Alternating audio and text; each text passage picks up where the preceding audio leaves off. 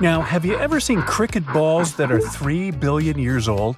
Klerksdorp spheres were found in deposits of the mineral pyrophyllite in South Africa and rock the science world. They do look like tiny ancient cricket balls with seams-like lines around the middle. Back in the 1980s, some folks claimed these spheres had been made by an advanced pre-flood civilization we know nothing about. One museum curator shared stories about how they rotated on their own in a display case. There was also a TV show that invited a psychic who declared the spheres were pieces of an ancient spaceship.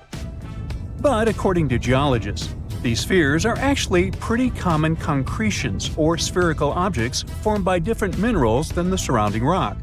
The seam-like lines are just imprints from the host rock's layers building up over time. The Klerksdorp spheres come in different shapes, from noticeably flattened spheres to distinct discs. As for that episode when one of these spheres spun on its own, the curator of the Klerksdorp Museum cleared that up too. He said that when he put one sphere on its glass shelf when a journalist came to visit, the sphere naturally rotated a bit because it's round. The area where the museum is located often experiences earth tremors from gold mining activities nearby. The oldest known human-like footprints could be 6 million years old. They were found on the Greek island of Crete in 2002. If the number is correct, it would mean that early human ancestors may have migrated between Europe and Africa much earlier than we previously thought. This doesn't mean Africa is not the cradle of humankind, though. It could just prove that early human ancestors moved back and forth between continents. Some researchers believe the footprints were left by a bipedal creature possibly related to an early human ancestor nicknamed El Greco. According to scientists who studied them, the footprints have a very human-like shape, with 5 toes and a parallel big toe. Some scientists are skeptical about it and suggest the prints might be from a late European ape.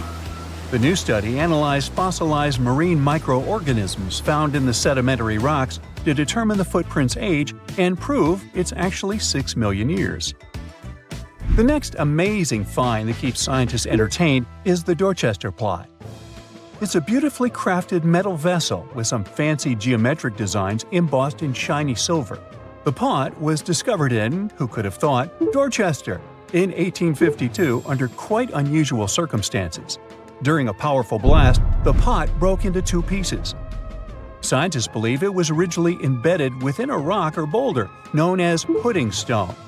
The rock from which the Dorchester pot emerged is dated to be around 500 million years old, so it could mean the pot itself is also that old.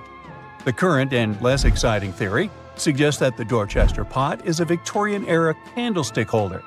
Such things were really trending back then, so it's not a surprise to find such fancy household item from that time.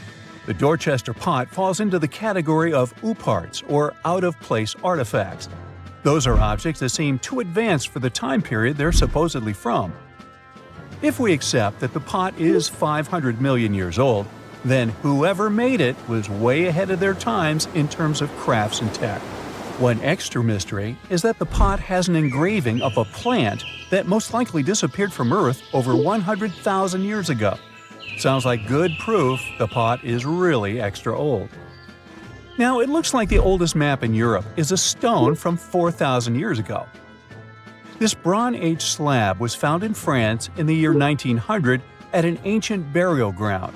The carvings on the slab show in 3 dimensions the River Odde network with a fantastic accuracy of around 80% over an 18-mile stretch. There are other stone-carved maps around the world, but this one is unique because it shows a specific area to scale. Looks like the slab's carvings don't just map rivers and hills, but also settlements, barrow sites, and field systems. Archaeologists say the slab wasn't used for navigation, but rather to symbolize power. The detailed markings on the slab might have served to illustrate the domain of a local ruler, possibly a prince or king, to show their control over the territory. When the ruler lost power, the slab was likely repurposed as part of a burial vault. The unique artifact was stored in the cellar of a museum. For decades, no one even noticed until several scholars read older reports about the slab and decided to check it out. They conducted a detailed analysis using 3D techniques. Their research proved that the creators of the slab had not only etched lines into the rock, but also modified its surface to reflect the topography of the landscape with high accuracy. The Salzburg cube, also known as the wolf's egg iron, was discovered in the late 19th century in Austria. Now, don't let the name mislead you. It doesn't look like a cube at all. It's more like a rounded object with two flat sides. Down the middle, there's a groove, and the surface is covered with pits and craters. This unique appearance is the reason why many people think it might be something out of this world. Workers accidentally found this artifact when they blew apart a piece of coal. The coal seam it came from is thought to be over 60 million years old. The Salzburg cube moved between museums, mysteriously vanished in the early 20th century, and then showed up again. A professor from Bonn University suggested it might be from a meteor, but they found no evidence of elements that you'd normally see in meteorites, like cobalt or nickel. Then researchers thought it must be a human-made object, possibly a Victorian-era candlestick holder. No one knows the true story of the cube or its current location. Yep, it disappeared again. Have you heard about the Meister print? It's a fossilized sandal print discovered in 1968, and it has sparked a lot of intrigue. There's a trilobite inside the print, which supposedly went extinct around 500 million years before humans even existed. But many historians think this age is an exaggeration. When Meister found the fossil, it was authenticated. But the scientist who did it didn't confirm it was a human sandal print. He only agreed there was a trilobite there. When another scientist visited the site, he found a 6-inch impression he believed was from a child's moccasin. But the footwear seemed to be new. So, could it be evidence of time travel? Proof that humans existed millions of years earlier than we thought? Or a sign that someone else visited early Earth? Or is it just a rock formation that looks like a sandal print? We still don't have the answers. Back in June 1936, a couple was walking along Red Creek in London, Texas. London, Texas? Yeah, when they stumbled upon something unusual. It was a piece of wood sticking out of what seemed to be an ancient rock formation. About 10 years later, their curious son decided to crack open the rock to see what was inside. And he saw a hammer, which looked surprisingly modern. Then, one unique finds enthusiast decided that the rock encasing the hammer was from the Cretaceous period. This would mean that someone dropped a 19th century hammer while dinosaurs like Triceratops were still roaming the earth. So, if this hammer was truly from the Cretaceous period, then the whole evolutionary theory would be wrong. And if the hammer was modern, it would mean the Cretaceous rock formation it came from was much younger than we thought. But the real answer was much simpler. The hammer was indeed modern, and geological processes had encased it in rock.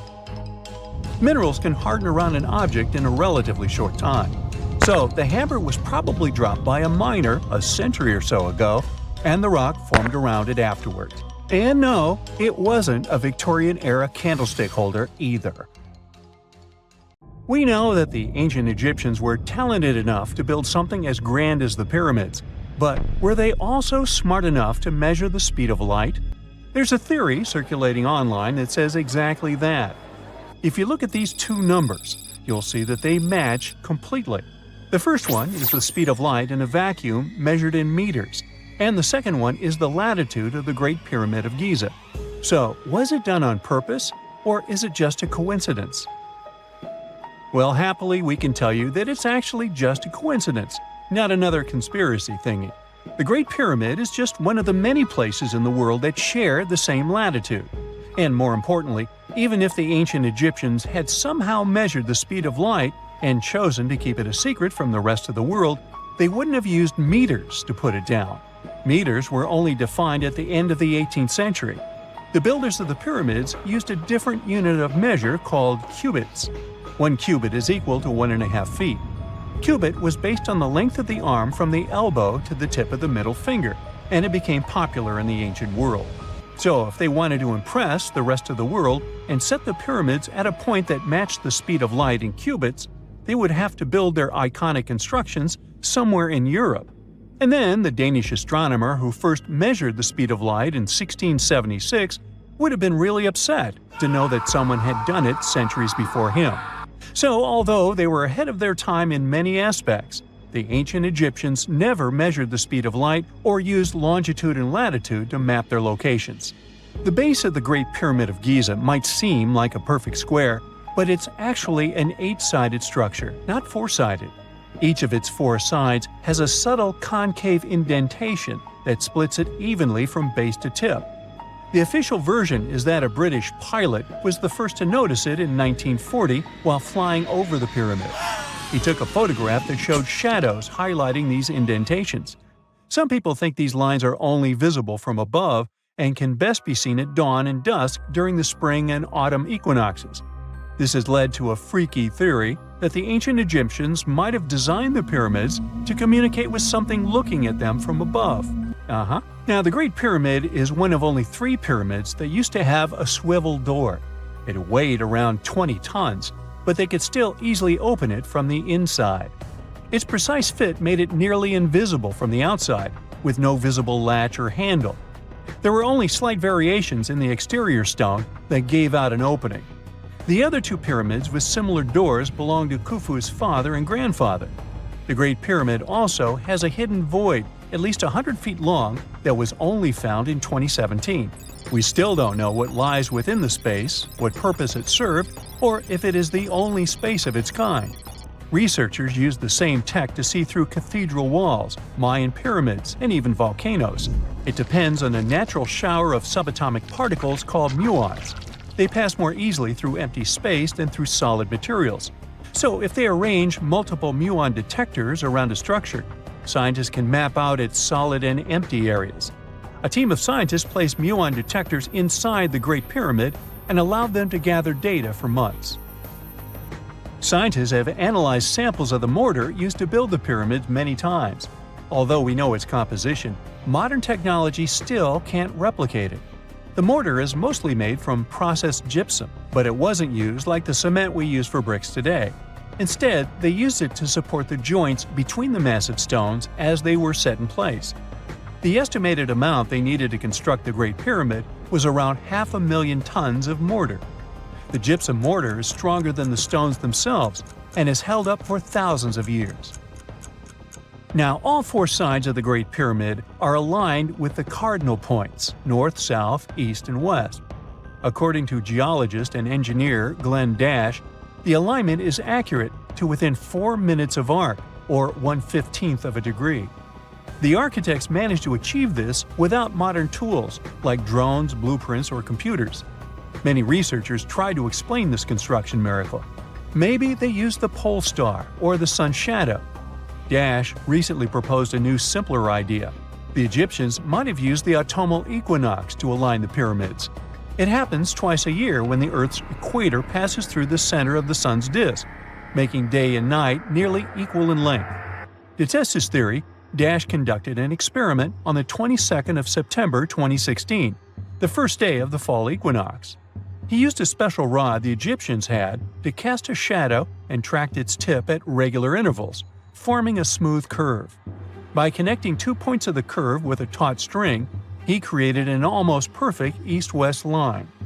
Dash noted that on the equinox, the shadow's tip runs in a straight line, nearly perfectly east-west, and with a slight counterclockwise error. There's a similar error in the pyramids. Although his experiment was conducted in Connecticut, Dash believes that the same method would work in Egypt. All the ancient Egyptians needed was a clear, sunny day. They could determine the fall equinox by counting 91 days from the summer solstice.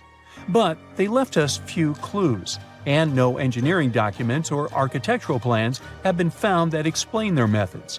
So they might have mapped shadows, but it's not definite.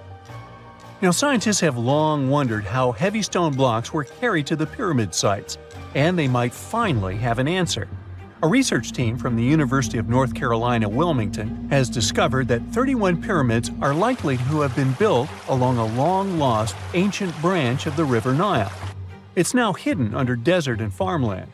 For many years, archaeologists have thought that ancient Egyptians must have used a nearby waterway to transport materials, equipment, people, and whatever else they needed to build the pyramids on the river.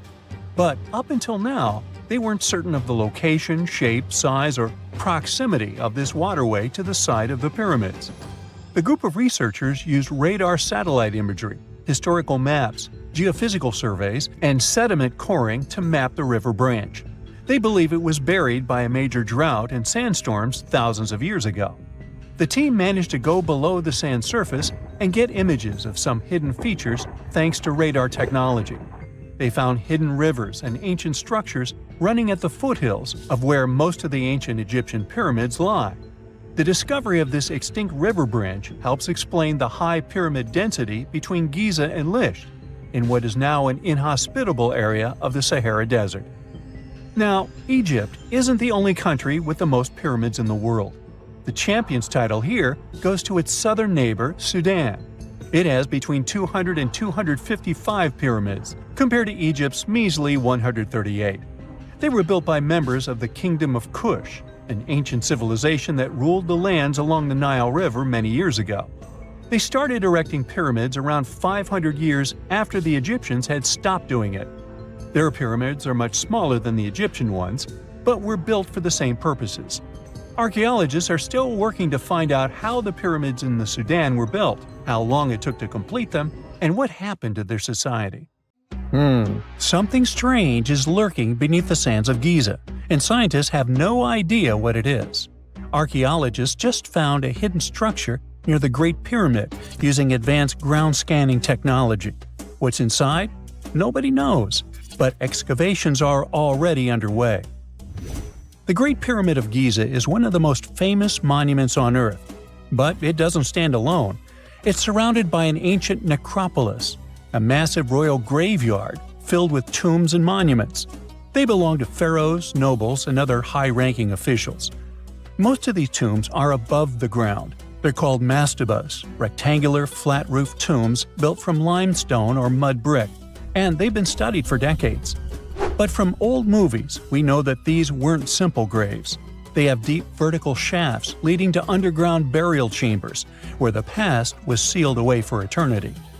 And recently, archaeologists found one curious empty space in the cemetery, a completely unexplored patch of ground.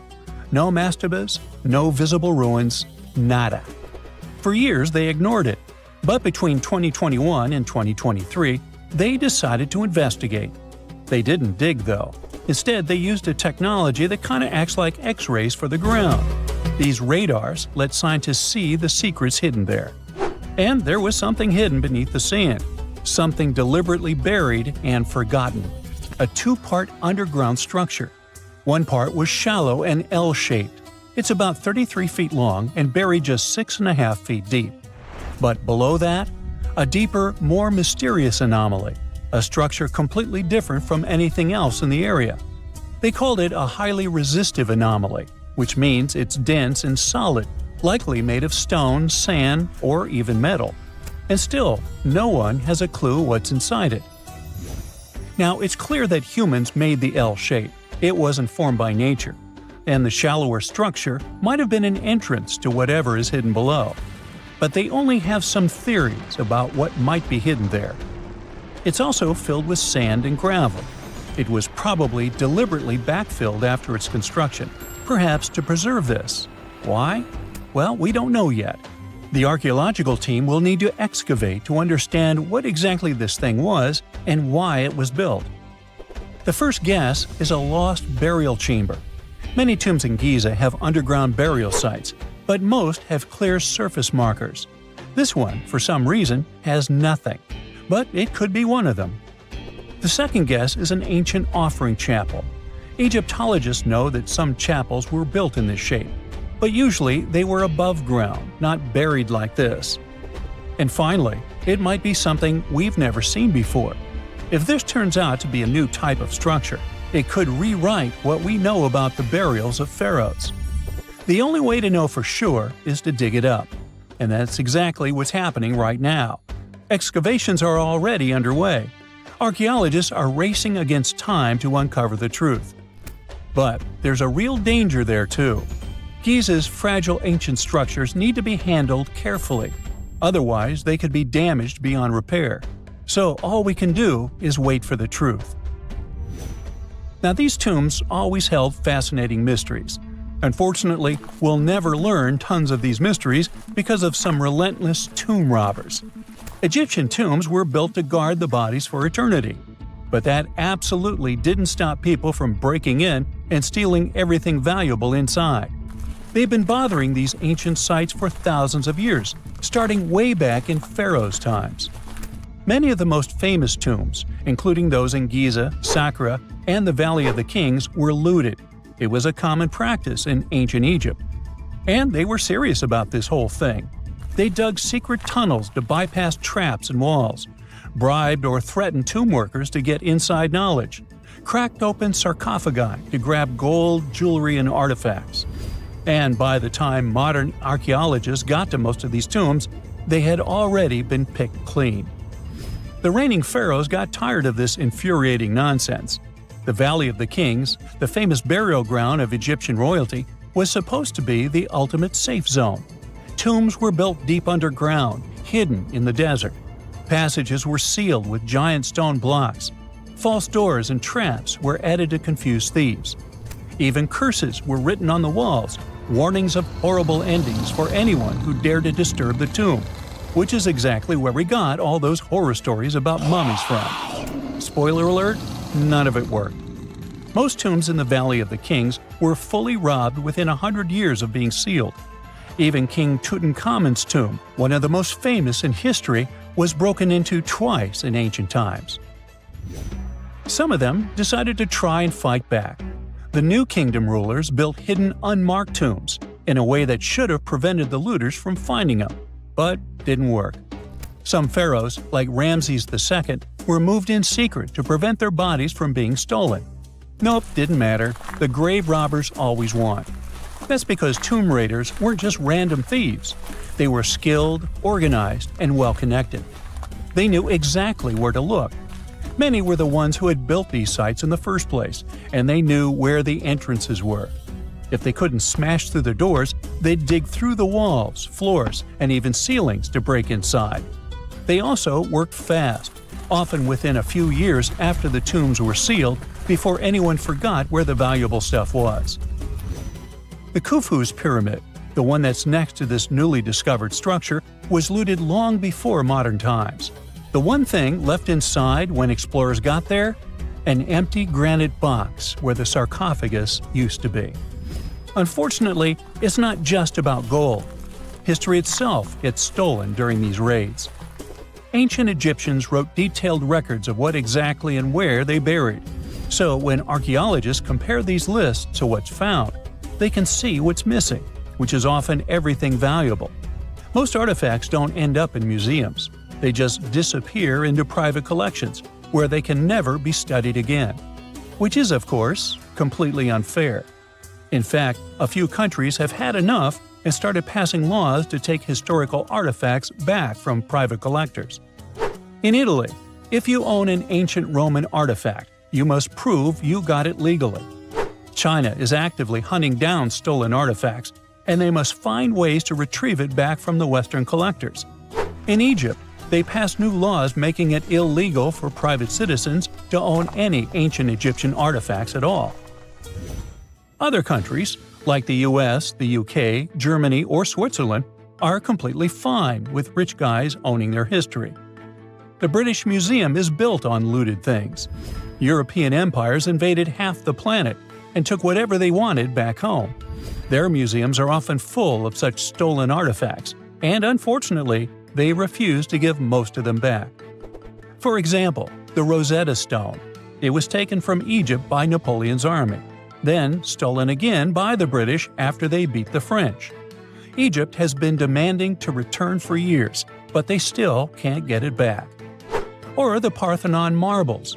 These magnificent massive Greek structures were taken from the Parthenon in Athens by a British lord in the 19th century. Greece has been begging for them back ever since, but the UK doesn't feel like it. Not to mention tons of Mesoamerican artifacts, scattered in various museums across the world. European explorers raided Mayan and Aztec temples, took statues, jewelry, and sacred objects, and now Mexico is fighting to get them back. Well, wouldn't it be surprising even if this mysterious underground chamber has somehow been looted already? But if it's a newly found place, could it be one of the few that escaped the hands of grave robbers? Could there still be ancient artifacts, untouched for 4,500 years? We can only hope that those guys didn't get there first. Phantasmagory is said to be the first animated film ever. It was made in 1908, and it's one of the earliest examples of hand-drawn animation. But did you know that ancient people entertained children with cartoons about 2.6 million years ago? A new study reveals that ancient people were the ones who first made pictures look animated. How? They carved pictures of animals on stones and placed them around fires. When the light starts bouncing around, those ancient animals just can't help but shake it and shimmy. The prehistoric carvings come to life in the flickering firelight, with those animals jumping in and out of focus like they're ready to party. Imagine how fun it would have been for prehistoric families to sit around a fire and create these animated carvings. It turns out that even some of the ancient wall paintings and carvings found in caves were inspired by their appearance in the moving light and shadows of flames. So, basically, these old-timey carvings were made to come to life when firelight hit them. And now researchers made a movie showing that cool effect on a 3D model of some horse engravings. The study says our brains are wired to see moving things in changing light, which is why these carvings probably mattered to our ancestors. In other words, cave people were like, hey, let's carve some cool stuff on this rock, and when we light a fire, it'll look like it's moving. And now these scientists were like, that's awesome! Let's make a movie to show this, everyone! Andy Needham and his teammates used modern scanning and virtual reality tech to study 50 flat carved rocks called plaquettes made of limestone. These rocks were found in southern France back in the 1800s and now sit in a museum in London. They are covered in 77 realistic carvings of all sorts of animals, like horses, reindeer, and chamois. Apparently, Homo sapiens, with a lot of time on their hands, made these engravings a whopping 12,000 to 16,000 years ago. Needham realized that many of these carved rocks were harmed by fire, some covered in white ash, others dried or fractured because of heat. Upon closer examination, he discovered pink bands of discoloration resulting from iron deposits in the stone. What's more interesting is that the animal engravings were often superimposed on top of each other, sometimes even melded together, or fitted around each other like some kind of prehistoric animal jigsaw puzzle. Rather than tossing out the old and starting anew, the ancient artists took animal body parts to create new hybrids. For instance, one of the rocks depicts both a horse and a wild cattle-like creature known as a bovid. In this masterpiece of prehistoric art, the horse's abdomen and neck become the back and neck of the bovid, while the horse's head forms the bovid's ear. What a creative way of recycling. Researchers believe that the prehistoric rocks from Montestric were used as primetime entertainment for our ancestors. More than one person carved the animals. People from different levels of skills showed their artistic glory, and it was a group effort. The fact that these rocks were found together also suggests that this was a community activity. So it's like families were all gathered around the TV, carving rocks and cheering on their favorite carved animals. Who needs Netflix when you have Paleolithic TV? The engravings on these rocks and the signs they were exposed to heat suggest they were created to look like they were moving. Sometimes you see different animals in different poses, so one would come to life, and then another, and then a different one. It's like a Stone Age version of Disney. Similar techniques might have influenced some of the ancient cave paintings, such as those at the breathtaking Chauvet Cave in southeastern France. The animal portraits there are also overlaid on each other, and some look like they were heated by fires underneath them, which means that our prehistoric ancestors might have been the first animators in the world. Alright, since we talked about young people's favorite pastime activity, shall we take a trip back in time to discover the world's oldest toys? One of the most ancient toys discovered was a simple ball made from clay and found in the ruins of ancient Mesopotamia. It might seem like a simple toy, but our ancestors were playing with them as far back as 3000 BC. But back then, they didn't have fancy video games or elaborate board games, so a ball was the pinnacle of entertainment. But the Mesopotamians weren't the only ones having fun. In ancient Greece, children played with dolls made of clay. In Egypt, kids had toys shaped like animals, but they also had dolls made from materials like clay, papyrus, and ivory. But the most impressive thing about these dolls? They had movable limbs. That's right, our ancient ancestors were playing with articulated dolls before it was cool. But it's not all fun and games. Toys also had a practical purpose back in the day. In fact, many of the toys discovered by archaeologists were actually used to teach children important skills. For example, Egyptian children played with dolls that were shaped like doctors, which helped them learn about medicine and healthcare. And let's not forget about the toys that were used to train future warriors. In ancient China, kids played with toy horses and chariots, which helped them prepare for a life of battle. Talk about getting a head start on your career. Moving on to primitive board games, which have been around for over 5,000 years. The oldest board game is called Senet, and was discovered in ancient Egyptian tombs. It's a bit like a cross between chess and backgammon, and it was so popular that it was played for over 2,000 years. Now that's a game with staying power. But let's not forget about toys for the little ones. Archaeologists have found ancient rattles and whistles that were used to entertain even younger members of their families. And if you thought your kid's toy collection was impressive, just wait until you hear about the ancient Egyptian princess who had over 100 wooden toys in her chamber. But perhaps the most surprising toy of all was the yo-yo. That's right. The yo-yo has been around for over 2,000 years. It was first invented in ancient Greece and was often used in battle, believe it or not. But eventually people realized that it was much more fun to just play with it and do tricks. Marbles are also around as a toy that has been entertaining kids, and some adults, for thousands of years. Archaeologists have found evidence of marble dating back to around 5,000 years ago in the Indus Valley civilization. Back in those days, marbles were made from all sorts of things. Want to take a wild guess? Okay, I'll tell you. Fruit pits and small pieces of smoothed stone. That's right, those ancient kids were getting creative with their playthings. Some artisans even went the extra mile and crafted marbles from clay. Let's head back to ancient Egyptians and their adorable miniature boats made from ivory, wood, and clay. These miniatures may be acknowledged as toys, but they were also meant to represent crossing over to the other side. Viking kids had similar types of items too. A wooden toy boat over 1,000 years old was found on a farmstead near the coast of Norway. This toy looked like a real boat, and it would have been the ultimate cool thing, just like how kids today go nuts over race cars and drones. You can imagine little ones back then showing off their toy boats to their friends. Many of these toys are still pretty fun to play with today. There are many others left aside, like toy soldiers and spinning tops. Do you want to know more about ancient toys or gadgets from the early days of cinema?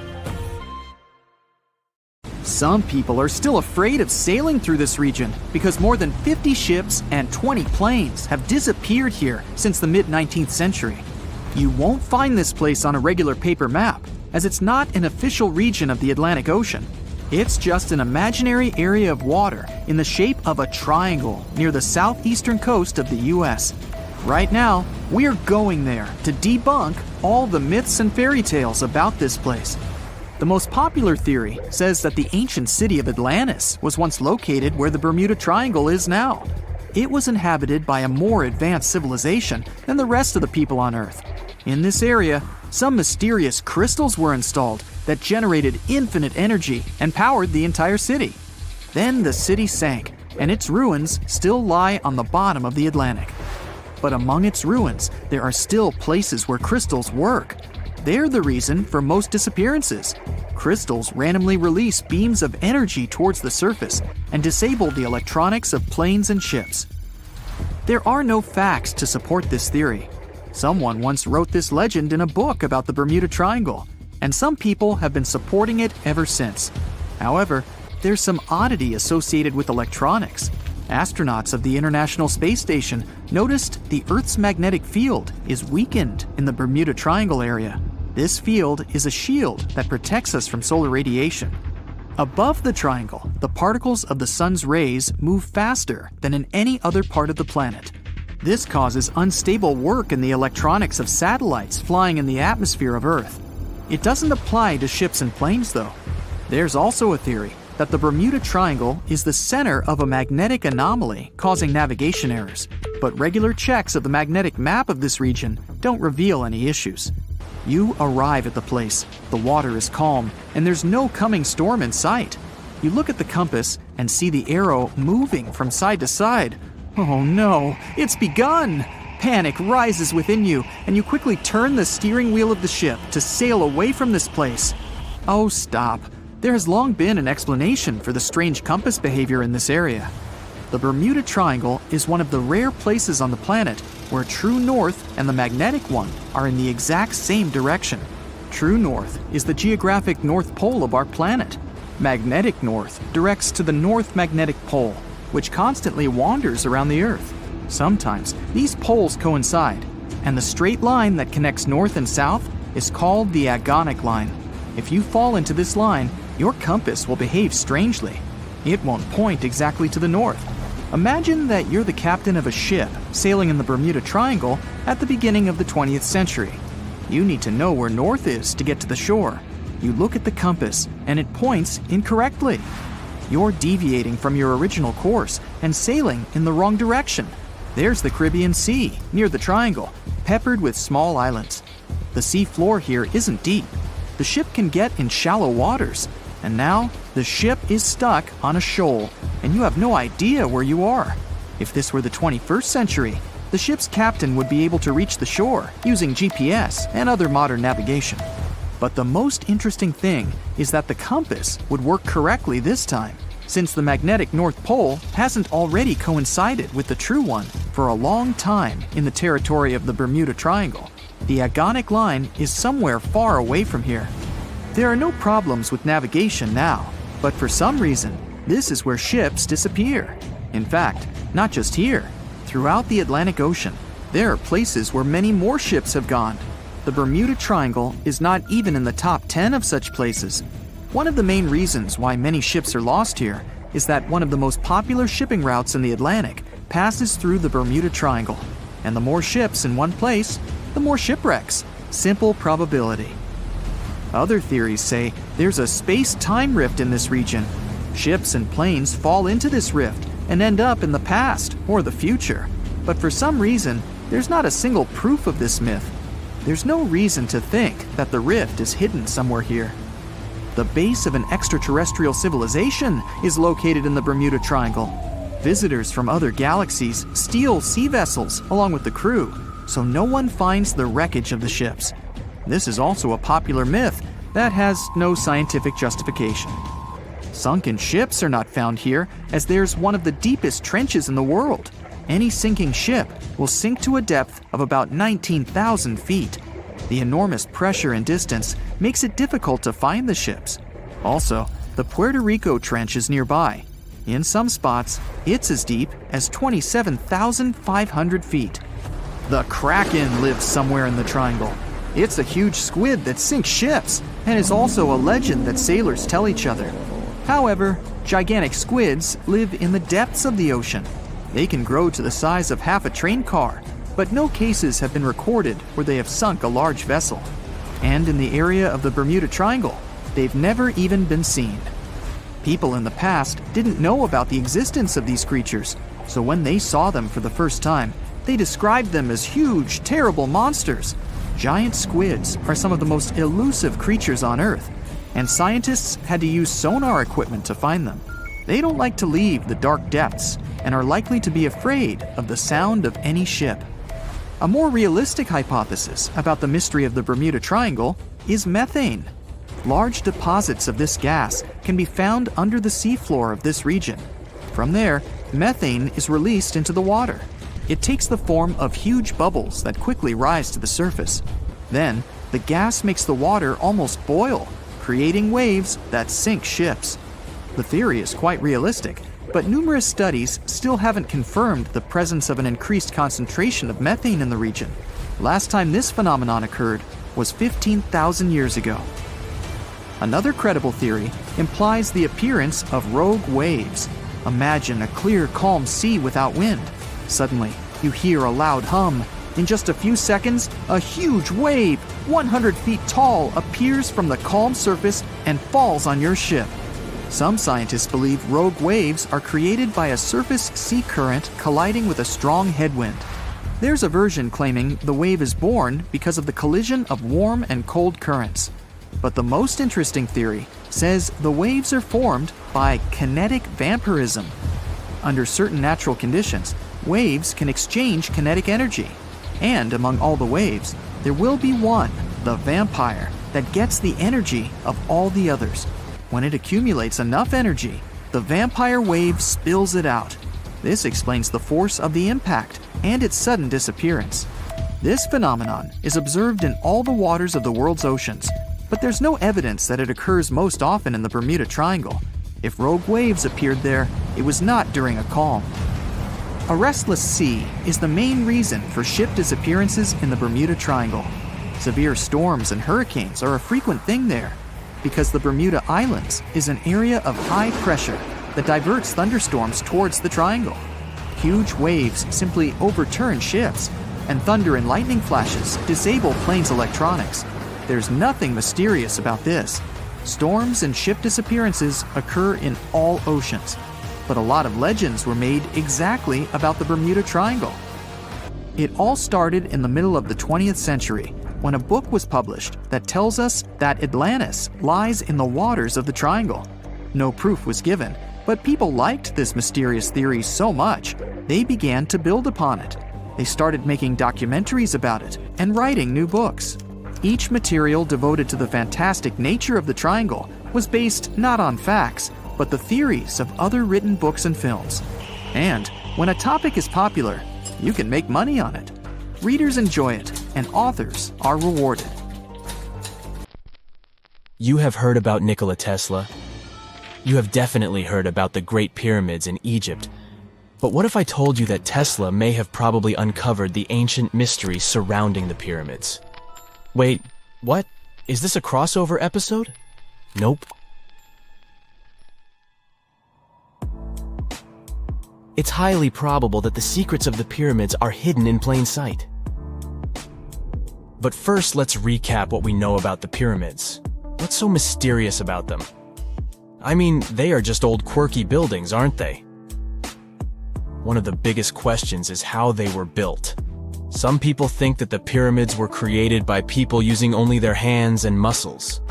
But others think that there might have been some kind of crazy energy source that we don't know about yet.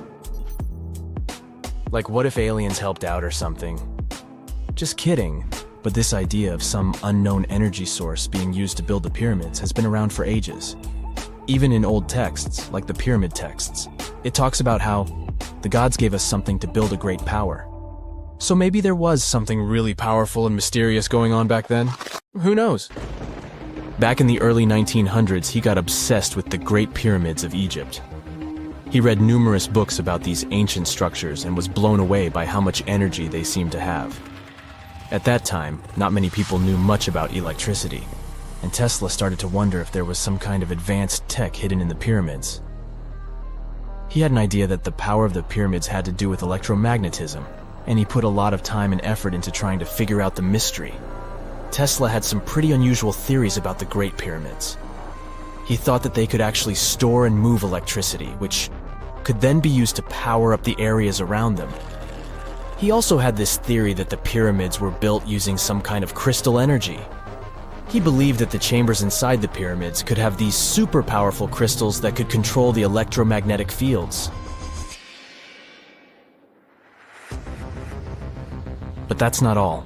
Tesla also had this idea that the materials used to make the pyramids had properties that allowed them to trap energy from the sun and the moon. And not just a little bit of energy. He thought that the pyramid could actually create this massive energy field that could light up whole cities or even brighten up dark places. He thought that the pyramids could be used as giant power plants to generate electricity and run machines. Tesla even believed that the pyramids were somehow linked to cosmic energy, which could be used for spiritual enlightenment and healing. How very new age of him. Anyway, Tesla wasn't just pulling these ideas out of thin air. He was seriously into studying everything he could about the pyramids, from ancient artifacts and texts to hieroglyphs and drawings. And he came up with this idea that the pyramids were designed to be energy amplifiers, and some kind of unknown energy source was used during their construction. Some people thought Tesla was eccentric for coming up with these theories, but his ideas have actually had a huge impact on the way we think about the pyramids today. Researchers and scholars have been digging into his theories for years and using them to uncover some of the biggest mysteries surrounding these ancient structures. For example, recently scientists have used theoretical physics to investigate how the Great Pyramid of Egypt would react to certain radio waves. They found out that if the radio waves were a certain length, the pyramid could concentrate the energy inside its rooms and focus it under its base. The scientists did lots of calculations to figure this out. They first thought about what radio wavelengths would work best. Then they made a model of how the pyramid would react to the waves. They figured out how much of the energy from the waves would get absorbed or spread out. Lastly, they checked how the energy would move around inside the pyramid when the waves hit it. To help explain all of this, the scientists used something called multipole analysis. This is when you take a complicated object and break it down into simpler parts. Then you can see how each part interacts with the energy that's coming in. It's like taking apart a puzzle to see how each piece fits together. The researchers are interested in how all of this can be used in the future. They want to make really tiny particles that can do the same thing as the pyramid, but with light. By changing the size, shape, and the material of these particles, they can control how the light moves around them. This can be really useful for things like making tiny sensors or super efficient solar cells. The scientists had to make some guesses when they were doing their research. They assumed that there weren't any hidden spaces inside the pyramid, and that the material used to build it was all the same. But even with these guesses, they still made some pretty impressive discoveries. But the pyramid study is not the only proof that Tesla was ahead of his time. There are more Tesla's projects that seemed unrealistic at the time, but that scientists and enthusiasts reevaluate and try to implement today. Let's talk about Tesla's most ambitious project, the Wardenclyffe Transmission Tower. Back in 1900, Tesla was already a big shot when it came to electrical engineering in America. People were blown away by his amazing inventions and the fact that he managed to outdo Thomas Edison in the battle of currents.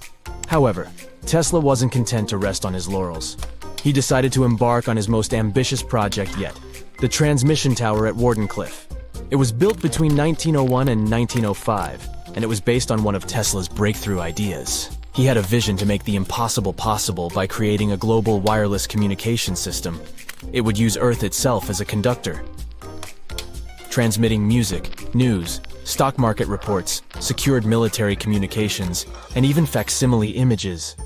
Does it sound familiar? Right, it sounds just like the internet that we use today, only without the use of any wires. But Tesla had a much bigger dream in mind: to transmit power wirelessly. He already proved that high-frequency signals could be sent without any wires using his Tesla coil transformers, and this sparked his obsession with wireless energy transmission. His vision was to not only transform the way we communicate, but also to find a way to transfer power currents globally by tapping into the Earth's natural energy. Tesla believed that there was an abundance of free energy all around us that could be used for humanity's benefit. In 1899, he conducted some top-secret experiments and got convinced that it was possible to transmit electrical power through the Earth's upper atmosphere. This is actually how the Wardenclyffe Tower was created. It was supposed to be the prototype station for a network of towers all over the globe that would provide the whole world with wireless energy. Unfortunately, Tesla didn't have the resources or the patience of his investors to bring this project to fruition. It ran into all sorts of financial problems and roadblocks, and in 1917, the unfinished tower was finally torn down for scrap metal to pay off Tesla's mounting debts. Now it remains a sad reminder that even the greatest minds can sometimes fall short of their dreams. The original red brick laboratory, however, is still there, and it is the only Tesla lab that has survived. Fun fact, in 2017, a film crew made a crazy discovery. They used ground-penetrating radar to explore the area around Wardenclyffe, and they found a whole series of tunnels stretching for hundreds of feet underneath the site. Nobody knows exactly what these tunnels were used for, but people have been speculating for years that they were part of Tesla's grand plan. Wardenclyffe, of course, is a major landmark for Tesla enthusiasts from all over the world. Who knows? Maybe someone will finally crack the mystery of the tunnels one day. But even if they don't, the legacy of Tesla and his amazing ideas lives on. The Bermuda Triangle is one of the most heavily traveled shipping routes in the world. Some skeptics believe that this fact solves the Bermuda Triangle mystery. Statistically, the busier the area, the higher the frequency of accidents and disappearances. While this makes sense, it's not the frequency of disappearances that's responsible for the mystery of the Bermuda Triangle. It's the lack of explanation or wreckage found. On his very first voyage to the New World in 1492, Christopher Columbus sailed through the Bermuda Triangle. Columbus reported that one night, when he was on the deck of the ship, he noticed a giant light appear in the distance, unlike anything he'd ever seen before. Columbus looked at his compass for direction, and it gave off erratic readings. You might have noticed that the Bermuda Triangle doesn't appear on any world map. This is because official institutions refuse to acknowledge that the area actually exists. No one exactly knows how many ships and planes have disappeared in the Bermuda Triangle. The rough estimate is 50 ships and 20 planes. Most of the time, the disappearances had no explanation and no wreckage has ever been left behind. When the TBF Avenger planes went missing, a massive search operation was conducted. Boats and planes searched the Bermuda Triangle for any signs of the aircraft. One of the boats searching was a PBM-5 Mariner airboat. The airboat took flight at 7:27 p.m. and called in a routine radio message 3 minutes later. Then, it was never heard from again. No trace was ever found of the rescue airboat or the 5 Avenger aircraft. A huge investigation was launched into the disappearance of all these vehicles, but nothing was ever discovered. The Bermuda Triangle is home to some pretty intense and unexpected weather. Storms build up quickly and unexpectedly, then disappear soon after. If you blink, you might miss it. This could explain why few distress signals are issued. Pilots and sailors never saw the weather coming. A popular theory suggests that rogue waves are responsible for the many disappearances. Rogue waves are called extreme storm waves by scientists. They occur when different weather patterns take place at the same time and cause large unexpected waves that reach up to 100 feet tall. Witnesses say that the waves look like giant walls of water. These waves could explain why ships go down fast and without leaving any trace. Just off the coast of Japan, you'll find the Bermuda Triangle of the Pacific Ocean. They call it the Devil's Triangle. Between 1950 and 1954, 9 ships disappeared in this area without leaving a trace. The ship Kyomaru 5 was sent to investigate these unexplained disappearances when it also vanished. After this incident, the Japanese authorities labeled the area as a danger zone, and sailors were encouraged to avoid it. Some people blame all disasters on the extraterrestrial paranormal activity. Others suppose it's all about raging natural phenomena. Some scientists believe the cause of anomalies is the environmental changes. Also, there's a really high concentration of methane hydrates on the bottom of the ocean in the Pacific Bermuda area. This gas tends to set off, and when it happens, bubbles start forming on the surface of the water. These gas eruptions can interrupt the ability to float and can easily sink a ship. Because of this chemical reaction, there won't be even a trace left. Underwater volcanoes are said to be another possible explanation for the Japanese Dragon's Triangle. In fact, they can take down even small islands. Luckily, nobody lives there. It's a pretty common thing in this area that some of them disappear underwater and others appear out of the blue because of seismic activity. You'll never find the Dragon's Triangle on any official map of the world, so nobody's quite sure about how large it is in reality. In July 2015, 2 teenagers disappeared after setting sail off the coast of Florida. There's some mystery about what the 2 teens were really getting up to. They told their parents that they were just going to fish, but they told their friends that they were crossing to the Bahamas. Shortly after they left, a line of thunderstorms moved towards the area, and the boys were never heard from again. A massive search was conducted, but sadly, nothing was found. 1 year later, the pair's boat was found off the coast of Bermuda with a broken iPhone and some personal effects left inside. One of the most popular and bizarre theories trying to solve the Bermuda Triangle mystery comes from Charles Berlitz. He insists that the area is home to the lost city of Atlantis. The missing ships and planes and malfunctioning equipment, according to him, were all caused by rays of energy let out by the special energy crystals that power Atlantis. While this sounds silly, Berlitz's theory was convincing enough that over 20 million people bought his book worldwide. Previously, the compass wouldn't work well in the Bermuda Triangle since the lines of the two poles coincided here, true north and magnetic north. But if you fall into this line, your compass will behave strangely. But the magnetic north is constantly shifting, and now it's far beyond the triangle. No legend says pirates of the last centuries operate in the Bermuda Triangle, or that the Flying Dutchman makes other ships disappear.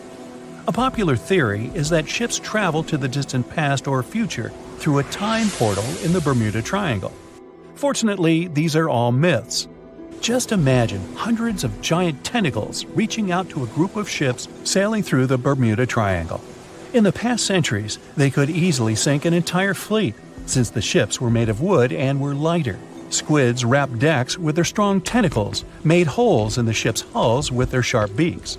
Toothy suction cups could break the masts and tear the sails.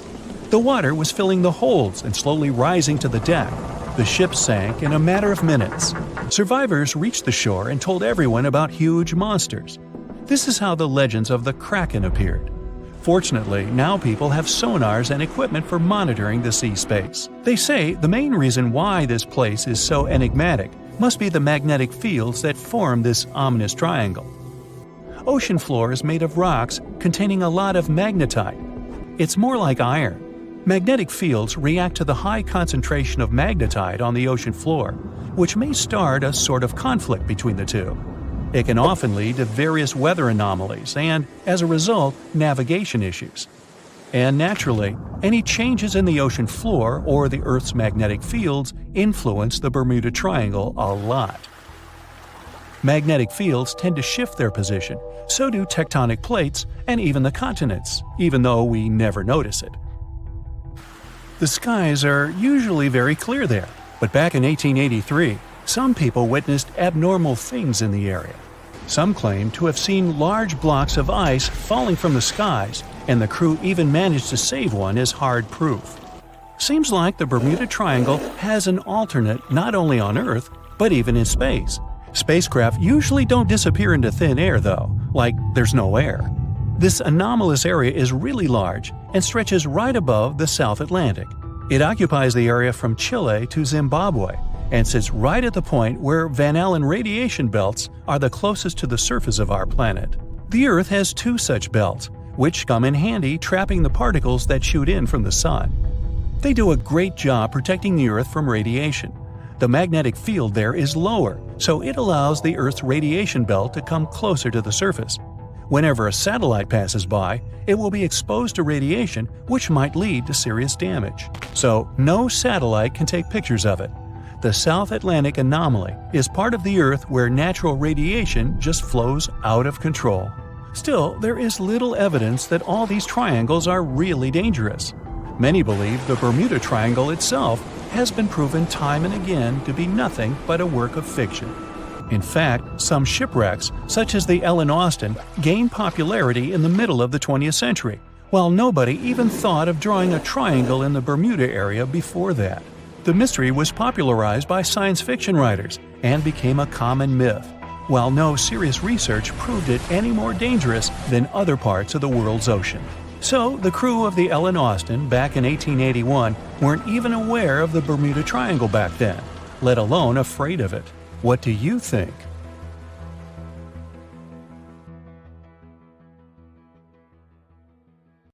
The ancient Indian texts mention beautifully decorated chariots or entire palaces called vimanas that could take off and, in a matter of seconds, fly away as far as space. Some people believe these vimanas only existed in Indian mythology, but it's also possible that they were based on a real technology that had been lost over the centuries. According to the Vedas, ancient Indian religious texts, there was the elephant vimana with several engines and many other types named after animals and birds. There was one for local travel, one for visiting different countries, and one for traveling to the moon and various planets. They could develop a great speed. One Vimana had the superpower of invisibility. Another one was shaped like a sphere and was built on the winds produced by Mercury. This Vimana was said to generate an enormous ray like the sun and make noise like the storm's thunder. All the Vimanas were unbreakable and perfect for attacks on foes. Now, to operate a Vimana, you'd need to know a lot of stuff, pretty much like today's airplane pilots, 32 secrets in total. They'd cover the aircraft structure and the secrets of taking off and maneuvering without crashing. That's a good thing. The pilot was also expected to know how to be seen and unseen, how to be hidden, how to be quick, how to manage contractions and expansion, and many other tricks. To hide the flying machine from foes, the pilot was instructed to move to the 8th atmospheric layer above the Earth and use the power of dark solar rays. This instruction might sound a bit weird, but there were others, more realistic ones, which still make sense in modern aeronautics. There are sections of ancient texts on the Vimanas that focus on details like flight paths, pilot training, navigation, and even suitable clothes for pilots and recommended food for long flights. There was also a lot of technical detail about the use of heat-absorbing metals, the metals utilized, and melting points. The supporters of the theory that the Vimanas were more than just myths are sure that the ancient Indians would unlikely go into all these details just for a beautiful story. So, the flying palaces might have been real and way ahead of their time, like many other great Indian inventions. Back in the 6th century BCE, an Indian physician named Sushruta basically wrote the original guide to medicine and surgery. They even called him the father of surgery for his work.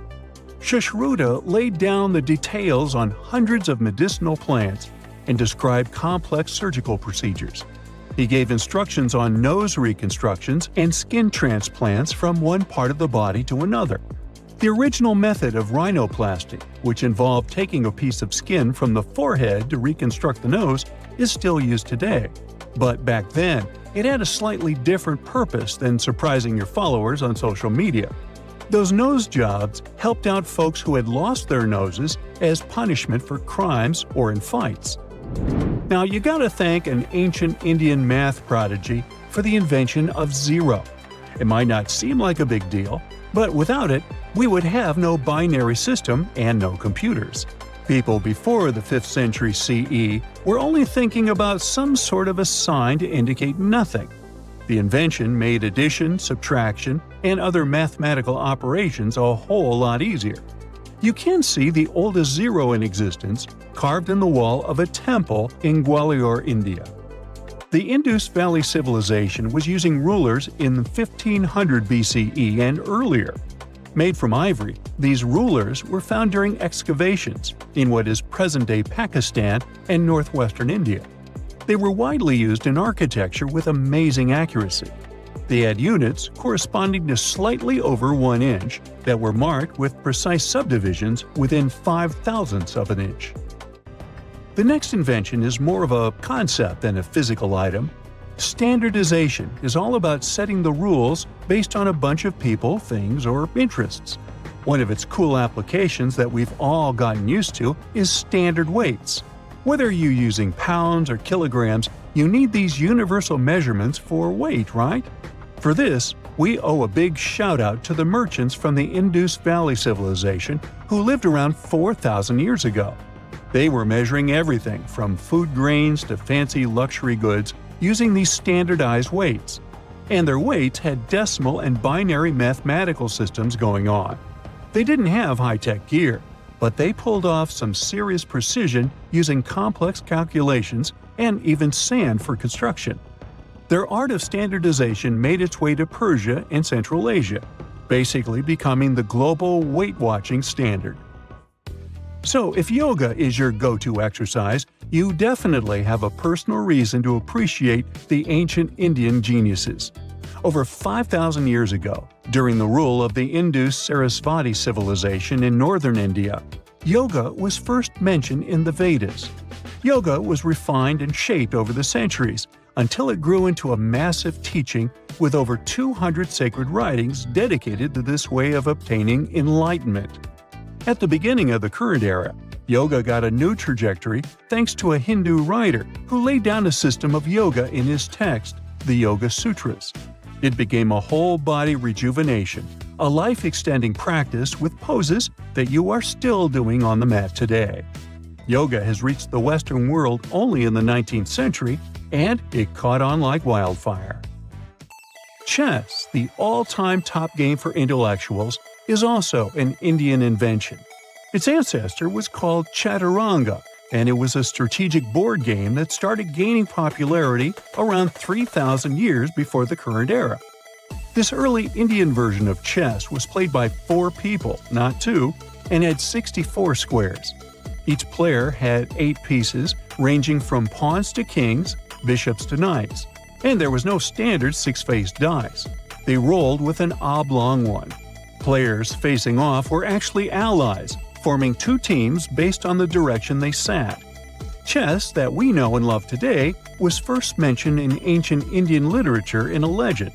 It said that the wife of a villain called Ravana had invented the game to amuse him. Now, the word shampoo comes from the Hindi word, which means to soothe or knead. The substance was invented in India in 1762 and was originally used for head massages, hence the name. The first shampoo was made of natural oils and herbs. British traders fell in love with the idea and brought it back with them to England. It took years for the original head massage oil to evolve into shampoo as we know it today, but it's still an Indian invention. Unlike the ancient Greeks, who wore animal skins, the Indians started cultivating cotton back in the 5th and 4th centuries before the current era. They used cotton threads to produce fabrics that soon became a huge hit in the Mediterranean and beyond. Jute and wool also have their origins in India. Cashmere, the finest and most exclusive type of wool, actually comes from the Kashmir region of India.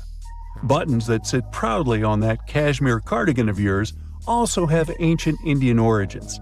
Some 5,000 years ago, the Indus Valley civilization started cutting seashells into geometric shapes with tiny holes in them.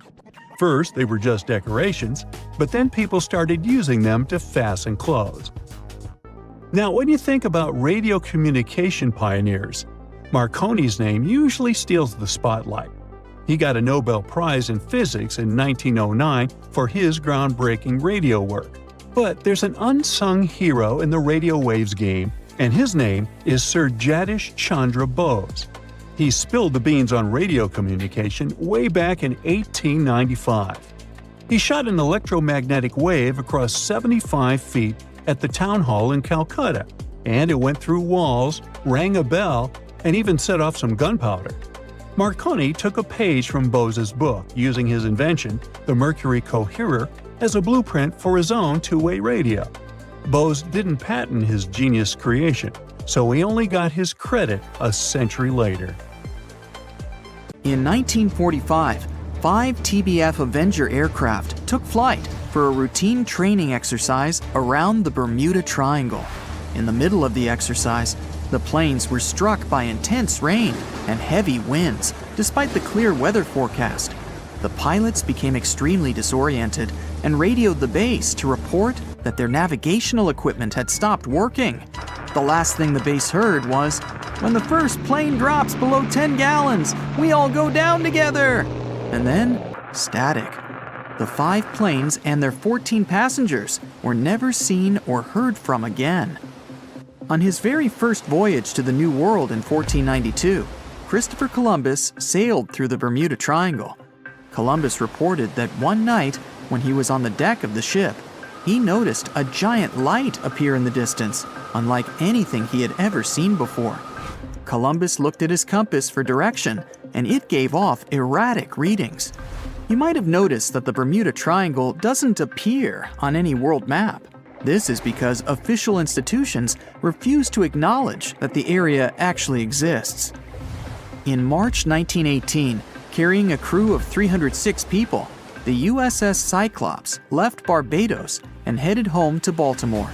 The ship passed through the Bermuda Triangle on its journey and was never seen again. The Cyclops never issued any distress signal and disappeared without any explanation, making it the largest ship to go missing in the Bermuda Triangle. No wreckage has ever been found. No one exactly knows how many ships and planes have disappeared in the Bermuda Triangle. The rough estimate is 50 ships and 20 planes. Most of the time, the disappearances had no explanation and no wreckage has ever been left behind. In the year 1800, a large sailing vessel called the USS Pickering departed from the US on its way to the West Indies. The ship sailed into the Bermuda Triangle along with its 90-man crew and was never heard from again. The USS Pickering was the first ever confirmed ship to vanish in the Bermuda Triangle. It's believed that the ship was taken out by a storm, but because no wreckage was ever found, we'll never know for sure. William Shakespeare's famous play, The Tempest, was inspired by the Bermuda Triangle. Sailors returned home to England to tell stories of treacherous waters near the Bahamas, where ships mysteriously disappeared. These stories made it back to the bard himself and inspired his final play about a storm at sea transporting a ship to a mysterious land. The shipwreck in Shakespeare's play is based on the 17th century ship Sea Venture. The ship was carrying supplies from England to Virginia when it was struck by a massive storm in the Bermuda Triangle. Sea Venture was battered by the storm for 3 days and barely made it to the shore. Survivors of the wreck were stranded on a desolate stretch of Bermuda for 9 months. When the TBF Avenger planes went missing, a massive search operation was conducted. Boats and planes searched the Bermuda Triangle for any signs of the aircraft. One of the boats searching was a PBM-5 Mariner airboat. The airboat took flight at 7:27 p.m. and called in a routine radio message 3 minutes later. Then, it was never heard from again. No trace was ever found of the rescue airboat or the 5 Avenger aircraft. A huge investigation was launched into the disappearance of all these vehicles, but nothing was ever discovered. Because the Bermuda Triangle isn't a recognized place, no one knows its exact location or size. Some people believe it covers around 500,000 square miles around the Bermuda area. Other people believe the triangle is as big as 1.5 million square miles. The Bermuda Triangle is one of the most heavily traveled shipping routes in the world. Some skeptics believe that this fact solves the Bermuda Triangle mystery. Statistically, the busier the area, the higher the frequency of accidents and disappearances. While this makes sense, it's not the frequency of disappearances that's responsible for the mystery of the Bermuda Triangle. It's the lack of explanation or wreckage found. The Bermuda Triangle is home to the deepest point in the Atlantic Ocean, the Milwaukee Deep. The area has a maximum depth of over 27,000 feet. This is one of the deepest points in the ocean floor, but still not close to the massive 35,000 feet of the Mariana Trench. But the huge depth might explain how such little wreckage has been found. The Bermuda Triangle is home to some pretty intense and unexpected weather. Storms build up quickly and unexpectedly, then disappear soon after. If you blink, you might miss it. This could explain why few distress signals are issued. Pilots and sailors never saw the weather coming. In the year 1800 again, the ship USS Insurgent was on patrol when it stopped briefly at a coastal base before heading back out to sea. That was the last time USS Insurgent was ever seen. A severe storm reportedly struck the West Indies around that time. It's believed that storm was so powerful, it could have caused the sinking of both the USS Insurgent and USS Pickering, which vanished around the same time. Like the Pickering, no wreckage of the Insurgent was ever discovered. A popular theory suggests that rogue waves are responsible for many disappearances. Rogue waves are called extreme storm waves by scientists. They occur when different weather patterns take place at the same time and cause large unexpected waves that reach up to 100 feet tall. Witnesses say that the waves look like giant walls of water.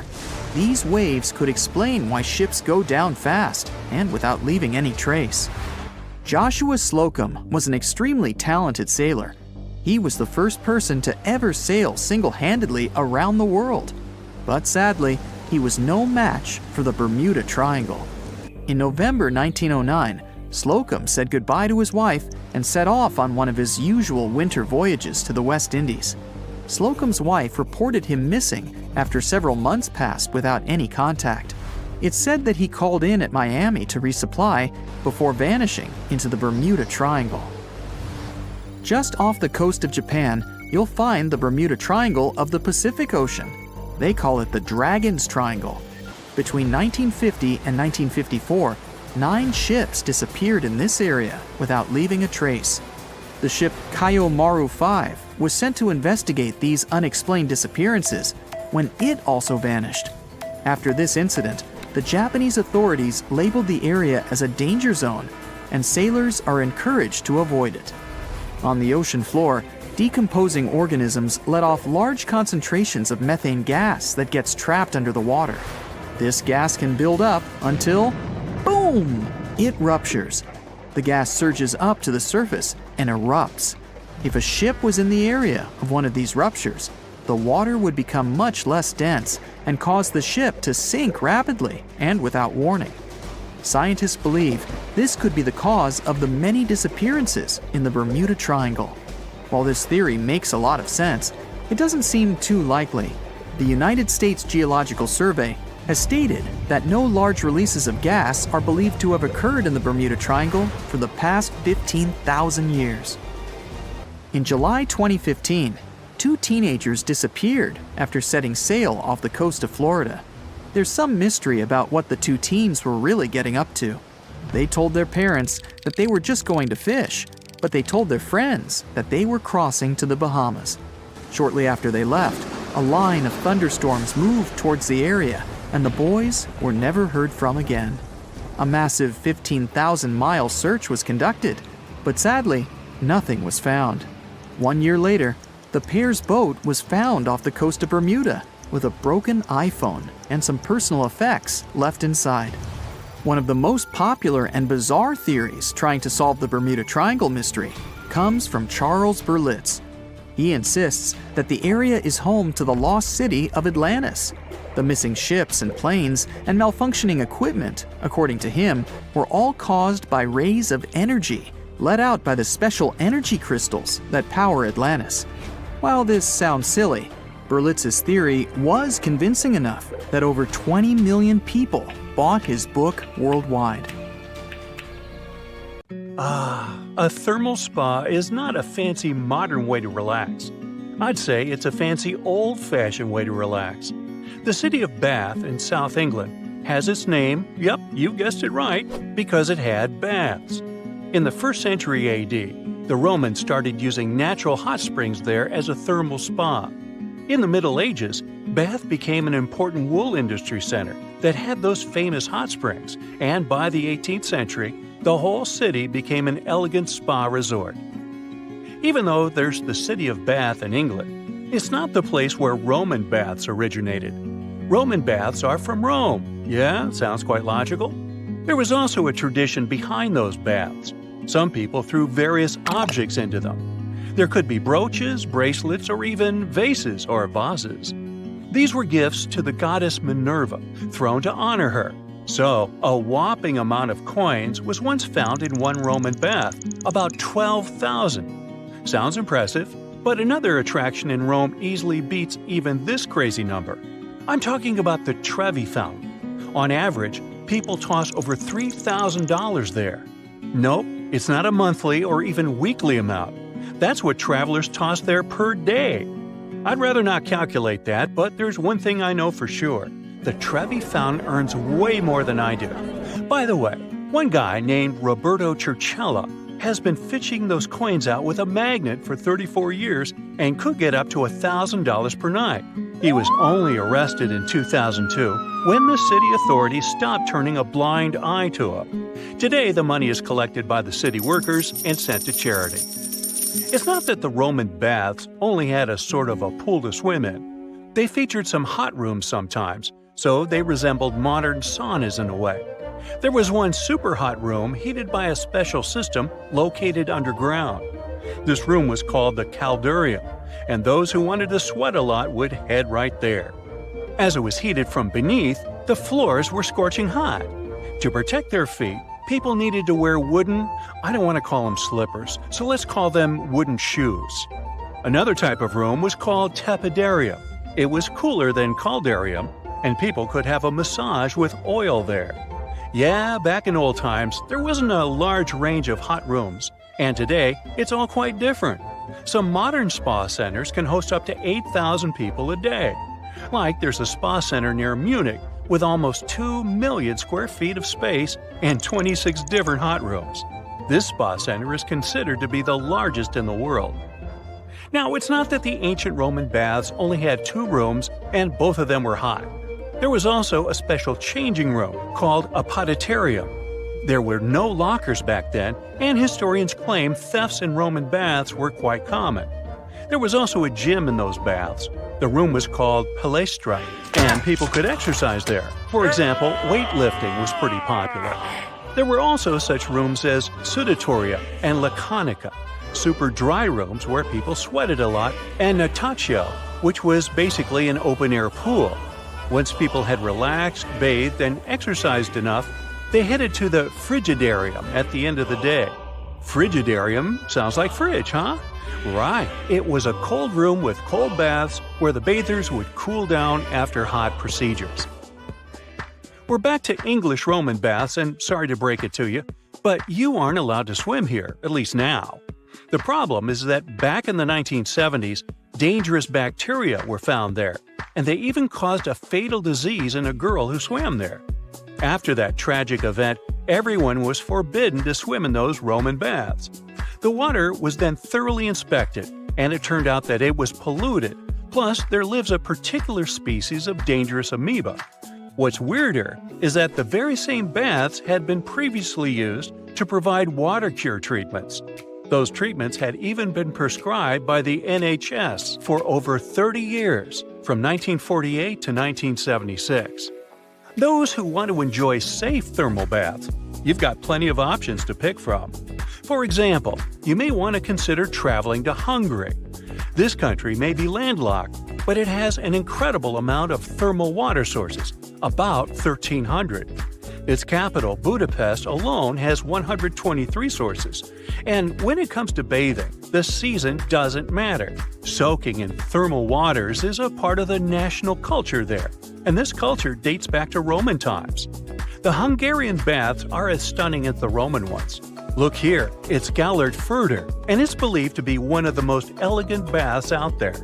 Tile mosaics, yes please. Intricate column, there you have it. Frescoed ceilings, sure thing. What's curious about Hungarian thermal waters is not only are there hot water springs, but there's even an entire thermal lake. It's called Lake Hiviz, and the water there is warm enough to have baths even in winter. Yeah, you won't spend an hour there swimming, but you'll definitely be able to at least dip in. Also, lotuses are growing on its surface. The medicinal water lake is about 10 acres, so no wonder you can even see some boaters there. The lake's pretty large. Anyway, Roman baths aren't only about getting clean, swimming, and relaxing. They're also about feasting, social interactions, and fun. So when Romans went to those baths, they would have various snacks, for example, fruit and cakes, but some people would eat even oysters. Also, it was quite typical to play games, such as tabula, which is an ancient board game. Also, there was enough room for ball games. The Romans loved a game called trigon. The game of catch was played by 3 people with 3 balls. All those activities were held in palestra, the exercise room, remember? As for getting clean and getting a rub down, sure thing the Romans didn't have the fancy body washes we have today. One of the best-loved products was, surprisingly, oil. Now look here, see that quaintly shaped piece of metal? It's called a strigil, and it's a sort of ancient washcloth. Yeah, the washing procedure was quite different back then. Today, we lather the shower gel and rub the body with a washcloth. But in ancient times, people had another approach. The Romans would cover their bodies with oil, which would soften up the dirt on the skin, and then they would scrape the oil and all the dirt off. Want to learn one more crazy fact about ancient hygiene? Ancient Romans didn't bother much about privacy. Their toilets consisted of stone slabs with holes without any dividers. So people would come there to do their business and maybe casually talk. They would also share a sea sponge used for wiping. Ooh, too much sharing. To make the whole process even more comfortable, the Romans would fix the sponge at the end of a stick. It was usually soaked in a container filled with vinegar or salty water. Well, when in Rome, I ain't doing that. Even though the fact about a shared sponge may sound gross, it seems like the Romans did care about hygiene. The Roman baths were accessible to everyone, both the rich and the poor. The baths would normally open at lunchtime and would close at dusk. The entrance fee was small, it only cost 2 denarii. Denarii was one of the smallest denominations back then. It's hard to say how much it's worth in today's dollars, because it has no monetary value now. But historians claim it wasn't much. More so, on some occasions, for instance, on public holidays, there was no entrance fee, so anyone could hang out in the Roman baths for free. Imagine working 7 days a week on a large-scale construction site. You, along with thousands of others, carry millions of stone blocks and put them on top of each other according to a complex system. You work without modern construction equipment. You have no air conditioning or constant access to water. It's so hot outside that you can fry eggs on the road. You've been building the pyramid for decades, and now, when it's finally done, you enjoy the result of the colossal work of thousands of people. You're looking at a giant cultural monument of global value that will freeze in time and amaze people for tens of thousands of years. A few thousand years have passed. People in the 21st century see the pyramids and are like, wow, I can't believe humans have built this. Yeah, the people who built the pyramids wouldn't have appreciated such a theory. But actually, there are reasons to believe that people built it using some fantastic technology. From the outside, it seems the Great Pyramids are just big triangles of stone. People just put some heavy blocks on top of each other, and that's it. In fact, the design seems too perfect to be true. The pyramid consists of more than 2 million blocks. They lay so close to each other and are so even that you couldn't squeeze even a thin sheet of paper between them. Scientists still can't figure out the exact technology for building the Egyptian pyramids. One of the biggest and most famous is the Great Pyramid of Giza. This huge construction, well known all over the world, has one big secret. There should be a capstone on top of the pyramid. It's a triangular-shaped stone block, a small pyramid on top of a huge one. It's also called a pyramidion. The builders of ancient Egypt made it out of granite and limestone and covered it with gold. No records or old drawings prove that there was a pyramidion at the top of the Great Pyramid of Giza. But there's another ancient Egyptian structure with such a triangle, the Red Pyramid. It was built before the Great One, and its capstone has survived to this day. Archaeologists have found and reconstructed it. But where could the capstone of the Great Pyramid be? It's a mystery that still has no answer. Some are sure that some thieves have stolen it from the top. Maybe they just climbed up and pushed the pyramidion down. It makes perfect sense. The capstone was probably the most valuable element of the pyramid. Many scientists and archaeologists still don't know its exact purpose. Some believe that this peak covered with gold glorified the pharaohs. The capstone reflected moonlight at night and illuminated the entire space around it.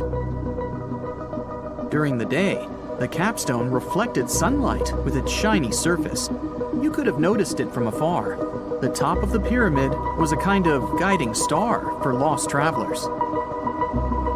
All other stone blocks of the pyramid consist of limestone. People polished them to make them look shiny. In the past, they were even glowing and reflected light. you could see glowing pyramids from space, although they looked like tiny lights.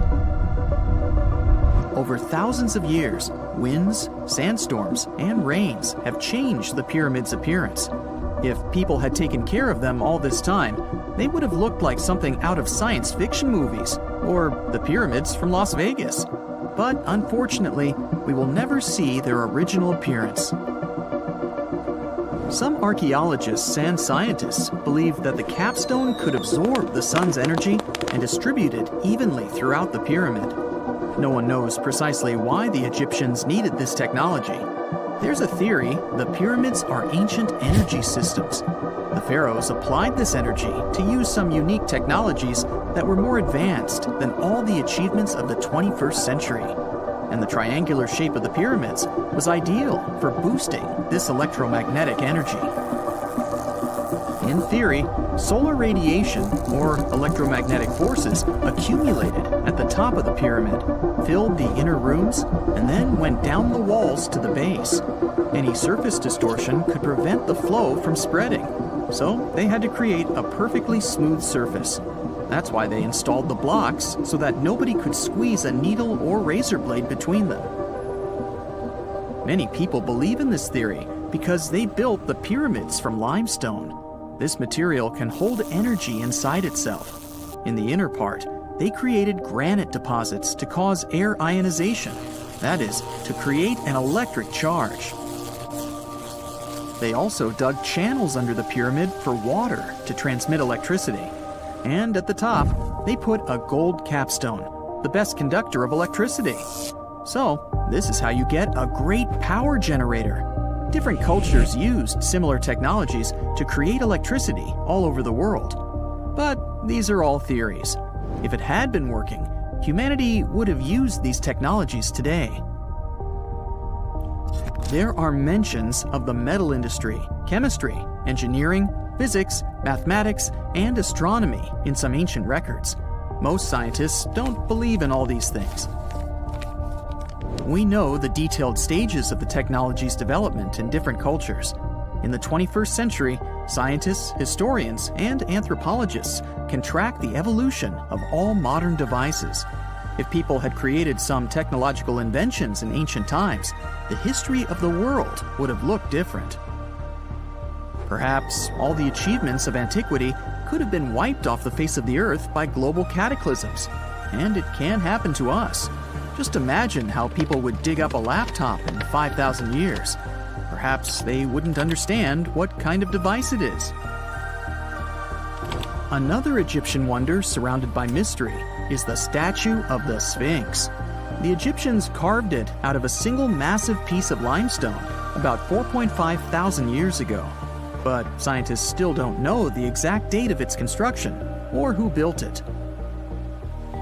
People painted the Sphinx in different colors, so it looked much brighter and more vivid in the distant past. It was shining just like the Great Pyramids. Anyway, time hasn't only changed its appearance, but its name too. Initially, the Egyptians called it Hor-Mekhet. The Greeks renamed it the Sphinx about a few hundred years after it had been built. The Sphinx emphasized the greatness of the rulers of Egypt. It also performed a symbolic function of a watchdog guarding the tomb of the pharaoh and the paths leading to it. This version sounds realistic, since archaeologists have discovered many secret entrances at the foot of the Sphinx.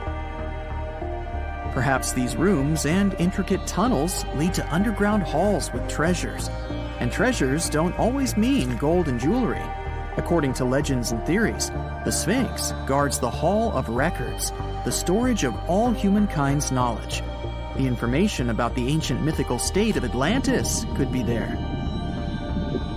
You can find many detailed maps of the internal dungeons of the Sphinx on the internet. They show structures 12 stories deep under the statue. It looks like a small city filled with gold, scrolls of knowledge, and various ancient artifacts. But don't believe all these maps. These are just theories.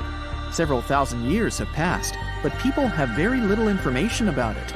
Archaeologists know that there are still many strange and exciting things about the Sphinx that are still undiscovered. Some locals are afraid to research because they believe they can awaken something terrible from the underground depths. Therefore, it's mostly scientists from other countries who conduct the excavations. In 1998, scientists discovered strange tunnels leading to empty rooms under the Sphinx. They realized that some people tried to get there through tunnels in the past, and maybe those people took all the treasures that were there. One of the legends says that some powerful artifact lays beneath the Sphinx. Its technology can change the whole world, but the locals are hiding it because it can damage the planet. Some believe that you can find evidence of unknown technologies painted on the granite walls in the pharaoh's tombs. But most likely, these paintings and signs tell us the myths and legends of ancient Egypt. But what if Egyptian symbols and drawings are detailed instructions for using ancient technologies? What if the locals that lived at that time thought, people in the future won't be able to get energy themselves. Let's leave some detailed instructions for them. Anyway, there are many riddles and theories. In reality, the search for answers is a dangerous undertaking, since it's not easy to get into the underground halls. Excavations can ruin the structure of the entire Sphinx. Any person inside the tunnels may get lost and never be able to find their way back. Besides, it costs a lot of money. Now, what would be awesome is if people could invent some device that could scan underground areas and show their detailed models. A ship filled with gold and other treasures worth over $13 million was found in the middle of the Namibian desert after almost 500 years. The worker who found it was actually looking for diamonds, but ended up with something way more valuable for history. There were some blocks of copper, some wood, pipes, and elephant tusks. The miners called for an archaeologist, who soon realized it wasn't a disturbed beach like they thought, but a shipwreck. All evidence showed that it was a Portuguese trading vessel, Bom Jesus, that went missing in the 16th century. Experts believe it was a special kind of ship that was bigger, stronger, and better than older ships from Portugal and Spain. These ships were built to take Portuguese explorers on long trips to distant places like India, China, and Japan, and come back with tons of cargo. The Bom Jesus was likely carrying treasures from Lisbon, Portugal, to Western India. But it looks like on its way around the southern tip of Africa, near Namibia, a big storm pushed the ship too close to the shore. The ship hit a rock, tipped over, and broke apart, sinking into the ocean. Archaeologists found treasure from the captain's chest under the water, which probably fell out when the ship's wooden hull broke. They also found pieces of the ship scattered along the shore, likely from the violent storm and later by construction in the area. The storm must have been very fierce, but they didn't find many bones, which means most of the crew may have survived or were lost at sea. The ship was split into 3 sections and incredibly well preserved, thanks to the thick layers of sand that covered it and prevented rot. Archaeologists who studied the wreck discovered over 40 tons of cargo. There were cannons, swords, blocks of metal like lead and tin, fabrics, and tools that sailors used to navigate the stars while traveling across the ocean. The most exciting discovery was 1,845 copper ingots, weighing as much as 16 to 17 tons altogether. Those copper ingots, or pieces of pure metal, are still in great condition because the hull of the ship and layers of sand protected them from ocean water. The scientists even managed to read the trademarks on them on site and learned they were made by a super wealthy German trading company. There were also more than 2,000 shiny gold and silver coins from different countries, and 105 enormous elephant tusks weighing about 2 tons. The tusks were likely supposed to become luxury items, like jewelry or carvings at the destination. Archaeologists took some DNA samples from the tusks and found that they came from West African forests and savanna elephants. Researchers were lucky that the ship was found in a restricted diamond mining area. No scavengers were able to get their hands on the treasures. The Bom Jesus remains the oldest and most valuable shipwreck that was ever discovered off the western coast of sub-Saharan Africa. Another shipwreck recently found by accident was buried under a 10-foot tall sand dune near the Caspian Sea. Some people call it the world's largest lake, and it has water levels that rise and fall over time because of the changes in weather patterns. These changes can move sand and uncover things like this shipwreck and other treasures along the coast. As the dune slowly disappeared, the ship started to show. Before digging it out, scientists worried that waves from the sea might damage the wreck. To protect it, they built a wall using thousands of sandbags to keep the waves away. When the ship was uncovered, they discovered it was a 3-masted, 92-foot-long merchant ship with a strong double hull. Wood samples showed the ship was built in the 18th to 19th century using trees like Scots pine, spruce, and larch from the Volga River area or the Caucasus. They even found buckwheat and plants from the same region, which were probably traded or used to feed the sailors. It proves that the ship was part of a group of merchant ships that once sailed the Caspian Sea. An amateur fisherman who was 20 feet under the sea off the coast of Turkey noticed some huge metal remains. He had an underwater camera, so he made footage of the discovery and took it to scientists. They immediately started an investigation and learned that it must be a shipwreck from the first decades of the 20th century. It could be one of the Ottoman Empire ships that had an important mission to deliver supplies, but disappeared without a trace. Scientists got permission to study this Black Sea wreck in detail to learn more about its mysteries. They're hoping to find its shipyard documents to find some answers, as the ship itself is in terrible condition and is tricky to work with. Robot submersibles that belong to an oil and gas company noticed hundreds of intact ancient storage jars sitting on the seabed in the eastern Mediterranean. Experts think those jars are 3,300 years old. This makes the find the oldest shipwreck from the deep sea. The jugs were probably used to store oil or other agricultural products like fruit. This proves that the people who made them organized maritime trade and had incredible navigational skills. It looks like the ancient mariners managed to traverse the Mediterranean Sea without a line of sight to any coast. All they could see was the horizon, so they must have used the sun and other stars to find their way. Off the coast of Sicily, under 20 feet of sand and rock, archaeologists found a shipwreck so old that they aren't even sure what materials were used to build it.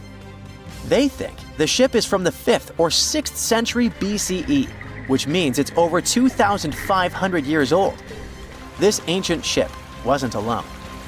Researchers also found 2 iron anchors shaped like an upside-down T from around the 7th century of the Common Era, and 4 stone anchors from prehistoric times nearby. One of the stone anchors was broken and may have had wooden pieces attached to help it hold on to the seafloor. They figured out that the ship itself was built using the on-shell technique. The wooden planks of the ship were connected so tightly that they could support the ship on their own, with extra beams added just to make it stronger. Sadly, the ship's wooden hull is very fragile now because tiny sea creatures that eat wood have damaged it over the years. Scientists are being extra careful as they study it to make sure it doesn't fall apart. This discovery is such a big deal because it was built during a time when Sicily was super important for trade. Back then, the Greeks and Punics were trying to take control of the seas long before Rome became the ruler of the Mediterranean. By studying this ship, scientists hope to learn more about how people traveled and traded in those ancient times. One more shipwreck, this time off the coast of Kenya. Could be from Vasco da Gama's final voyage. This Portuguese explorer was the first European to reach India by sea around the Cape of Good Hope. Local fishermen discovered the shipwreck in question in 2013. When an underwater archaeologist came to check it out, he found some treasures at the spot: elephant tusks and valuable copper ingots. If this find really has to do with Vasco da Gama, then it must be from the 16th century. It was the year of his 3rd and final voyage to India. Da Gama led a huge fleet of 20 ships, one of which was the São Jorge. Most of the ship is hidden under layers of coral, and a whole team of scientists are carefully digging trenches to find parts of the ship's wooden frame and hull. On October 30th, 1759, the inhabitants of the Middle East were jolted awake by an earthquake. Cracks appeared in the walls of their homes, roofs began to crumble. People ran out of their homes and gathered in open areas. But because of strong shocks, they kept losing their footing and falling. A month later, there was another earthquake, but it turned out to be even stronger. Trees broke, houses collapsed, deep cracks appeared in the ground. The disaster lasted for 2 minutes. Oases, roads, and cities were destroyed. Incredibly, Baalbek's ancient buildings withstood earthquakes. Some historians state that this majestic and mysterious place was built during the Roman Empire, but many researchers disagree.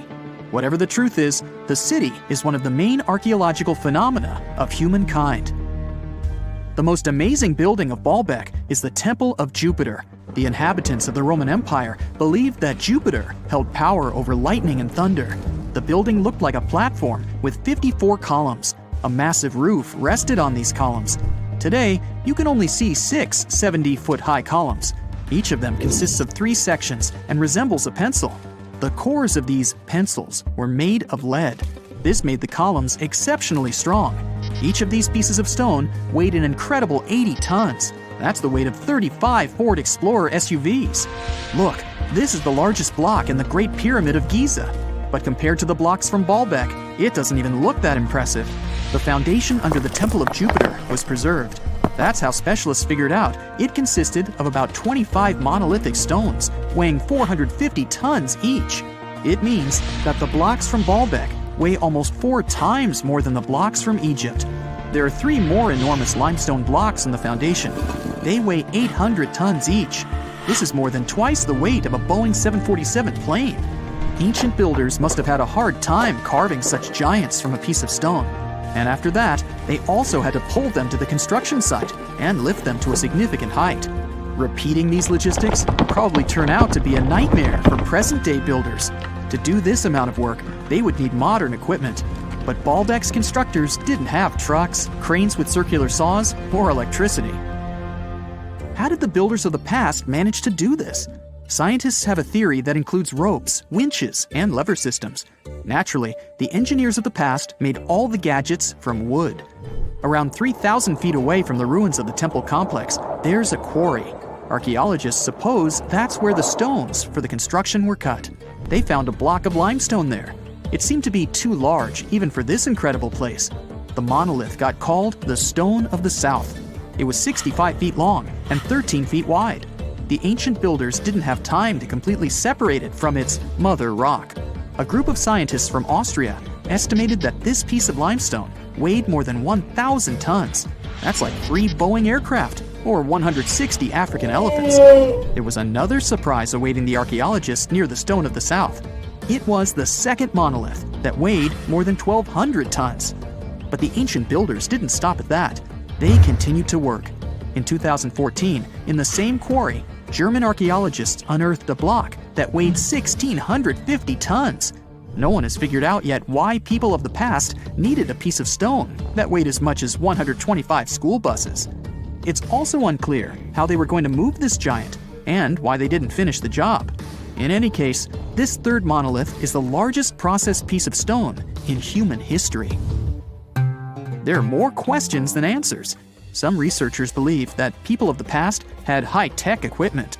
Others don't think so, but are eager to understand how the builders managed to move those stones.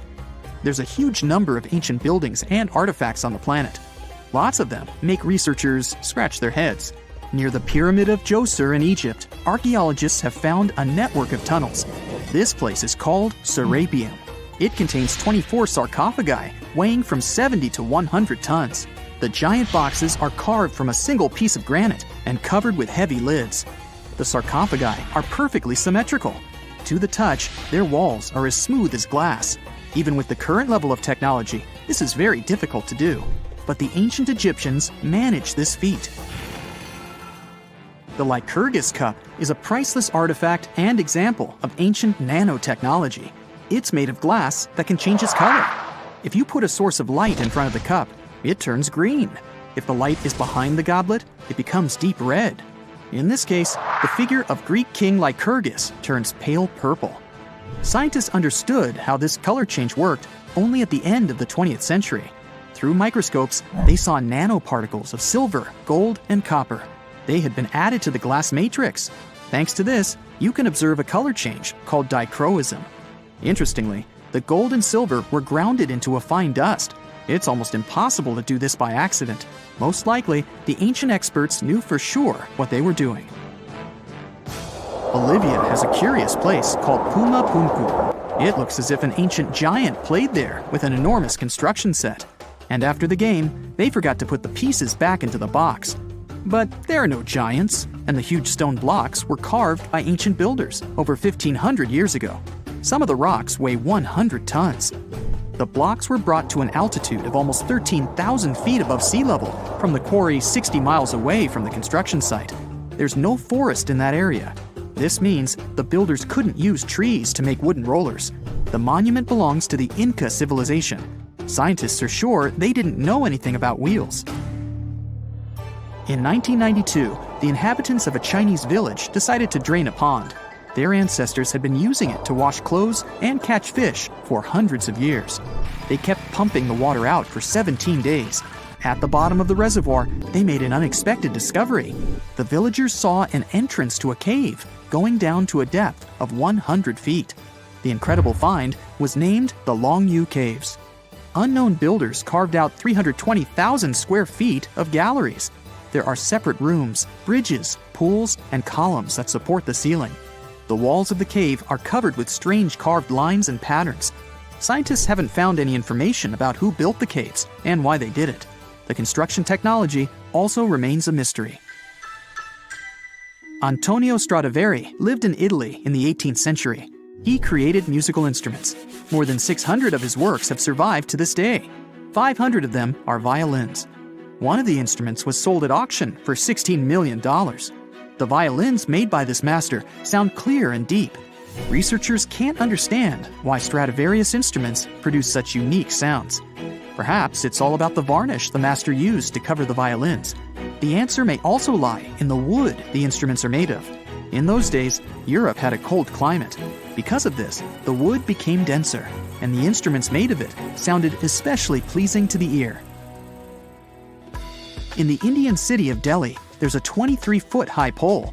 It weighs 6.5 tons and is made of 98% wrought iron. The 1,600-year-old pillar has no signs of rust or decay. Scientists believe that the monument is so well preserved thanks to the dry weather and the chemical composition of the metal. It might be resistant to corrosion. And still, researchers don't know how the blacksmiths managed to make an iron pillar that's not afraid of rust.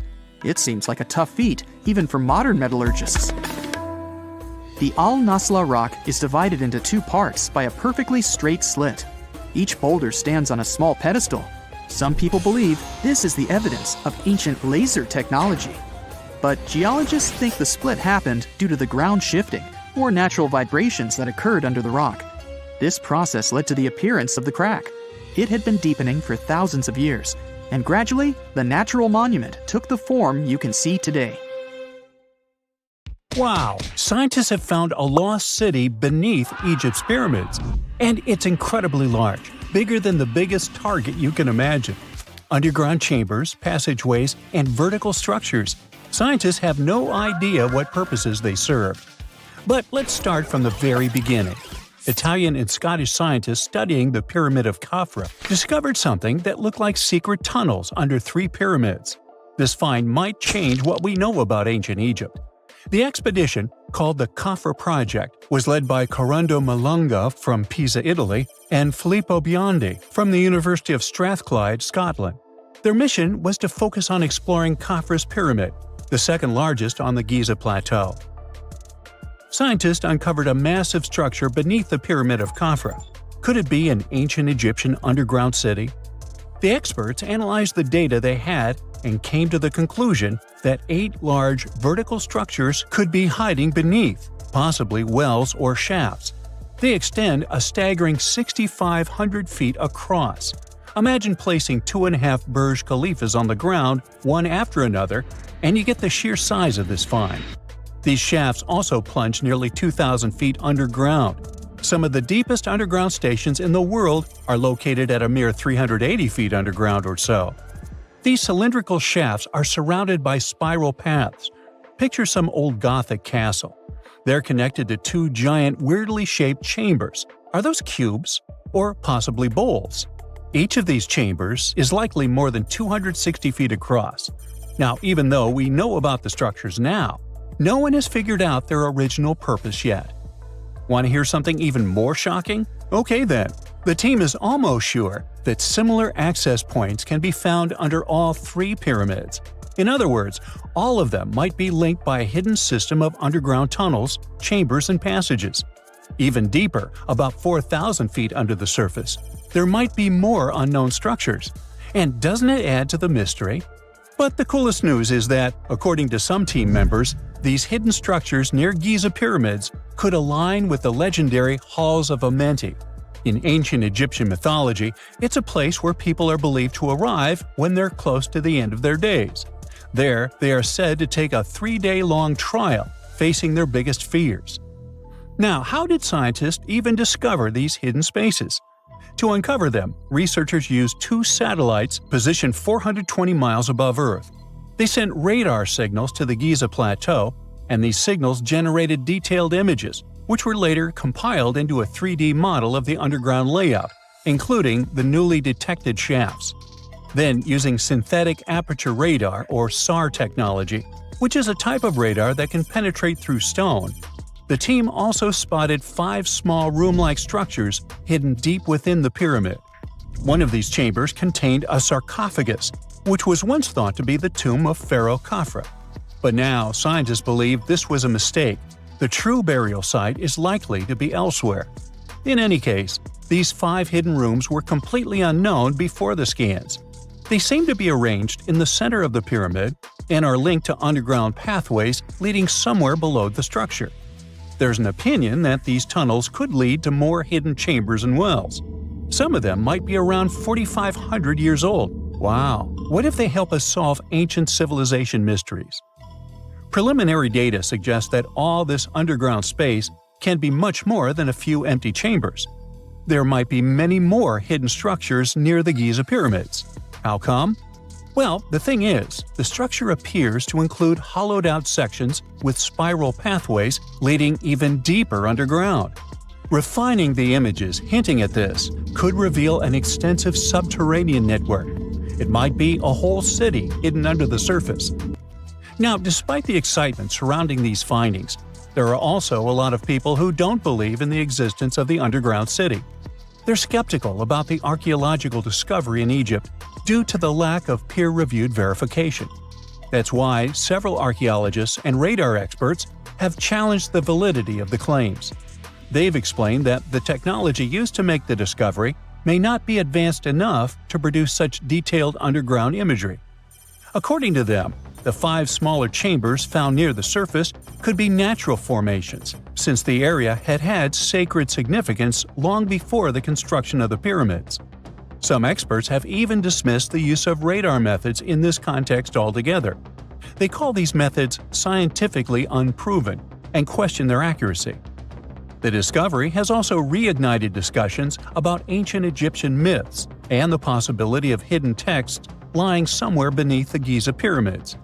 The layout of the newly detected underground chambers shares similarities with mythological accounts of the Hall of Records, a rumored chamber that could preserve early Egyptian wisdom. If confirmed, these findings could significantly reshape the understanding of Egypt's sacred topography. Plus, this lost city beneath Egypt's pyramid could become physical evidence of previously unknown underground structures. That's why the Khafre project is super eager to begin excavating to confirm their findings. But getting approval from Egyptian authorities is a challenging process. The discoveries still need to undergo peer review before they are accepted by the academic community. By the way, this recent archaeological discovery in Egypt comes on the heels of another discovery involving a weird structure beneath the Royal Giza Cemetery, which researchers believe is unnatural in origin. Archaeologists used remote sensing techniques and uncovered a mysterious L-shaped structure underground in the Western Cemetery of Giza. This area is known to house burials of royal family members and high-ranking officials. Many of the tombs in the cemetery have above-ground mastabas, rectangular stone or mud brick structures with flat roofs. But there is an area in the center of the cemetery where there are no above-ground structures.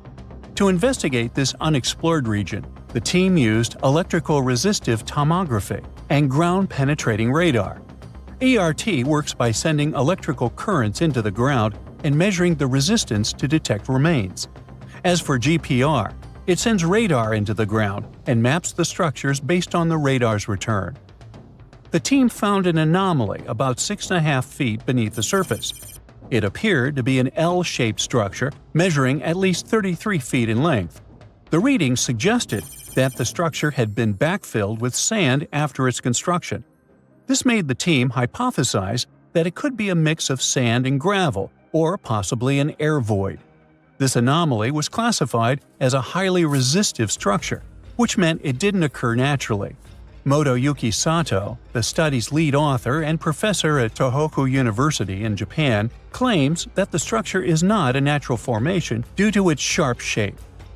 Another weird thing about ancient Egyptian pyramids is that historians have long believed that they were built primarily for royals and high-status individuals who had the wealth and power to create such massive structures.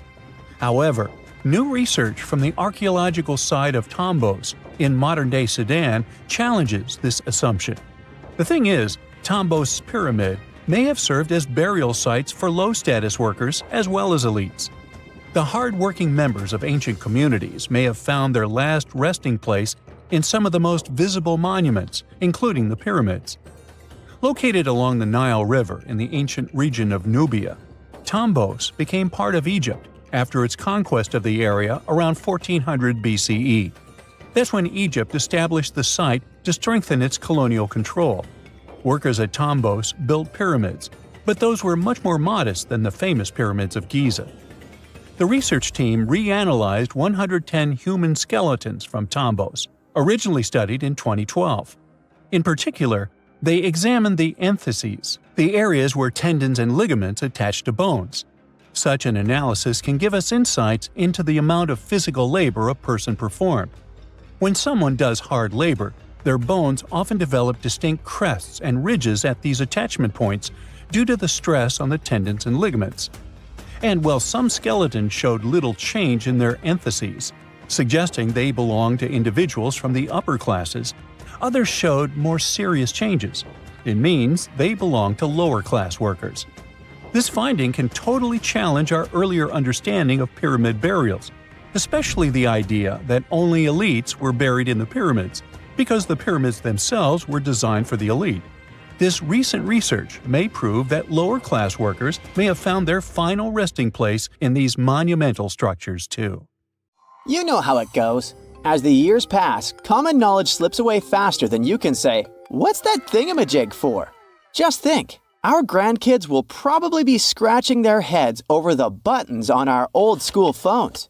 So it's no wonder that some ancient artifacts have got us all stumped too. Take a look at this funky object. Any guesses on what it is? A musical instrument, a toy, or maybe something out of this world? Beats me, and even the experts have no exact answer. This little guy is a Roman dodecahedron, discovered by some amateur archaeologists near Lincoln, England. It's shaped like a fist and made of a mix of metals. Now, as for what this thingy was used for, that's the million-dollar question. Supposedly, these guys were all the rage back in the day in northern Gaul and Roman Germany. According to some ancient maps, similar dodecahedrons have turned up in Europe, Britain, and even along the maritime Silk Road in Southeast Asia. The plot thickens as more and more of these dodecahedrons pop up. Some had wax inside, leading scientists to think they were candle holders. Others think they might have been used for knitting gloves, since none have been found in warmer regions. There's even one found in Geneva with zodiac signs etched on it, sparking some woo-woo theories about fortune-telling. And now a fresh discovery has got everyone's head spinning. Could this be some kind of sacred tool for the Romans? Who knows? Maybe it's the first multi-tool ever, invented way before Swiss Army knives were a thing. Carved stone balls from Scotland are another historical mystery. They most likely date back to the late Neolithic period and come in various types, from sandstone to granite. They're all roughly the same size and have intricate, evenly spaced patterns of circular bosses or knobs. Most of these designs have 6 bosses, but the number can range from 3 to 160. Some of these balls are more skillfully crafted than others, and a few even have extra decorations. There are over 400 carved stone balls and mostly found in Scotland, although some have turned up in northern England and Ireland. These stone balls rarely show signs of damage or use, and there are no clues that would give away their function. Most experts think they weren't practical tools, but had some symbolic or social importance, probably a sign of power or prestige within their communities. The Folkton drums are the 3 stone cylinders from Neolithic Britain, discovered in the late 19th century in a burial mound in East Yorkshire. Nothing similar has been found anywhere else in the British Isles from any prehistoric period. Each drum is decorated with unique designs covering the sides and domed tops. The decorations are mostly geometric, arranged in panels with stylized human faces peeking out from 2 of the drums. Recent studies of the artifacts using new technologies show that the designs had been carved and recarved over time. A team of experts also analyzed the composition of the drums, and it turns out that they were made from local chalk. In the late Bronze Age in Europe, long before coins became common, finely crafted metal objects served as portable wealth and symbols of high status. Across Europe, archaeologists have found all sorts of artifacts, from gold adornments worn by elites to large bronze cauldrons used in feasts. Beautifully decorated gold rings discovered in Wales are among these items. They're known as lock rings and may have been used to hold hair. Now they're flattened after spending nearly 3,000 years underground. They used to have cone-shaped openings at each end. They were found at different times, but were likely worn as a pair and buried together in a single hoard. Other Roman artifacts made of the copper alloy were first catalogued as lunate pendants. But during a recent re-examination, experts found that these items were actually small mortar and pestle sets, known as cosmetic grinders. They were used to grind minerals for makeup and were specifically designed for applying liner and shadows to the eyes. They were mistaken for pendants because of suspension loops that allowed them to be carried on a cord. These cosmetic sets from the 1st century of the current era were unique to Britain. They prove the influence of imported cosmetics and beauty trends from the Mediterranean and Roman provinces, including Egypt. The Salzburg cube, also known as the wolf's egg iron, was discovered in the late 19th century in Austria. It doesn't really look like a cube, but is more like a rounded object with 2 flat sides. Down the middle, it has a groove, and the surface is covered with pits and craters. Workers accidentally found this artifact when they blew apart a piece of coal. The coal seam it came from is thought to be over 60 million years old. The Salzburg cube moved between museums, mysteriously vanished in the early 20th century, and then showed up again. Some researchers thought it must be a Victorian-era candlestick holder, but still, no one knows the true story of the cube or its current location. Archaeologists have unearthed an incredible historical find in Pakistan, an ancient sphinx estimated to be around 12,500 years old. The region where it was found was once a busy center of the ancient Indus Valley civilization. It had advanced urban planning, intricate art, and sophisticated drainage systems. The discovery of the ancient Sphinx is a good example of their progressive art. We all know of the Great Sphinx of Giza, but what was the significance of the Sphinx in the Indus Valley culture? Their Sphinx has designs and carvings that show scenes with their daily activities, which means it may have had a more complex role than a symbol of power or guardian. It could stand for a balance between humans and nature, or even a deity associated with agriculture. Arauca in Chile sits on the sandy dunes of the Atacama Desert, known as the driest desert in the world. Long before this coastal town was built in the 16th century, the Chinchorro people called this region their home. Archaeologists found hundreds of their mummies. Radiocarbon dating showed that these mummies are over 7,000 years old, which makes them 2,000 years older than the famous Egyptian mummies. The Chinchorro used special techniques to preserve the mummies, not just relying on the dry climate for that. And unlike the Egyptians, they didn't just do it for the elite members of their society, but for everyone, no matter what age or status they had. The local people living in Arica now are so used to finding mummies in their backyards that they don't feel weird about living among them. In the winter of 1850, a powerful storm with extra high tides hit the west coast of Orkney, Scotland. The wind and waves ripped away the surf, covering a mound, and revealed stone-built structures beneath. A local antiquarian decided to dig up the village that he thought was from the Iron Age. He managed to unearth the remains of 4 houses and many artifacts from 2 villages. The villages had been buried under sand, so everything was really well preserved. Carbon dating wasn't a thing back then yet, so it was tricky to tell the exact age of the villages. Almost a century later, with new tech, researchers were finally able to tell that the place was actually from Neolithic times. You can still see stone dressers and box beds in the prehistoric houses. Archaeologists and historians working on the famous Terracotta Army think that it might have been inspired by or modeled on ancient Greek sculptures. It would mean there was a cultural contact between East and West much earlier than we thought, long before the Silk Road trade route. There was probably Western influence in China during the era of its first emperor, who took the throne in 246 before the current era. Before that time, China didn't have a tradition of building life-sized sculptures. Earlier terracotta soldiers were much smaller, less than 10 inches tall. Greek artists might have even been present to train Chinese sculptors. Pretty soon, you'll be able to charge your phone in your pocket while walking around the house. And meanwhile, your electric car will refuel while just standing in your driveway. Power will run to all your gadgets through the air without any wires whatsoever. I know it sounds a bit sci-fi, but scientists have figured out how to do it. Don't worry, they're not going to zap electricity through the air like lightning. Instead, they'll use something much safer: magnetic fields. Let's say you have a special coil of wire that makes a magnetic field when it gets power. If you bring another coil close to it, that second coil absorbs the energy and turns it into electricity. That means you can power things without plugging them in, like a light bulb that turns on all by itself. And according to scientists at the World Health Organization, these magnetic fields are completely safe. Now, I suspect you've already used an early version of wireless electricity. When you place your electric toothbrush on its charger or the phone on the charging mat, electric energy jumps between them. There's a special coil inside the charger that creates an invisible spinning energy field when it gets electricity from the wall.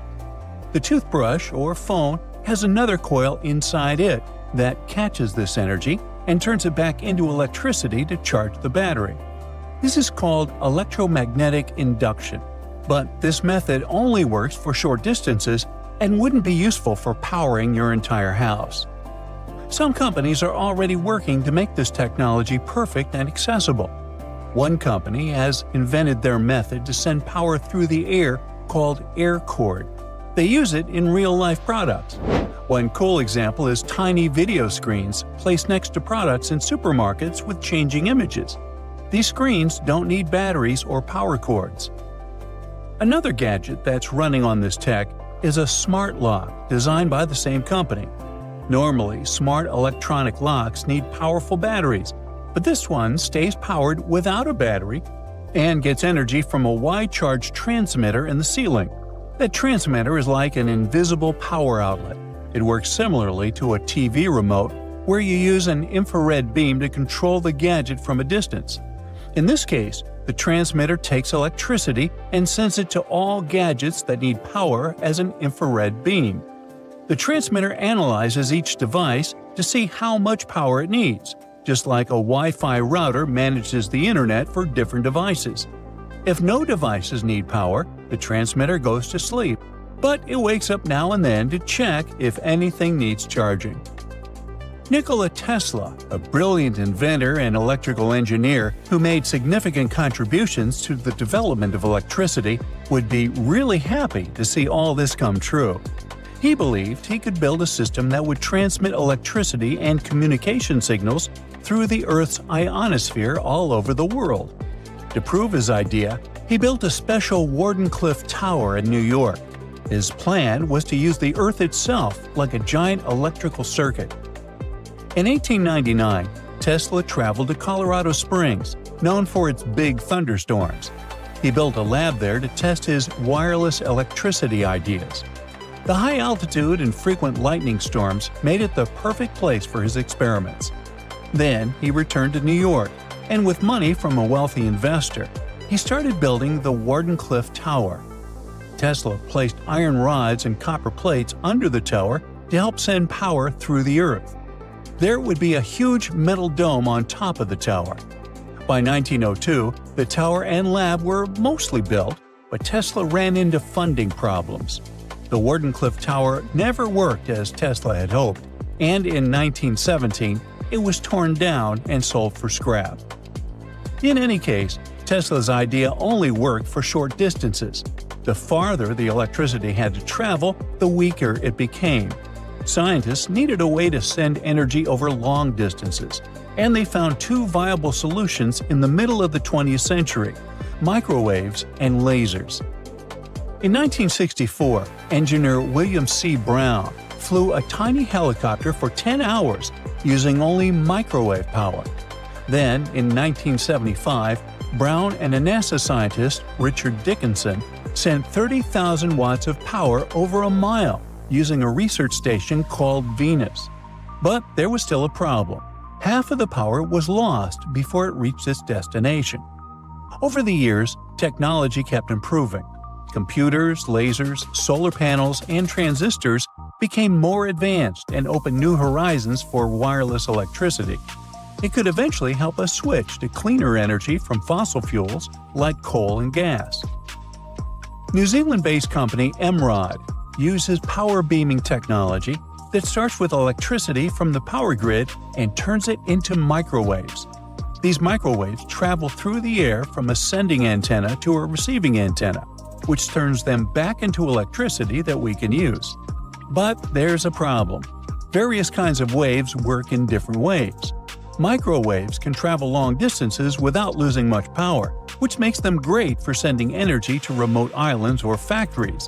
But if you try to send microwaves all the way from space, you'd need a receiver the size of a city. Lasers can make the energy beam smaller and more focused, which means the receiver can also be tiny. But lasers can be blocked by things like clouds, fog, or dust.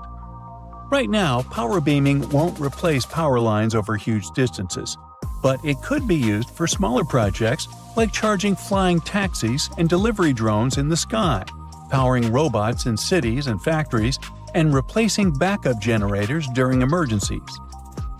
Countries all over the world are investing in power beaming. Europe is focused on clean energy.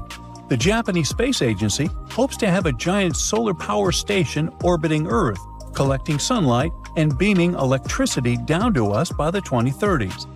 This space station could send 1 gigawatt of energy, as much as a big nuclear power plant produces in a year. The space power station is still a work in progress, but the technology is getting better and cheaper. So, in the future, we might have a world where there are no more tangled wires, no more ugly power lines, and even free electricity for everyone. Japanese scientists are now working on another groundbreaking tech, a special machine that can turn sunlight and water into hydrogen fuel. This clean energy source could one day power cars, homes, and even entire cities. The current reactor is as big as a small house. It works by using photocatalytic sheets, which act like tiny solar panels that absorb sunlight and trigger a chemical reaction. This process splits water molecules into oxygen and hydrogen. It allows the hydrogen to be collected and used as fuel. Right now, the process isn't efficient enough to produce hydrogen on a large scale. Most existing methods of making hydrogen still rely on fossil fuels. But the scientists behind this new reactor found a better way.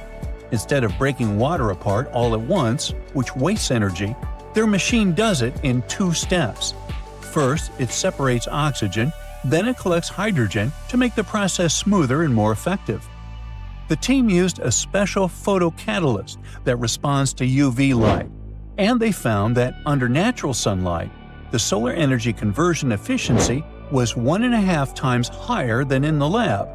In some places with stronger sunlight, the efficiency could be even greater. But still, at its current stage, the reactor only reaches about 1% efficiency, which is far too low for commercial use. Scientists believe that for this technology to become practical, they need to increase efficiency to at least 5%. To make this happen, they need better photocatalysts and larger reactors, and they would also need to find safe ways to handle a tricky byproduct, which is a highly flammable gas created during the process. But if they can boost efficiency, many scientists and companies will start mass-producing this technology, leading to clean, renewable hydrogen energy on a large scale. Chances are, we're going to find life beyond Earth by 2035, and there's no need to travel to a galaxy far, far away. Our Milky Way galaxy is full of totally suitable environments. Don't get too hyped up though. We're talking about microbes or chemical markers, not Hollywood-like green humanoids. Even so, when we finally find traces of life, it will change how we see our place in the universe. NASA's Kepler Space Telescope discovered something incredible. Almost every star has planets, and many of these planets might be habitable. Rocky planets like Earth and Mars are even more common in our galaxy than gas giants like Saturn and Jupiter. Also, we already know that our galaxy is very rich in water. There's water in interstellar clouds where stars and planets form, in the debris disks around other stars, in comets, just everywhere. What's really hard though is finding life itself. Ideally, to finally find it, we need to land on every single planet out there and literally check under each rock. But thanks to the newest research, we can at least narrow down the search to potentially habitable worlds. The James Webb Space Telescope, a super powerful telescope that was launched into space in 2021, is onto this. It checks the atmospheres of nearby super-Earths, rocky planets that are a bit bigger than Earth. It searches for life-related gases, chemicals that can only be produced by living things. And they already found some clues. For example, they detected signs of such a chemical on a planet called K2-18b. This planet is 120 light-years away, which is pretty close on a space scale. This planet is in the Goldilocks zone, which means a zone around the star where the temperatures are just right for liquid water to exist. It orbits a red dwarf star, the smallest type of star there is. Such stars are a bit fainter than our Sun. It will take about a year to check if these hints of life are real. If so, it would mean that life is much more common than we previously thought. But even if it's not, there are 10 more Goldilocks planets on their list to study. The James Webb Space Telescope is a very cool tool, but it has limits. It can't detect small Earth-like planets due to their size. To fix this, NASA plans to launch another tool, the Wide Field Infrared Survey Telescope. This one will be even better at spotting such planets and life-related chemicals. And also, we have the SETI project. SETI stands for Search for Extraterrestrial Intelligence. This project has been on a hunt for extraterrestrial creatures since the 1980s. They also believe that we'll find signs of life within the next 10 years. Not so long ago, they started a super big and cool project. It's called COSMIC, and it uses an array of radio telescopes in New Mexico. You might have seen those in the movie Contact. COSMIC allows scientists to listen to hundreds of thousands and potentially millions of star systems at the same time. If there are any interesting signals, scientists can check them right away, instead of waiting for weeks or even months. The signals themselves are often very sudden and short, but Cosmic can detect even the shortest ones that last nanoseconds. Cosmic can also help with other research, like studying mysterious and unexplained fast radio bursts, or even dark matter. This is the biggest and most powerful tool for searching for extraterrestrial life we've ever created. But it's not enough to just listen. Why don't we reach out ourselves? NASA has sent some signals into deep space. In 2002, their Deep Space Network sent a signal to the Pioneer 10 satellite. But there was an obstacle in the path: a white dwarf star 27 light-years away from Earth. If there's a planet around this star, perhaps the signal reached them too. If there are any intelligent species there, we could receive a reply by 2029. The DSN keeps sending powerful transmissions into space. These signals will bump into 222 stars within the next 3 centuries. Maybe someday we'll receive a reply from somewhere far away. But why haven't we received a response yet? There are about 200 billion galaxies in the universe, each with around 100 billion stars. If just 1% of those stars had one planet, that's still 200 quintillion possible planets. And we can narrow it down even further. If the chance of them having life is 1 in a trillion, that would still leave us a few 100,000 planets. So, where is everyone? This is a famous question known as the Fermi paradox.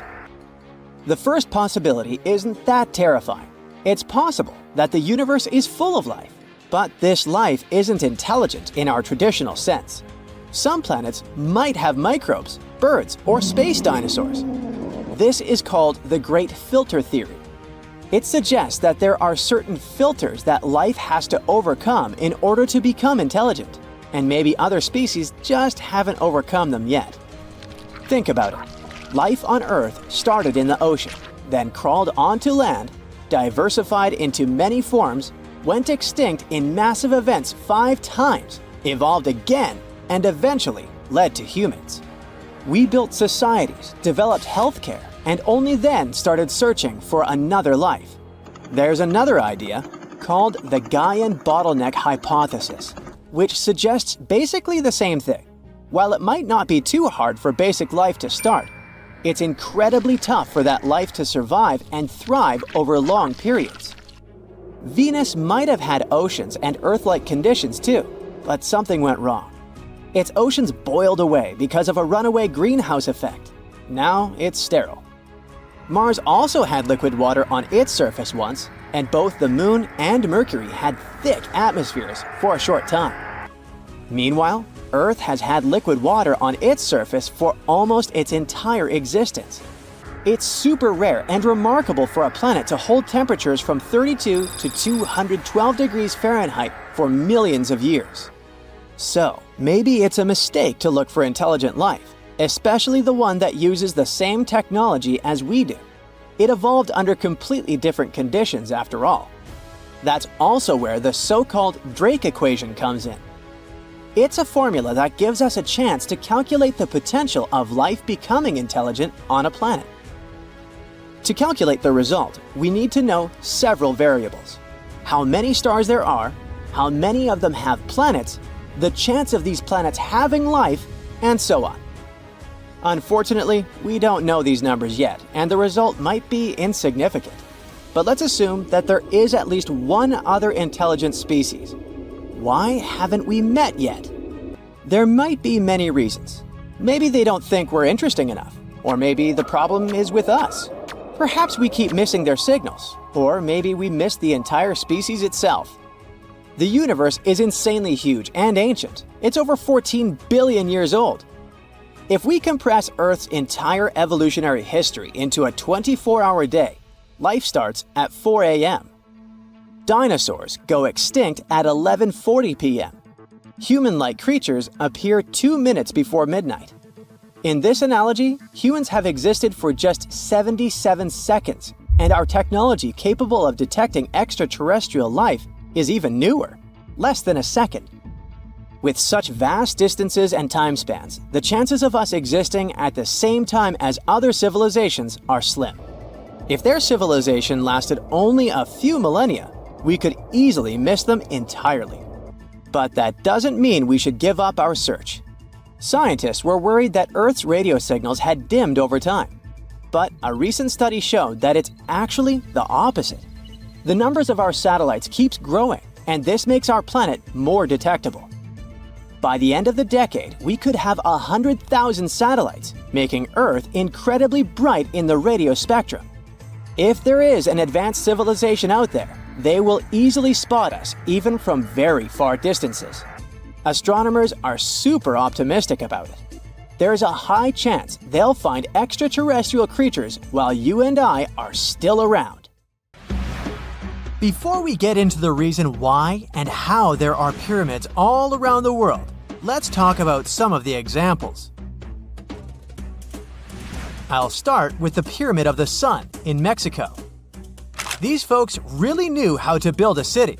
Their well-planned urban center spanned over 7 square miles and boasted several pyramids.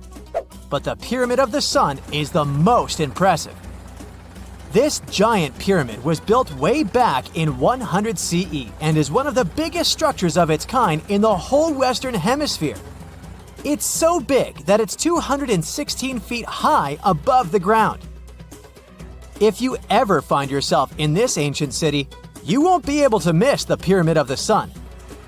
It's right there on the east side of the Avenue of the Dead, the city's main north-south street. To build this incredible pyramid, around 1 million cubic yards of material were used, including a special kind of red volcanic rock called hued tizontle. Impressive, huh? We don't know too much about the people who built the Pyramid of the Sun or its purpose. But archaeologists believe there was once a temple on top of it. When explorers went below the pyramid in the 1970s, they found a bunch of cool tunnels and chambers. In 2011, they even found a secret stash of clay pots, obsidian pieces, animal bones, human figurines, and a mask. Who knows what other secrets the pyramid is hiding? If you decide to see this one, you must climb the pyramid using the 248 uneven steps on the west side. Watch your step. Sudan got some pyramids too. Nubian pyramids aren't as big as the ones in Egypt, but they still got around 200 of them.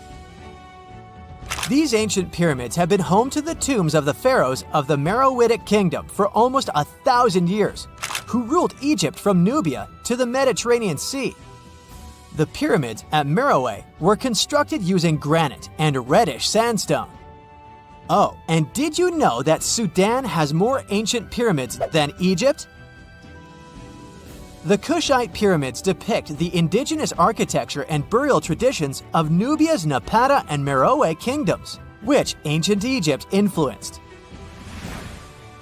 Meroe, the burial site of over 40 queens and kings, is the most extensive Nubian pyramid site. The tomb walls depict mummified royals bedecked in jewelry, their wooden caskets containing bows, quivers of arrows, and other artifacts pointing to the Meroitic relationship and trade with Egyptian and Greek civilizations. So if you're looking for some ancient tombs to explore, you may consider skipping the crowds in Egypt and heading on down to Sudan. Let's fly to Iraq to see some more pyramids. Ziggurats have fancy receding layers and tiered temples. Instead of a smooth exterior, it has tiers like a cake. Perfect for all the important work and rituals that went on inside. You can find these towering structures scattered throughout Iraq and Iran, and they're a real testament to the power and skills of the people who built them. One of the biggest and most impressive ziggurats is the ziggurat at Ur. It's basically a giant rectangular pyramid that stands a whopping 70 to 100 feet tall, with 3 levels of terraces and a temple on top. Can you imagine how many baked bricks it took to build that thing? Try 720,000 for just the lower portion. This particular ziggurat was built for Sumerian king Ur-Nammu. Similar to other ones, this pyramid has been around for thousands of years, so it got a little rough around the edges. Thankfully, the Babylonian king Nebuchadnezzar II and some archaeologists came to the rescue in the 6th and 20th centuries respectively, and now you can find this near Talil Air Base. The ziggurat at Ur was built in 2100 BCE by King Ur-Nammu for the moon deity Nana. It was the tallest building in the city, and you could see it from miles around. It was like the medieval cathedral spire of its day. People would come here to bring their agricultural surplus and get their food allotments and seek spiritual nourishment. Sadly, the Nana temple at the top of the ziggurat didn't survive, but we do have some blue glazed bricks that may have been part of its decoration. The lower parts of the ziggurat are pretty amazing though. The architects even included holes in the temple's baked exterior to let the water evaporate from its core. Since we explored some of the pyramids on our planet, let's take a broader perspective. They can be found in many parts of the world. Egypt has over 100 pyramids, double that number in Sudan, and dozens of others are scattered in the Middle East and China. The Americas have the most pyramids in total, with more pyramids than the rest of the world combined.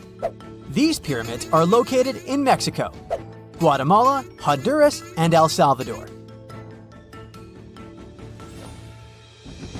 Time to know more about the evolution of pyramids through history. The oldest pyramid is in Egypt. This pyramid was a step pyramid, which was created by placing one layer of stone on top of another.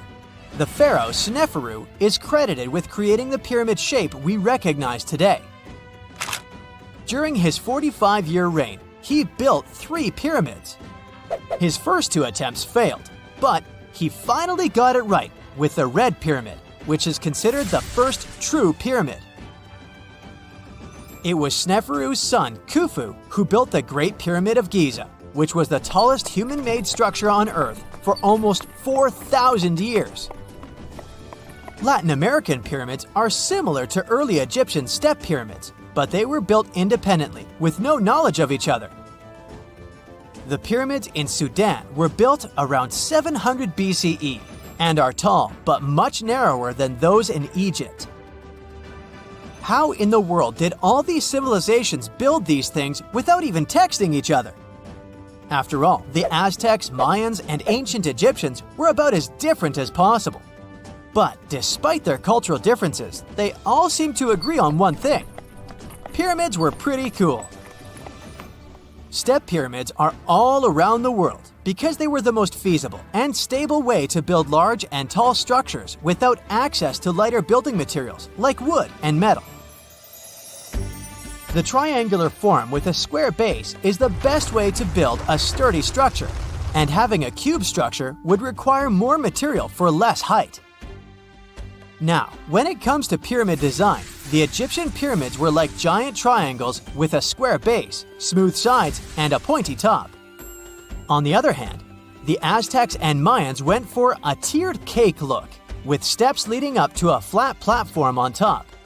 So, while all these pyramids share the same basic shape, they have their own unique flair. Each group built its pyramids using different materials, techniques, and slope angles. So while they may have been inspired by each other's work occasionally, they were just doing their own thing. Egyptian pyramids had smooth, angled sides that were designed to help the pharaoh's soul ascend to heaven. The Pyramid of the Sun was built over a series of caves that served as a passageway for the deities. The Maya built the temple of Kukulkan in Chichen Itza to honor the deity Kukulkan, usually represented by a serpent. Nicknamed El Castillo, it has 91 steps on each side, plus a platform. That's 365 steps, one for each day of the Mayan calendar. Tell me, Brightsiders, how were pyramids built? To begin with, humans made them, not a foreign race from space that landed on Earth. You see, one thing that all pyramids have in common is that they were built without advanced tools or even the wheel. It took a lot of people to build them, including skilled laborers and architects. For example, it's estimated that 20,000 people built the Great Pyramid of Giza, and it's believed that most of them were skilled laborers. Building pyramids was a massive undertaking that required years of planning and effort. The Great Pyramid at Cholula, Mexico, took 600 years to complete.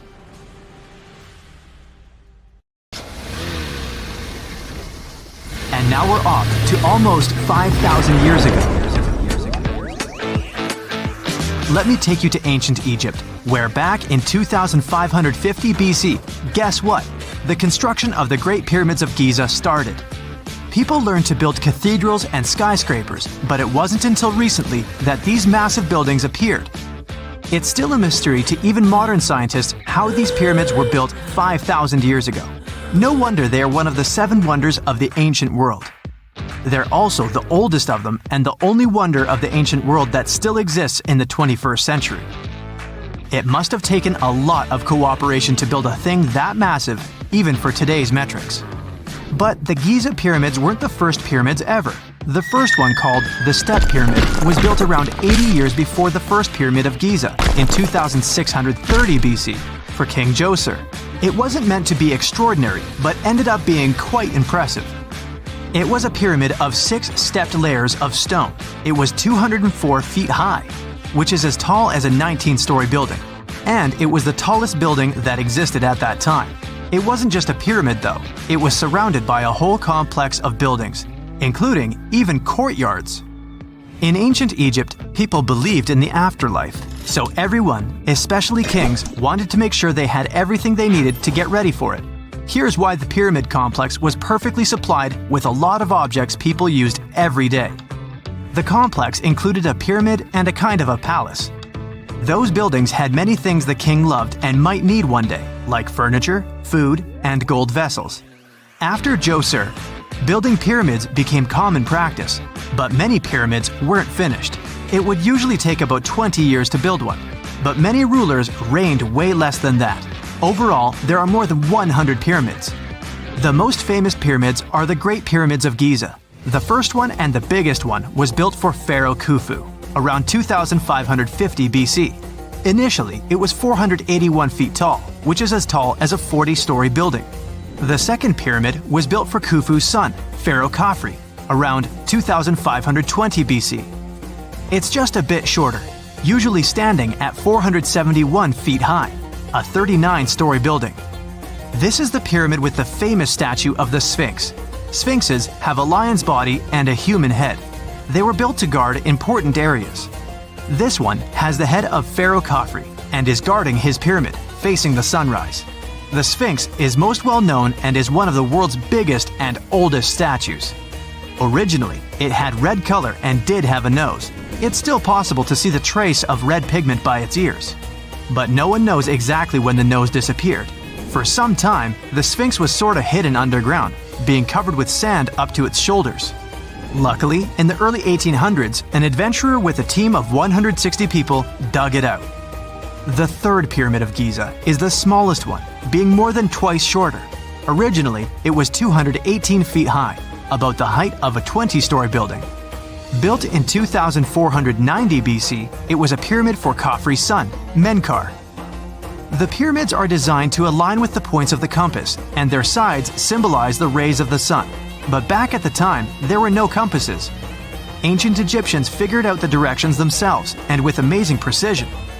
To align the pyramids, they used 2 constellations. Originally, the pyramids were covered in smooth white limestone and had a gold-silver top to reflect the sun. Later, the white limestone was taken from the pyramids by other kings and used for other buildings. Scientists estimated that ancient Egyptians used about 2.3 million stone blocks to build the first pyramid. Each block weighed more than 1 ton. This is the weight of a rhino. Some blocks were even bigger, being almost as heavy as an elephant. 4.5 millennium ago, there was no modern equipment to help build it. There were no machines, no wheels, and even no steel. The only metal available to them was copper. Even today, scientists aren't sure how the Egyptians managed to build the pyramids. There are no records left that would shed light on it.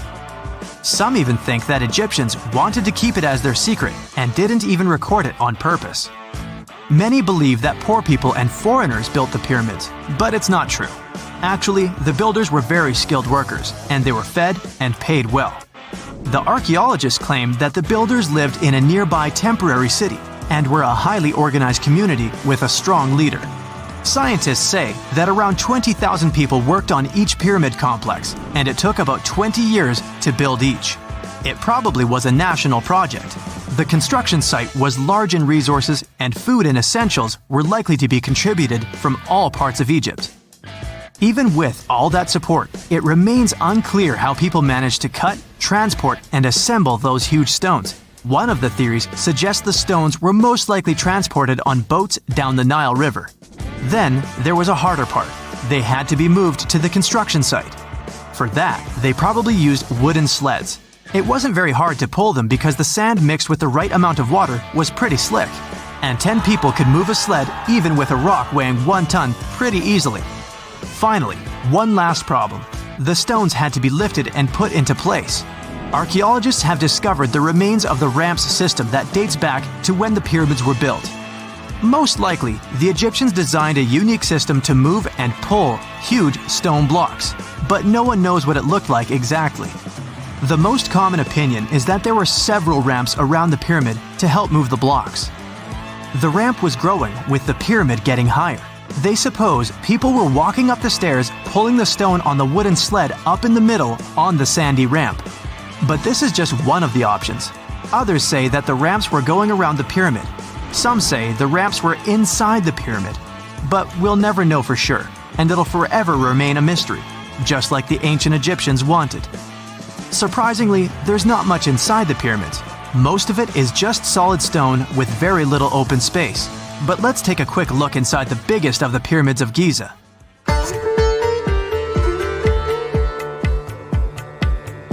From the entrance, there are 2 stairs, one going down and the other one going up. The descending one takes you to a chamber located underground.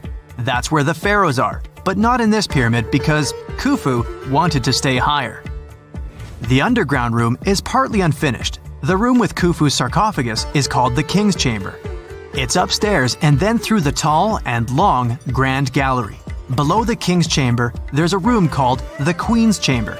There are no queens though, and no one is sure why the room is called this.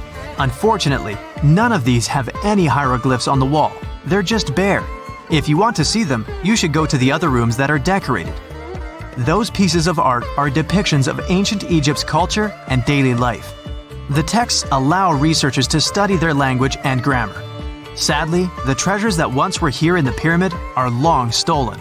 From that room, there are several tunnels for an unknown purpose. There are many tunnels and passages inside the pyramids. There are many chambers and shafts and secret ways. Scientists have been sending little robots with cameras there for some decades already. And the robots did discover another chamber a bit upstairs with hieroglyphs on the walls. But even today, much of the pyramids is still unknown, and there's no so-called building plan of the pyramids. Egyptians did create a mystery no one can crack for 4,500 years already. Scientists recently started to X-ray the pyramid to learn what's inside it without entering it and its narrow, mysterious tunnels. Now, how about some surreal hidden places to check out? Grab a flashlight and your backpack, and bon voyage! The trip starts in the mountainous country of Switzerland. You travel to the town of Waltensburg in the eastern part of the country. It's raining and it's very cold, but you still make your way to the bottom part of a mountain, where your first adventure awaits. After climbing up high in the mountains, you see a strangely shaped castle. To get there, you must walk up an extremely narrow pathway. Don't look down, you think to yourself. You tighten the straps of your backpack and manage to walk along the pass. Standing at the door of the castle, you really can't believe what you see. A 13th century fortress built entirely of stone. Today, all that is left of Krafenstein Castle is mainly its ruins, but their condition is good enough to get an idea of what the place looked like back in its glory days. You take your time to explore the castle inside, but honestly, this place gives you the chills and you're ready to move on. The next place on the list is Turkey. A plane and then a car ride later, you arrive in the city of Churum in the northern part of the country. On the outskirts of Churum, you find a valley filled with old, overgrown mountains and see the beginning of the trail you're about to hike. The way is extremely steep, but it leads to a secret door carved in the mountain. Congratulations! You've just arrived at Kapilikaya. The huge door is a massive arched stone that blocks the entrance to a hidden building. Experts think it has existed since the 2nd century BCE. Unfortunately, the huge door won't open, so what's hidden inside is a mystery today. It's guessed that there is a room inside. Some locals say there's a treasure hidden there too, but until today, no one has managed to enter the place to check. Okay, it's time to get moving before night falls. Next, you get the unique opportunity to travel to Ethiopia. Wandering around the city of Lalibela, you stumble upon a huge pit carved in the ground. You approach it carefully, and soon enough, you see a magnificent terracotta building, so richly detailed it leaves you mesmerized. But that's not all. There are 10 other pits just like this one, hiding King Lalibela's 12th century buildings. All 11 constructions are different from one another, yet share a similar recognizable style. They were hand-carved over the span of 24 years, only with the help of chisels, which is unbelievable given that these buildings are up to 50 feet high. That's about as tall as 5 African elephants stacked on top of each other, if you could do that. This unconventional way of construction made them entirely monolithic, meaning they were carved out of just one gigantic piece of rock. Pretty impressive, huh? Once you leave Ethiopia, you grab a flight to southern Italy, right there on the tip of the boot. No hiking is needed here. Whew! Your friend takes you to a site called Sassi di Matera. It's a Paleolithic city carved in the slope of a steep hill. You might feel like you've traveled in time here, as local stone houses and ancient buildings are unlike anything you've ever seen before. The site, also known as De Sassi, is suspected to be one of the first human settlements in Italy, dating back to over 9,000 years ago. Wandering around the town, you might get invited inside one of the cave-like houses. Oh, and as weird as it may sound, some of the streets run on top of people's homes. Talk about Paleolithic urban planning. You're probably becoming an expert on rock-cut architecture by now, but there are still a few sites left on your list. Next off, you head to Slovenia to visit the world's largest cave castle. This medieval castle was built on top of a 400-foot-high cliff and was designed to be impenetrable. Luckily for you, security is much more relaxed today.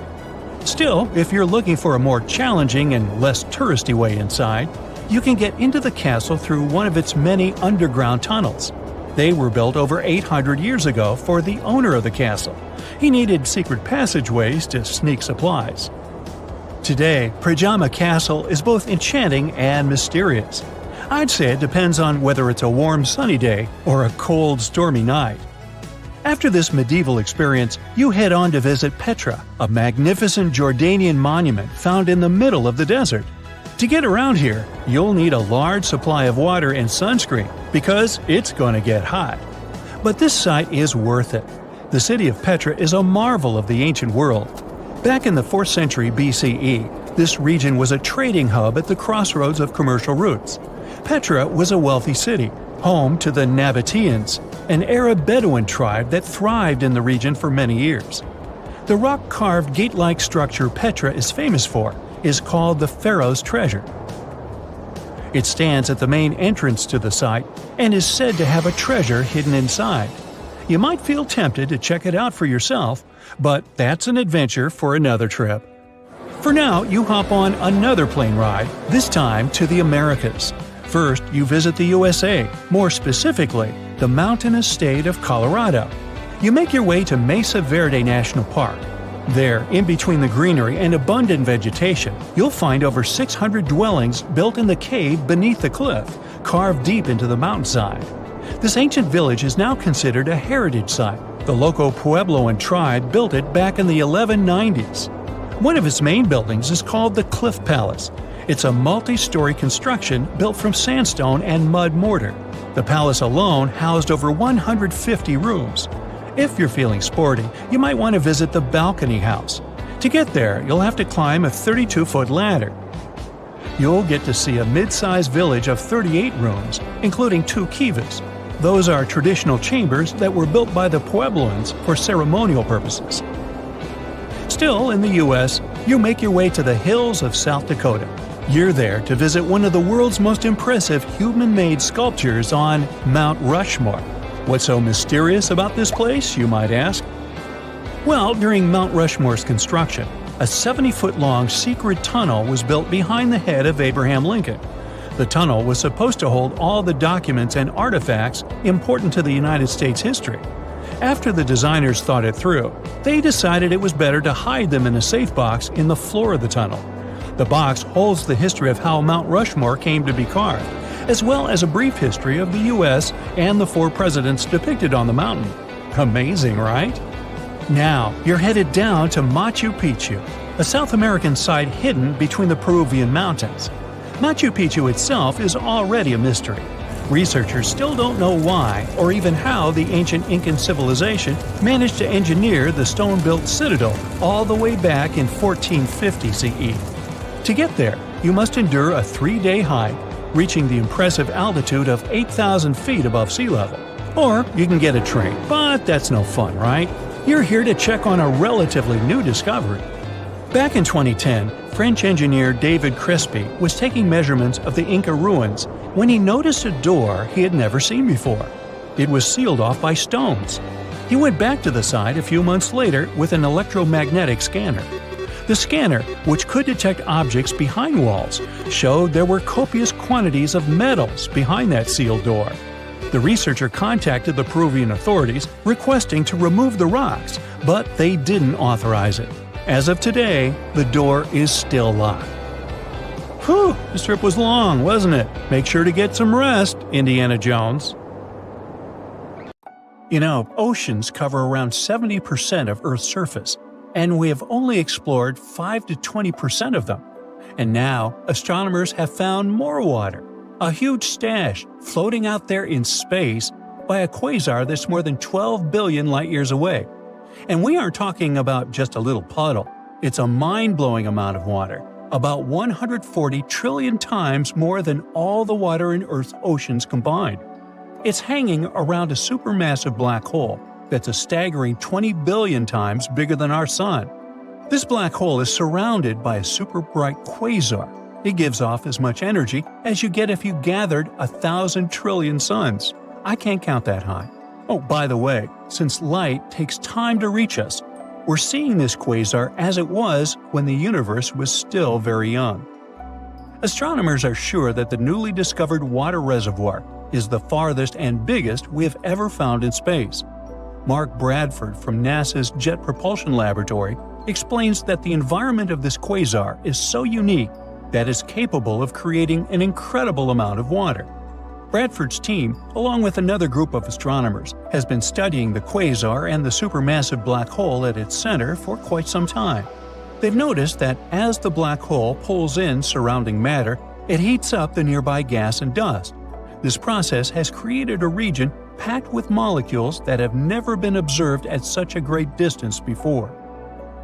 Now, quasars were first spotted around 50 years ago, when telescopes picked up super bright objects way out in space. They're not regular stars. They shine from the centers of distant galaxies and are so powerful they outshine all the stars in their galaxy combined. At the heart of every quasar is a gigantic black hole, which is millions or even billions of times heavier than the Sun. When gas and dust swirl toward the black hole, they heat up and release an insane amount of energy. It makes quasars some of the brightest and most powerful things we've ever seen in space. Looking at quasars is like looking back in time. The light we see from them today has been traveling for billions of years. It gives scientists a peek at what the universe looked like way back in the past. Quasars can help us understand how galaxies formed, how matter spread out, and how the first cosmic structures came together. Some quasars shoot out massive jets of superfast particles. Stretching across space, they can sometimes change entire regions of the universe. But let's get back to that space water, or rather water vapor. When astronomers discovered it, it was floating around the quasar, spread across a huge area hundreds of light years wide. For comparison, just 1 light year is about 6 trillion miles. Even though the gas there is incredibly thin, unlike what we're used to on Earth, it's much warmer and denser than the gas found in most other galaxies, including our own Milky Way. The temperature of this gas is around -63 degrees Fahrenheit, and it's about 300 trillion times less dense than Earth's atmosphere. It does sound extreme, even in space terms, it's unusual. Now, water vapor isn't just another molecule. The very fact that it exists near the quasar hints that the area is regularly blasted with radiation. That's what keeps the gas warmer than usual. To add to the mystery, astronomers also found carbon monoxide and other molecules. In other words, there's plenty of raw material floating around. In the future, this gas could help the supermassive black hole grow even bigger, up to 6 times its current size. But that's just one of many potential scenarios. Some of the gas might get pulled into the black hole, some could form new stars, and some might even get flung out into space. Now, finding water vapor in such a distant quasar means that the basic building blocks of the universe have been around for billions of years. Water is crucial for life as we know it, so its presence so long ago hints that the ingredients for life existed much earlier than we might have thought. But water isn't just important for life. It also plays a key role in how stars and galaxies form. When giant clouds of gas cool down, water helps them collapse, making it easier for new stars to be born. But how did researchers even spot this massive cloud of water? In 2008, Bradford's team started looking for water in space with the help of a special instrument called Z-Spec. It was attached to a 33-foot telescope in Hawaii. To double-check their findings, they used another powerful tool, CARMA. That's a group of radio dishes in the mountains of Southern California. At the same time, a different team was searching for water using a telescope in the French Alps. In 2010, the second team found a small hint of water in the distant quasar. It was just one teeny-tiny signal.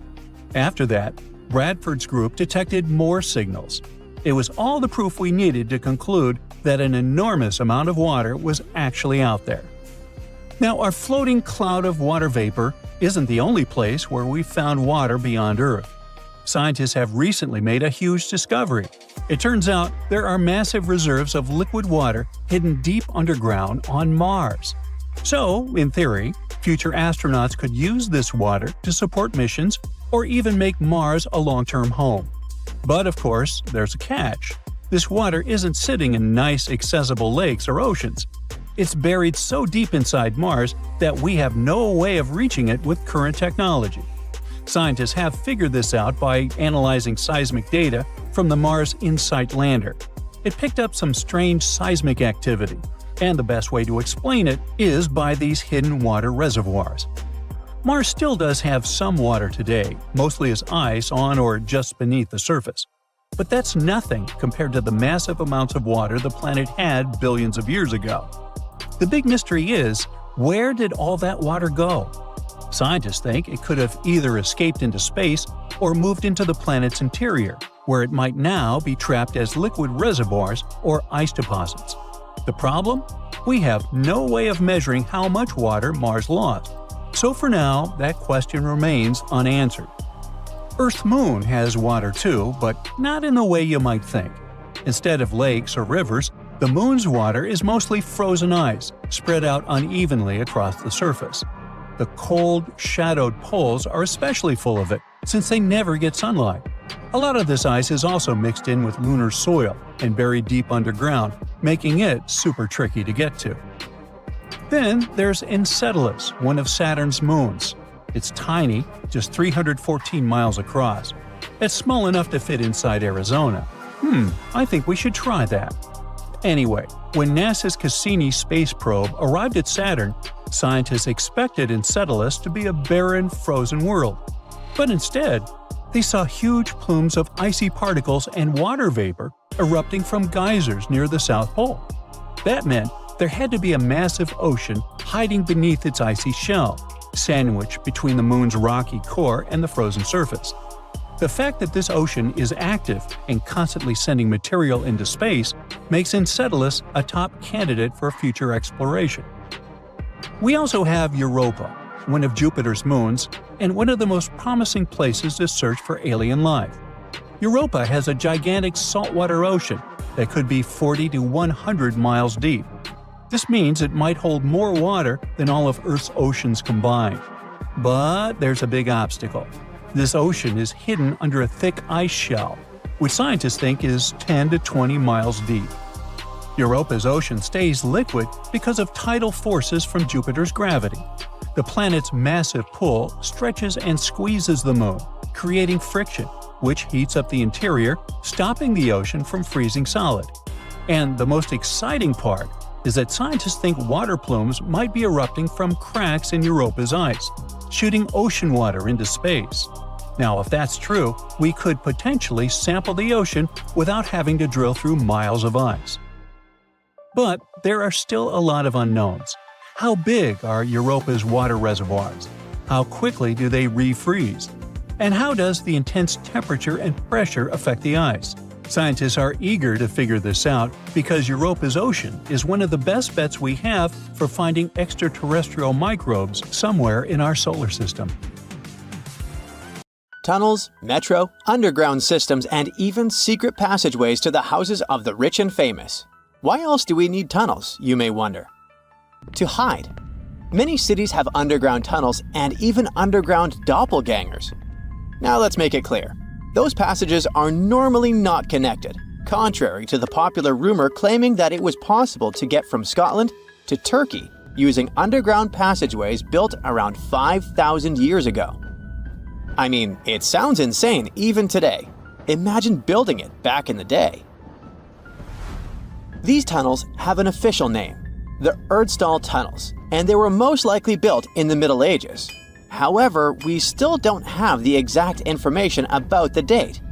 The highest concentration of those tunnels are in Bavaria, Germany, but there are many of them in Great Britain and France too. Erdstall tunnels, a unique type of earthen passage found globally, are characterized by their narrow, oval-shaped corridors and tight choke points, known as schlups, or slip-outs. Despite speculation, their purpose remains a mystery. However, some of those tunnels have fireplaces and even vents, which might mean those were used primarily for shelter. Dating back to the Middle Ages, possibly as early as the 12th century, Erdstall tunnels lack archaeological signs and historical records. So it's not a surprise that there are many rumors about their use. Some scientists are sure those were storage spaces, though their narrowness makes this impractical. Another idea is that they provided hiding spots for farmers during tribal raids. However, their single entry point raises doubts about their effectiveness in evading threats. Now, if you're feeling like Indiana Jones and want to venture into those tunnels, you're in luck. A few structures, like the Erdstall Radkobluken in Austria, welcome visitors to explore these enigmatic structures. Most of them are closed to the public eye, though. The origins of Erdstall tunnels remain largely unknown, just like their real functions. And if you think, hey, it's the 21st century here, we can study pretty much everything, well, you're wrong. What makes these tunnels hard to study are the tight confines. Traditional surveying methods often prove inadequate in such spaces. To solve this problem, scientists use a handheld device that integrates an RGB camera, a gyroscope, and high-resolution depth sensors, allowing them to capture intricate details of the tunnels. They also use modern techniques like 3D surveying in hopes of uncovering the true origins and purposes of those tunnels. One hypothesis even suggests they may have been poorly conceived dwellings, abandoned when their inadequacies became apparent. Still, not everyone quite agrees with this idea. Other theories suggest they served spiritual purposes, while the most intriguing idea speculates that those tunnels may be remnants of extraterrestrial civilizations. Experts believe they may have been used for practical matters, such as granaries or hiding spots from looters. As we don't have exact info on who built it and when, it may be pretty much anyone. Even a sloth. Nope, I'm not a lunatic. Sloths can build giant tunnels. Check this out. In 2009, a farmer in southern Brazil was driving his tractor through a cornfield when it suddenly sank into the ground. He quickly discovered he had broken through the top of an underground tunnel. When researchers came to investigate, they found a tunnel around 6.5 feet high and the same 6.5 feet wide, extending about 50 feet long right beneath the farmer's house. When they looked closer, they instantly saw deep claw marks on the walls. That was the proof the tunnel wasn't human-made. So that thing the farmer uncovered was a megafauna paleoburrow, a prehistoric tunnel dug by ancient creatures like giant ground sloths or giant armadillos from over 10,000 years ago. I know, it's hard to imagine those beasts, but let me help you. Take a hamster. Now, increase it to the size of an elephant. Don't forget, this 13-foot-tall hamster could also walk on 2 legs. During their time, around 15 million to 10,000 years ago, many species of sloths and giant armadillos roamed the Americas, some even digging similar tunnels. Today, many of these tunnels are filled with sediment, though some remain clear, similar to the one the farmer discovered. This 2009 find sparked significant interest, leading to the discovery of over 1,500 paleoburrows across southern Brazil, making it the era with the highest concentration of such sites worldwide. But no one knows exactly why there are so many of them in southern Brazil. While some paleoburrows exist throughout South America, none have been found in North America, which is weird since those huge sloths roamed the entire continent. The exact purpose of these large tunnels remains a mystery, but scientists believe they may have served as nursing spaces, temperature regulation, or hibernation areas. Tunnels likely developed over centuries as successive generations of sloths and armadillos expanded them. Now, let's take a look at fugus. No, not the Japanese fatal delicacy, and no, not a town in New Guinea. To see them, we gotta travel to the UK. So fugus are underground structures too, but they don't look exactly like tunnels. They are dry stone structures. They look as if a cave had been decorated with stones from the inside. There are only around 15 of them found so far, and most of them are located in Cornwall. According to the estimates, those tunnels were built about 2,400 years ago, and they're still in pristine condition, which is truly fascinating. I mean, back in the day, people had no cool machinery whatsoever, yet their structures still last. And if you dare to buy an apartment today, well, chances are you won't be too happy about the quality. Going back to our fugus, there's nothing extraordinary about their supposed purpose. They could be used for spiritual purposes, as a place to hide, or a food storage. The latest application, though, is a bit weird. I guess it's not a secret for anyone that England is famous for its excessive humidity. And if you want to store your food properly, you gotta avoid the humidity at all costs.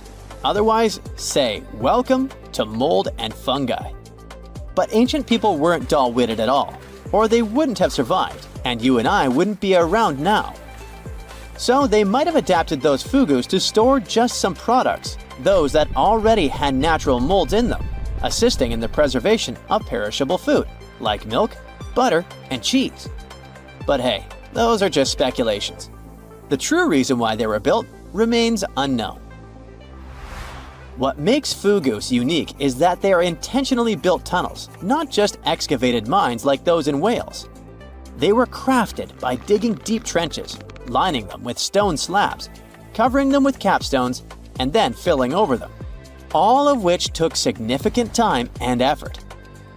Still, no matter how hard those were to construct, cities around the globe are often built over intricate tunnel systems, each unique to its location. For instance, Paris is famous for its extensive underground quarries, which were abandoned years ago, but still pose a risk of collapse in certain areas above. London boasts one of the largest tunnel networks in the world, including many that were specifically created for military purposes. In New York City, there are rumors of secret tunnels, while Los Angeles has old tunnels from the Prohibition era used for speakeasies. Many other cities also have their share of enigmatic tunnels, and surprisingly, Florida is no exception. It happened in the year 2011 in Ybor City. Near a former post office, flooding uncovered something weird, a section of an unknown structure. Back then, people didn't pay much attention to that, so it took another 7 years to discover something truly fascinating. This historic neighborhood was founded in the 1880s, but it remained unknown until 2018 that it also has a hidden tunnel network. We only learned of it because of renovation work. The exact purpose, of course, is unknown, but most scientists are pretty sure that they serve to connect to early gaming spots and the port of Tampa. Figuring out how extensive the tunnel network is tricky.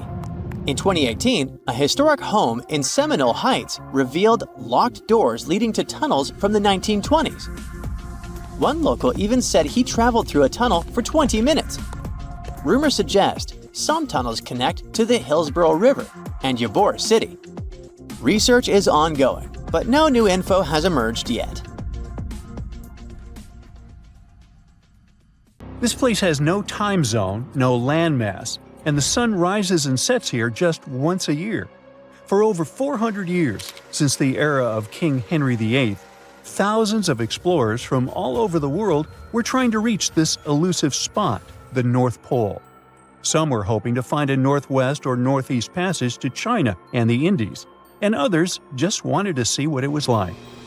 In 1773, the British Royal Navy organized the first scientific expedition to the North Pole. Constantine Phipps volunteered to lead the mission. It was difficult for the two ships to move through thick ice, and they had to be towed using smaller boats.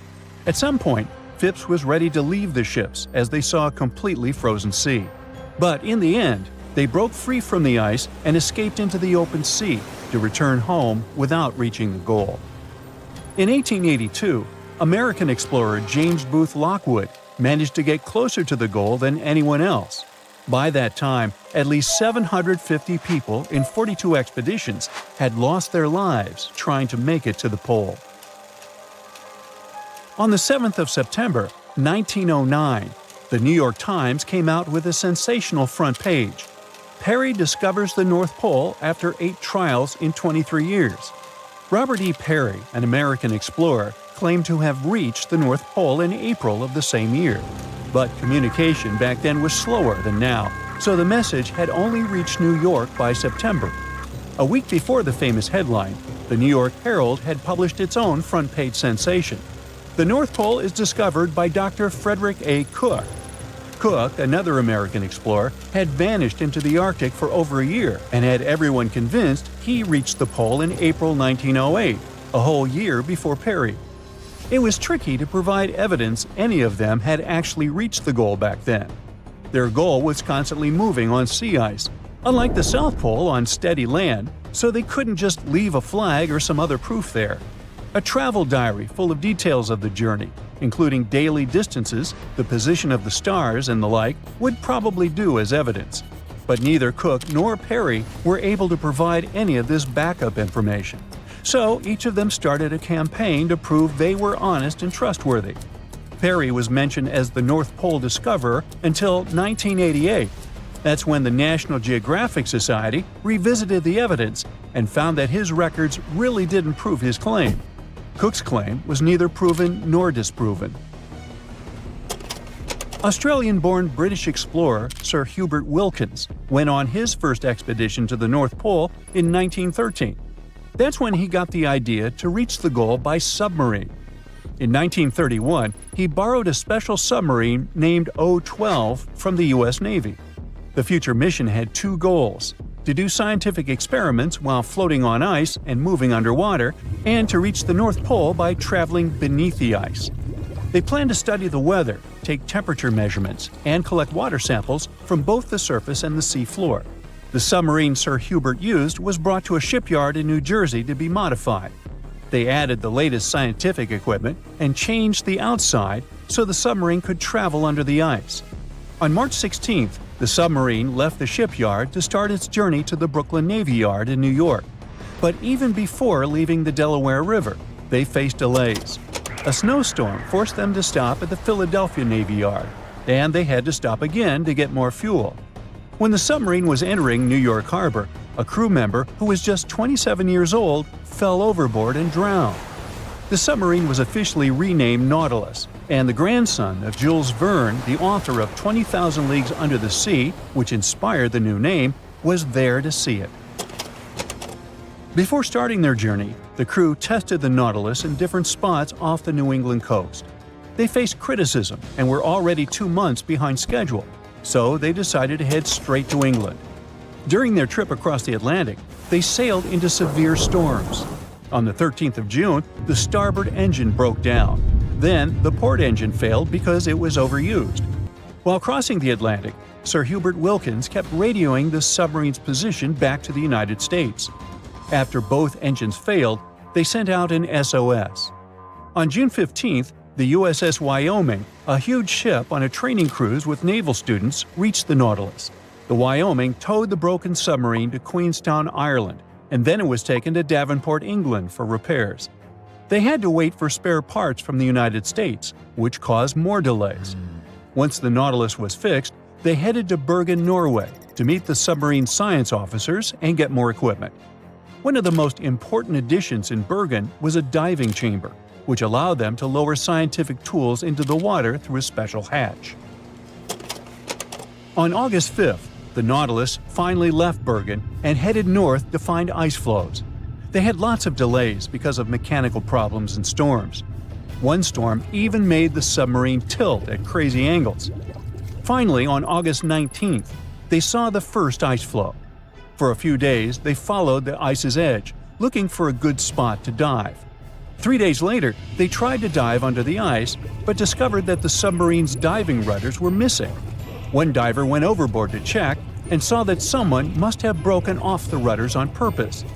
This made Wilkins think that someone on the crew had sabotaged the submarine because they didn't trust the mission. Even without the rudders, Wilkins still wanted to do some of his scientific experiments. On the last day of August, they found a way to force the Nautilus under a 3-foot-thick ice floe. They had to fill the ballast tanks and adjust the trim. They managed to make more dives under this ice this way before the journey ended. After a few more days of trying to do research, Wilkins decided it was too dangerous to stay at sea. The Nautilus arrived at Svalbard, the Norwegian archipelago between mainland Norway and the North Pole, on September 8th, after going through the worst storm of the trip. They planned to go to a port in England, but another storm caused a lot of damage and made the engines fail, so they had to stop in Bergen again. After getting permission from the United States Shipping Board, the Nautilus was towed out of Bergen and sunk in a Norwegian fjord on November 13, 1931. In 1958, a U.S. submarine with the same name, Nautilus, became the first vessel that reached the North Pole by traveling under the ice. This Nautilus was much bigger than the submarines that came before it. It was 319 feet long and weighed 3,590 tons. For comparison, the other Nautilus was 175 feet long.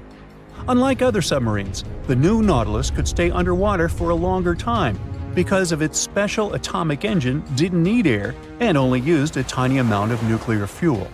On July 23, 1958, it left Pearl Harbor, Hawaii on Operation Sunshine. There were 116 people on board: Commander Anderson, 111 officers and crew, and 4 civilian scientists. The Nautilus traveled north through the Bering Strait and only surfaced once at Point Barrow, Alaska. On August 1st, the submarine left the north coast of Alaska and dove under the Arctic ice cap. The submarine traveled at a depth of 500 feet, with the ice above it between 10 to 50 feet thick. At 11:15 p.m. on August 3rd, Commander Anderson told his crew, "For the world, our country, and the Navy, the North Pole." And the Nautilus went right under the North Pole without stopping. On August 5th, the submarine came up in the Greenland Sea, and then 2 days later, it finished its historic trip in Iceland. Have you heard of Göbekli Tepe? It's an ancient site in Turkey that literally made historians rewrite history books. Over 11,000 years ago, a group of prehistoric humans crafted an enigmatic masterpiece that's even older than Stonehenge.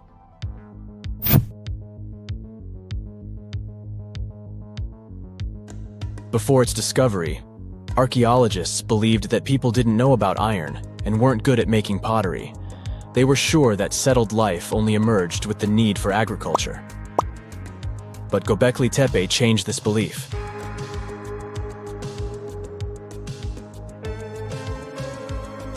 The place has revealed that it was the temple that paved the way for a settled life, not agriculture. Until this discovery, researchers believed that farming was the catalyst for sedentary living. Meet Professor Schmidt, the guy whose findings changed this theory. He managed to prove that hunter-gatherer communities laid the very foundations of this way of life.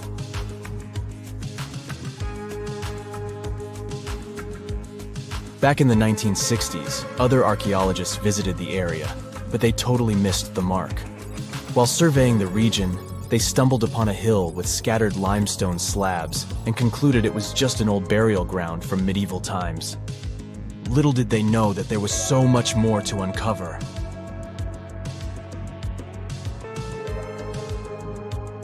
In 1994, Schmidt embarked on his own survey of prehistoric sites in the area.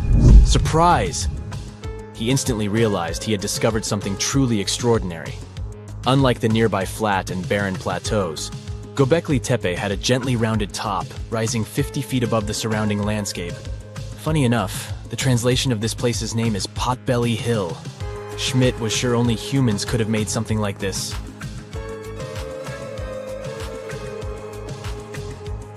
Those broken limestone pieces that were mistaken for gravestones turned out to be way more exciting.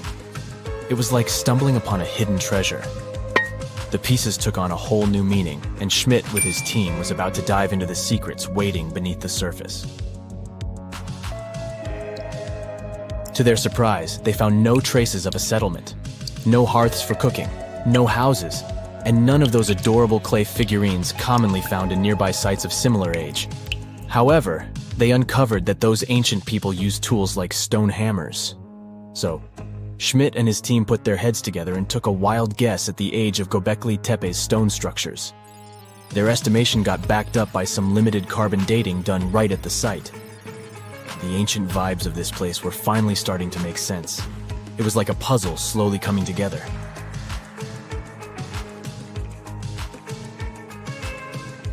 You may think that back then, people didn't have special tools to create something as cool as Göbekli Tepe.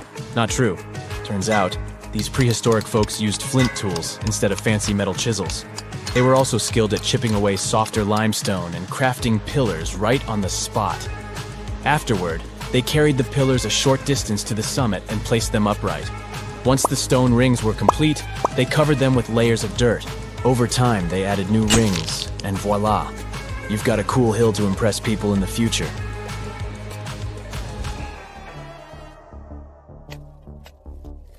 During their first year of excavation, the team went through 15,000 pieces of animal bones from wild creatures.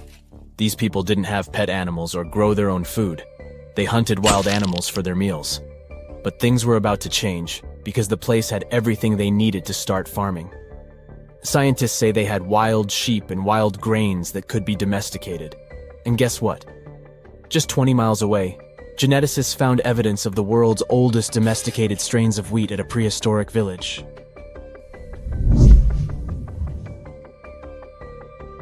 These amazing findings have completely changed how we view civilization.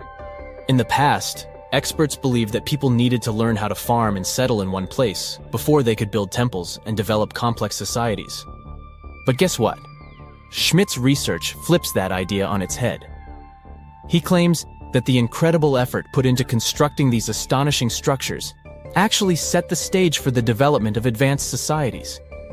It means that societal and cultural changes happened before agriculture. Schmidt has this fascinating hypothesis about Göbekli Tepe.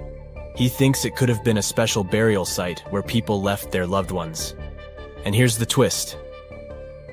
The burial site was adorned with fancy statues and symbols representing deities from the spiritual realm. The idea that Göbekli Tepe could have served as a sacred place adds another layer of complexity to the whole story. While the site's true purpose may remain elusive, Schmidt's insights invite us to consider the profound interplay between life and the afterlife, and the deep reverence ancient hunter-gatherer societies may have had for their departed ancestors. Now let's talk about the stars of the show, the mesmerizing T-shaped columns that dominate Göbekli Tepe. These mysterious structures range from 10 to 20 feet tall and most likely represent stylized human figures. But one figure stands out from the rest, the three-dimensional lion relief. This depiction really fires up our imagination. Why? Because it hints at the possibility that lions roamed Anatolia during the Neolithic period.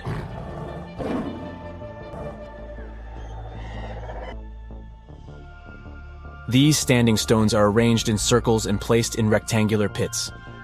Each circle has a similar setup. Two big T-shaped pillars in the center, surrounded by slightly smaller ones facing inward. Talk about a stylish arrangement. These towering pillars reach a whopping 16 feet and weigh between 7 and 10 tons. Some pillars are plain and simple, while others are like works of art with intricate carvings. Foxes, scorpions, and vultures come to life, crawling and twisting on the pillars' sides. But it's not just animals depicted on these stones. Some pillars have abstract shapes representing humans, and even small carvings of clothing items. Some of them even have belts. Now, there's one pillar that stands out from the rest like a rock star. This super old stone pillar suggests that a comet crashed into Earth. It happened during a chilly period that lasted about 1,000 years. Previous studies examining Greenland ice cores hinted at this comet theory, but now the carvings at Göbekli Tepe prove it right.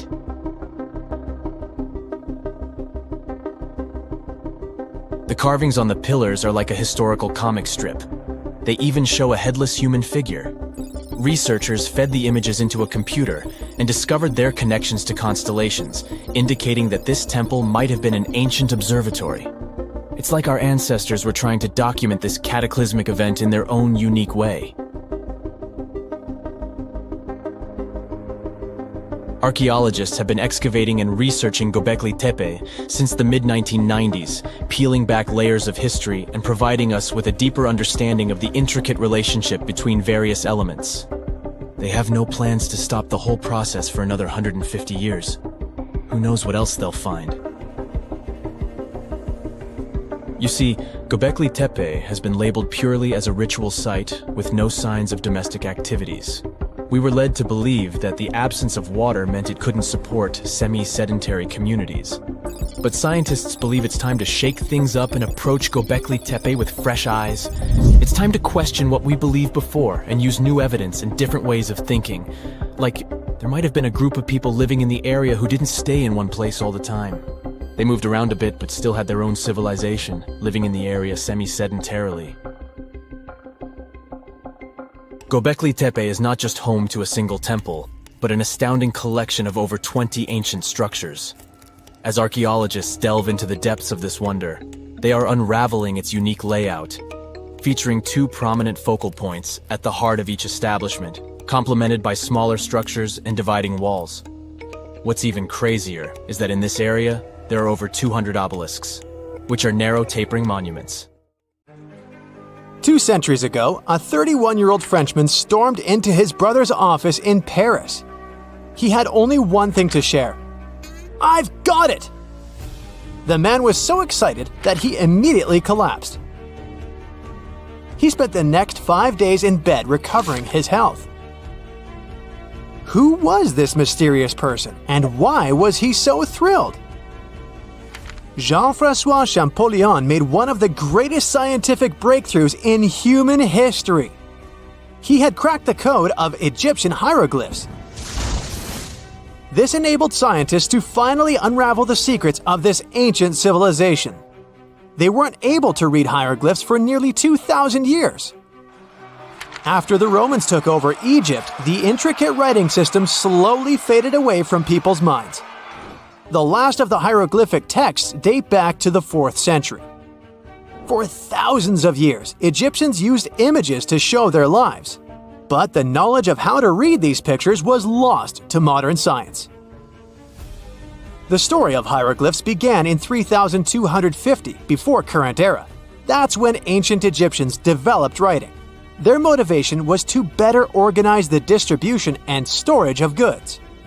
One of the earliest examples is a ceramic jar that had an inscription in black ink. There were two major writing systems. The first were the hieroglyphs, which literally means sacred carving.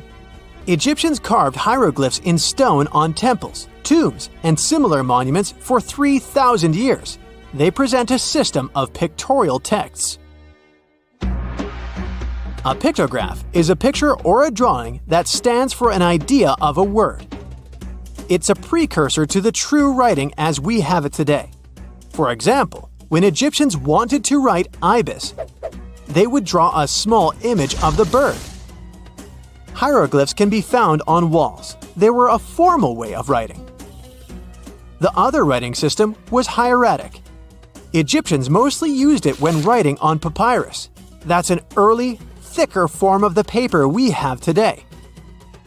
It soon evolved into demotic. This improved version became the most common writing systems in ancient Egypt. Then, in the early 4th century BCE, Alexander the Great took control of Egypt. This was the time when the Greek Ptolemaic dynasty ruled the country. You've probably heard of the last ruler of this dynasty, Cleopatra. During her time, Egyptian Demotic and Greek were used side by side. The two started mixing, and by the year 100, a new language emerged, Coptic. It slowly replaced the ancient writing system. Only Egyptian priests used hieroglyphs for the next couple of centuries, and then their meaning was lost to history. But not forever. Arabs were the first who tried to solve the mystery of the hieroglyphs. Medieval travelers came across these strange symbols and wanted to understand their meaning. They consulted speakers of Coptic and translated text from Greek and Latin into Arabic to break the code of the hieroglyphs. During the Renaissance, Europeans also became fascinated with the legacy of ancient Egypt. Scholars from the Old Continent believed that hieroglyphs were a group of symbols as opposed to a written language. This was all about to change in 1799. A year earlier, Napoleon, the famous French ruler, arrived in Egypt. His subordinates constructed a fort that dated back to the 15th century. Rashid, or Rosetta, was a port town in the northeast of Egypt, near Alexandria. One section of the old fortification wall contained an interesting slab inside. The stone tablet was made of a granite-like rock. It was just 40 inches high and 30 inches wide. It contained 3 distinctive sections of text carved into it. The letters were in 3 scripts and 2 languages: hieroglyphs, Demotic, and Greek. It was a fragment of a larger ancient stela. These are upright stone slabs that are used to dedicate to a person or an event, but the one from Rosetta was damaged. 2/3 of the hieroglyphic text on the top was missing. The bottom Greek text lacked a cornerstone. The only fully preserved section was the writing in Demotic in the middle of the slab. It eventually ended up in the British Museum. The scientific community was intrigued, and the race was on to decipher it. Prints and casts of the slab went out all over Europe. Scholars already knew ancient Greek, so in theory, this shouldn't have been so hard. The first people who saw the Rosetta Stone thought the process would take 2 weeks. In the end, it took 2 decades. The main issue was the fact that hieroglyphs and spoken ancient Egyptian didn't have a connection anymore. Scientists didn't know what sounds the letters on the slab corresponded to. Imagine if English disappeared 1,000 years in the future. Then someone finds a tablet with the word dog. At first, they wouldn't know how to read the word or the individual letters. Even if they figured out how to pronounce the word, they wouldn't know its meaning. This is what linguists were dealing with in the case of the Rosetta Stone. The careful study of the artifact produced another find. The texts weren't direct translations of each other. They both described the same event, but in different words. It was like you saw a movie with two friends, and then all three of you wrote different reviews about it. The original text was probably in Greek, but the translators added extra words to make it sound more Egyptian. An English physician and physicist, Thomas Young, made the first great breakthrough. He knew that the name Ptolemy appeared several times in the text based on the Greek translation. This wasn't an Egyptian name, so it was impossible to represent it with a single image. The only way to spell out this Greek name was to use symbols that sound like it when produced. This is called transliteration, and we have it today as well. This is how foreign-sounding words are written down in Chinese or some Slavic languages. Young focused on sets of hieroglyphs in oval frames. These are called cartouches. He experimented a bit but finally discovered that one of them read, Ptolemy the Great. The individual hieroglyphs that made up this name corresponded to sounds needed to produce it. This is where our mysterious man from the beginning of the video enters the picture. Champollion picked up where Young left off. He knew Coptic, so the Frenchman was able to determine what many other hieroglyphs sounded like. The eureka moment was close. It came while he was studying a cartouche from a site dedicated to Ramses II. It had 4 symbols. The last 2 were the same. He determined this was the sound S. The first symbol was the sun. This is Ra or Re in Coptic. So the cartouche read Ra something SS. Can you already guess the name? Of course, it's Ramses. This breakthrough finally cracked the code. Ancient Egyptian wasn't a mishmash of cool-looking images. It was a phonetic language that Jean-François Champollion discovered in September of 1822. The stone slab is today known as the Decree of Memphis. The Egyptian Council issued it in this city in the year 196 before current era. In it, they expressed their loyalty to the pharaoh. They erected identical stelae in temples all across Egypt. The Rosetta Stone was just one copy of them, but its content is less important than the fact that Champollion's translation gave these ancient peoples their voice again. During the 1800s, European scholars didn't think that the Egyptian civilization was much older than classical Greek or Roman. Now that scientists could read hieroglyphs, a whole new chapter of human history opened. One of the most famous finds in the history of archaeology happened in 1922. That's when the British archaeologist Howard Carter discovered the tomb of Pharaoh Tutankhamun in Egypt's Valley of the Kings. The whole world admired King Tut's golden mask. But without Champollion's pioneering work, it would be impossible to know who its owner was. The young pharaoh's cartouche is phonetic. For instance, you pronounce the pictograph of a chick as the vowel U. The symbol for the key of life is an ankh, and there is a shepherd's crook in the end. It symbolizes the word ruler. It's 1898, and you're taking part in excavations in Saqqara. This place, not far away from Cairo, is full of ancient tombs and pyramids. You're in your Indiana Jones mood and hope to find something really phenomenal to become famous. Gold, manuscripts, treasure maps, mummies of famous pharaohs. Wait, a wooden bird? You're really disappointed as it looks like a regular toy. An old one, but still. Little do you know that years later, someone would propose that your bird was actually an ancient monoplane. So the artifact, nicknamed the Saqqara bird, is made of a sycamore tree. The birdie has a wingspan of just 7 inches and weighs around 40 grams. A perfect original souvenir from Egypt, I would say. It's over 2,000 years old and looks pretty plain, without any carvings of feathers or other intricate ornaments. It has a beak and eyes though, which makes our find look like a hawk, the emblem of the deity Horus. Its tail is rather unusual as it's squared, looks weirdly upright, and it seems like the sunken part of it was the place for a now missing piece. Humans love solving a good mystery, so there have been several attempts to explain the use of the birdie. First, quite simply, is that it was a ceremonial object. The second idea is that it was a toy for a child from some well-off family. It could have been some sort of boomerang, which was a popular concept in ancient Egypt. Then there was a theory that the bird had been used as a weather vane. But this one has been debunked as the figure doesn't have any holes or markings, except for the one made at the museum in Cairo to fix the exhibit on a stick. So there was no way to hang it in the past.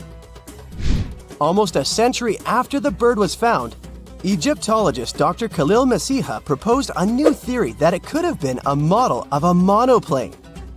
He believed the bird was missing a horizontal tailplane. Otherwise, it had its wings set at a right angle, similar to that of modern planes. It could have worked to generate the aerodynamic lift necessary for flights. Dr. Masiha also claimed that it was common at that time to place miniature models of technological inventions in tombs. So, did the ancient Egyptians really invent the plane in 200 BCE? That would make the Wright brothers, who are considered the inventors of aviation, really upset. They made one of their first flights only in 1903. There's just one way to know for sure, and that is to test the model. But you know, the ancient museum in Cairo would unlikely let one of their cherished exhibits fly around like a toy. That's why glider designer Martin Gregory built a similar model, this time of balsa wood, and concluded that even with the missing tailplane, the plane wasn't much of a flyer. Case solved? Not really. This didn't sound convincing enough to the History Channel, so they invited an aerodynamics expert to build another replica of the bird. He tested it in weather conditions similar to those in Egypt and was impressed with the little plane's abilities. So, if they did invent the prototype of a plane back in the times of pharaohs, it would be a good example of an oupart. That's an out-of-place artifact, an object that's way ahead of its time in terms of technology or history. And the Saqqara bird isn't the only example of such a revolutionary concept. In 1901, a group of divers retrieved the Antikythera mechanism from an underwater shipwreck near the Greek island of Antikythera.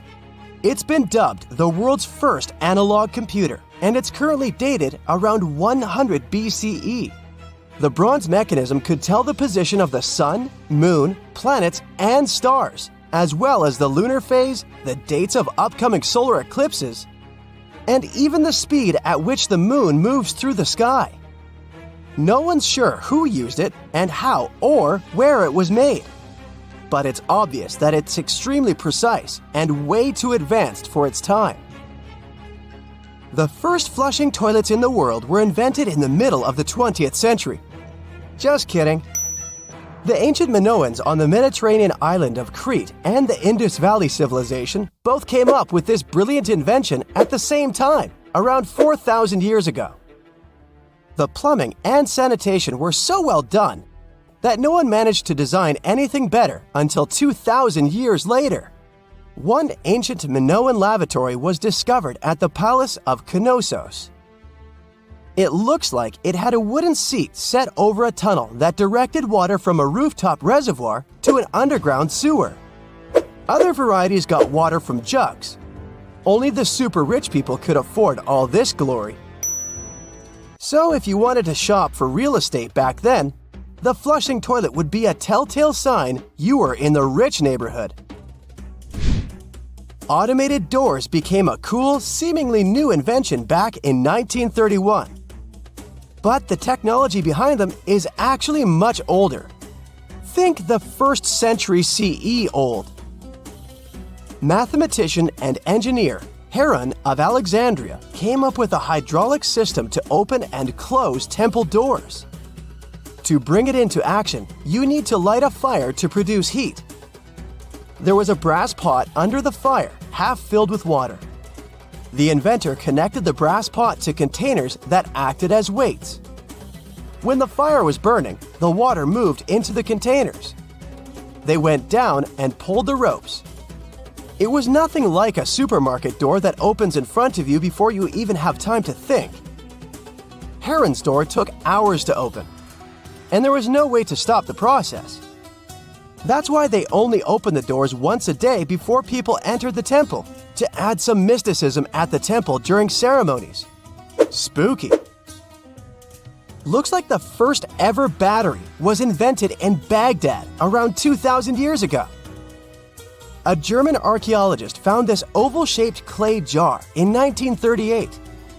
Scientists are still not sure what purpose it served and who exactly invented it. There is a theory that it was used for electroplating objects with precious metals. When they filled it with a weak acid like vinegar, the battery produced around 1 volt of electricity. Another theory says it was a vessel for sacred scrolls. Would you like to buy contact lenses designed by Leonardo da Vinci himself? In 1508, he invented a glass lens with a funnel on one side. You were supposed to wear it with water inside to improve your vision. Sounds a bit uncomfortable, doesn't it? So, around a century later, French scientist René Descartes decided to improve the idea and make the cornea contact the future lenses. Contacts because they contact your eyes, get it? The glass tube with liquid did help improve vision, but blinking was sadly impossible. 2.5 centuries later, new technologies in the glass industry let scientists design contacts that would fit in the eye and even let the wearer blink. Thanks, guys! Still, those lenses were made of heavy blown glass and didn't let the eye breathe.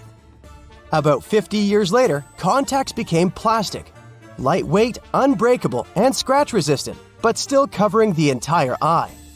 And then, in 1948, an English optical technician accidentally sanded down a plastic lens and figured out they'd still be in place even if they covered only the cornea. Imagine you're living in 19th century London and need to send a message to New York. It would have taken about 10 days to get there by ship. So when delivery time went from days to hours in 1858, it was a true sensation. The first message was sent by Queen Victoria herself. It was all made possible thanks to the transatlantic telegraph cable, running under the ocean. Sadly, the new cool invention only lasted a few weeks.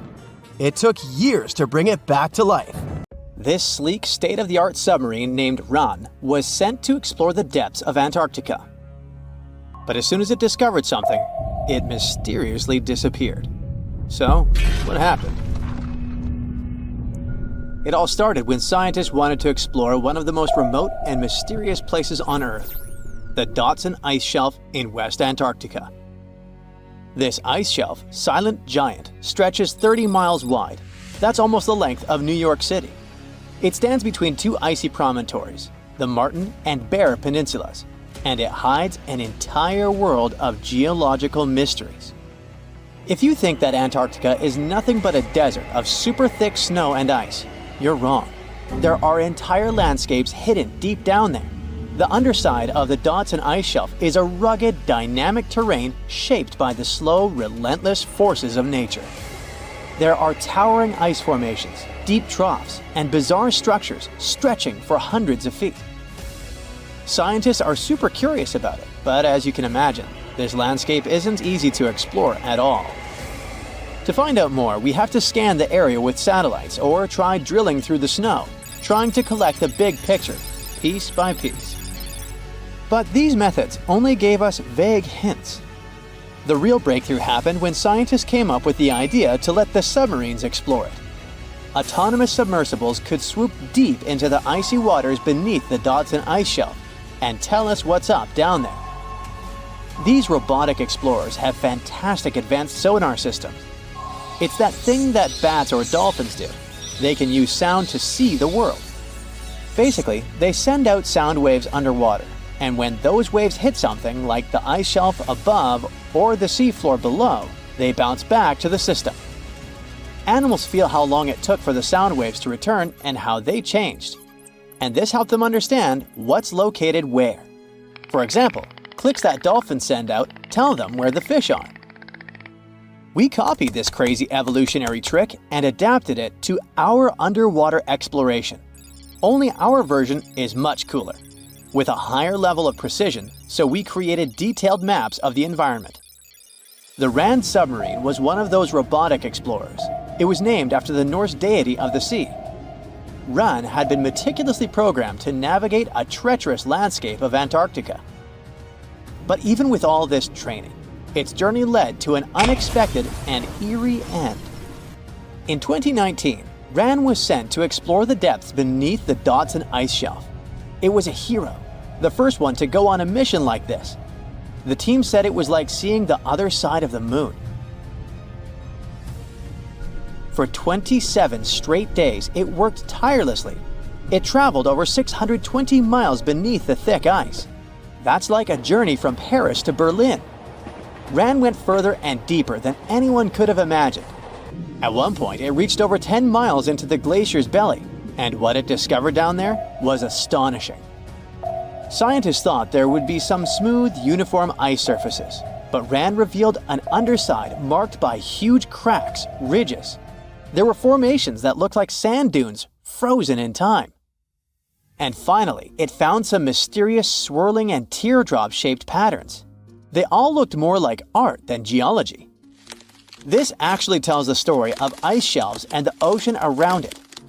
Warm water sneaks in under the ice and melts it from below. Sometimes it smooths the ice out, but other times it carves out these weird, uneven shapes that look like patterns and drawings. And some of these shapes are huge, over 1,300 feet long. That's about 3.5 football fields. The reason why they look like swirling doodles is because the Earth spins.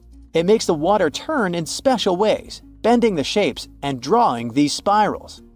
It's called the Coriolis effect. Imagine you were on a merry-go-round and tried to throw something like a ball.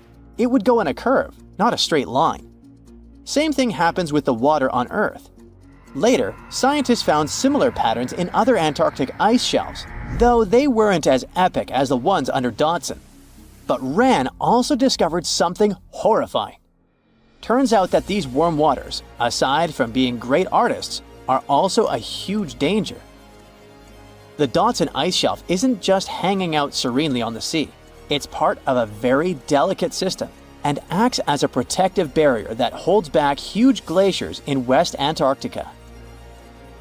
The ice shelf is floating on the ocean, but it's still connected to the land. As warm water sneaks underneath it and the ice melts, the Dodson can't hold on to the land as tightly anymore. The protective barrier starts to weaken, and this lets the glaciers behind it move faster into the ocean. When those glaciers flow into the sea, they add more water, which could cause sea levels to rise, eventually changing our coastlines. Ran stumbled upon huge pockets where the ice was melting at alarming rates, all due to powerful underwater currents. It was like seeing a ticking clock on the glacier. The stakes were high, but luckily the submarine was ready. This time, it managed to return. And then, it worked for 5 more years, helping scientists with tons of useful data. The missions were daunting. There could be periods where Ran slipped into the pitch-black cavity beneath the glaciers, spending 24 hours without communication. But it was mapping every peak and every valley. It gained experience from over 40 missions below ice. Then, in early 2024, Ran went on a mission to the Thwaites Glacier. The mission was bold from the start. This place is also ominously referred to as the Doomsday Glacier. It's called that because it's slowly melting and has the potential to raise sea levels worldwide if it collapses, causing catastrophes everywhere. That's why Ran was dispatched to explore its underbelly, a place that had never been mapped so intricately before. The idea was to uncover the glacier's secrets, study how rapidly it was melting, and why. This was Ran's second time exploring Thwaites. During the previous visit, it became the first sub to ever map the glacier's underside. Ran was exploring the depths from 650 feet to 1,650 feet. It sent a lot of data about how the Doomsday Glacier was slowly melting due to warm ocean currents. But while venturing into these icy depths, something went wrong. Out of nowhere, Ran vanished. Without warning, without a trace. One moment it was sending back crucial data, and the next it had slipped into the abyss. No distress signals, no final transmission, and it didn't return to the point it was supposed to. People sent extensive searches, helicopters soared overhead, drones buzzed through the frozen skies, but no sign of the submersible emerged from the glacier's grasp. After a while, Rand's batteries would certainly run away. So at this point, it had definitely been swallowed by the abyss beneath 1,500 feet of ice. That was a huge and sad loss for the scientific team. The scientists at the University of Gothenburg are now looking to replace Rand and continue their important research under Thwaites.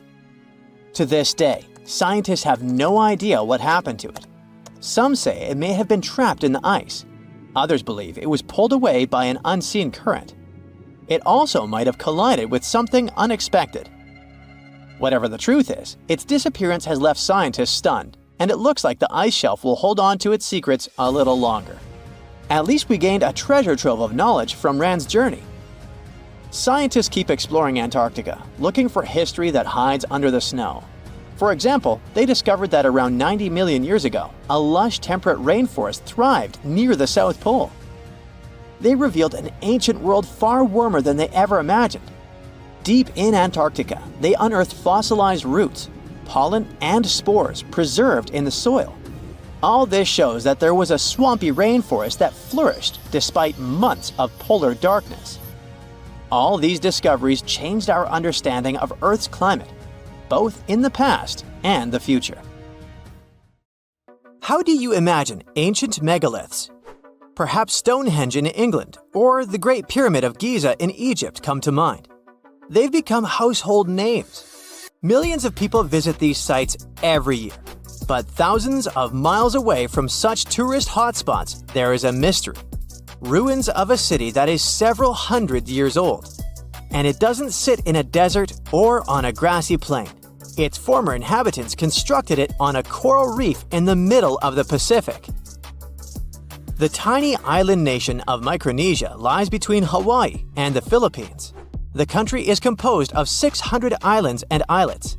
Because of its remote location, very few people visit Micronesia. The little tourists they have mostly come to go scuba diving in its azure waters.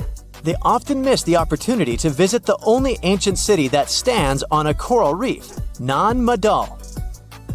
Its home island is slightly smaller in size than New York City. Its ruins are made of heavy stone columns. There are walls and platforms, but one thing is missing: art. There are no ancient carvings to help archaeologists determine how ancient islanders constructed the site. Still, an international team of researchers was able to date Nan Madol. They presume that the history of the city goes back to the very end of the 12th century. For reference, these were the High Middle Ages in Europe, right around the time Richard I became the first king of England. In the Caroline Archipelago, where the island sits, this was the time when a powerful dynasty reigned over the island nation. Its chiefs ruled for 1,000 years and unified the islanders. This enabled them to construct something as imposing as Nan Madol. One of the local legends said that the final resting place of the first of these chiefs was somewhere among the ruins. National Geographic launched an expedition to investigate this oral history, and sure enough, they discovered a tomb.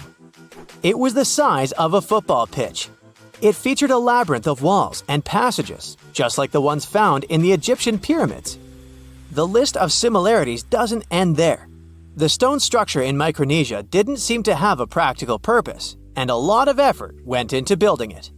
Its construction presents an engineering mystery for archaeologists. The same can be said for the pyramids in Egypt. The recently discovered tomb offers a clue. It contained an underground crypt which was capped off with a basalt stone. This is a volcanic rock that forms after lava cools down. It's dark in color and rich in iron and magnesium. The whole island is made of a similar volcanic material. It used to be part of an ancient volcano that eroded over time. Basalt boulders can be found all over the archipelago. They're in the shape of long hexagonal columns. The shape is not unusual and can be found all over the planet. Perhaps the most impressive site of basalt columns is Giant's Causeway in Ireland. These rocks formed from 1 to 8 million years ago. The locals probably sourced them from several quarries on the island. This is where the mystery begins. They each weigh several tons, so it's unclear how the natives transported them to the site. They had to navigate the entire width of the island and a lagoon covered with mangroves. These are dense shrubs and trees that grow near the coastline. And the size of the site is impressive. It spans close to 190 acres of a shallow coral reef. That's 4 times the surface size of Grand Central Station. As you might know, the Great Barrier Reef off the northeastern coast of Australia is the largest coral reef system on the planet. But it's a completely natural formation. The coral reef that supports Nan Madol isn't. It's man-made. Stone structures there rest on around 100 artificial coral reefs. The tribes that used to live in the area constructed each and every one of them. They stand at a height of about 3 feet above the waterline. Archaeologists were amazed by the clever building technique. Ancient builders would paddle out at low tide and retrieve coral from the surrounding waters. The conditions for it to grow fast here were perfect. Then, they placed parts of the coral inside underwater frames of stone. Once the first level was filled in, they added another row of stones and repeated the process. This allowed the foundation to rise above the water level. These islets were crisscrossed with tidal canals. The site had 12 walls to protect it against the sea. Harbors today still have similar breakwaters. The general layout of Nan Madol earned it the nickname the Venice of the Pacific. The coral base was strong enough to support the weight of all those basalt columns. Some estimates reveal that all the stones used in the construction weighed 250 million tons. This makes sense when we look at the largest monoliths on the site. These are massive stones that can be both artificial and naturally occurring. An individual cornerstone from the city walls weighs close to 55 tons, and there are several of them stacked on top of each other. The wall they form is higher than a telephone pole. In 1995, the Discovery Channel did an experiment for a special on Nan Madol. They constructed bamboo rafts to test how the ancient builders moved stones around. They were a fraction of the width of the real monoliths. The rafts sank almost immediately. The site's been sitting uninhabited for centuries now. The island's first settlers came by sea around the 1st century. Historians believe they arrived from the nearby Solomon or Vanuatu Islands. The city became a regional administration center at the end of the 11th century. Its heyday is associated with the powerful ruling dynasty. It lasted for nearly 5 centuries. European traders knew about the island for a long time. In the mid-19th century, the Spanish established schools there. In 1873, a Polish anthropologist was the first to systematically explore the ruins of the city. He found heaps of coral, simple bracelets, necklaces, and stone axes. There were also round discs with a hole in the middle that probably served as currency.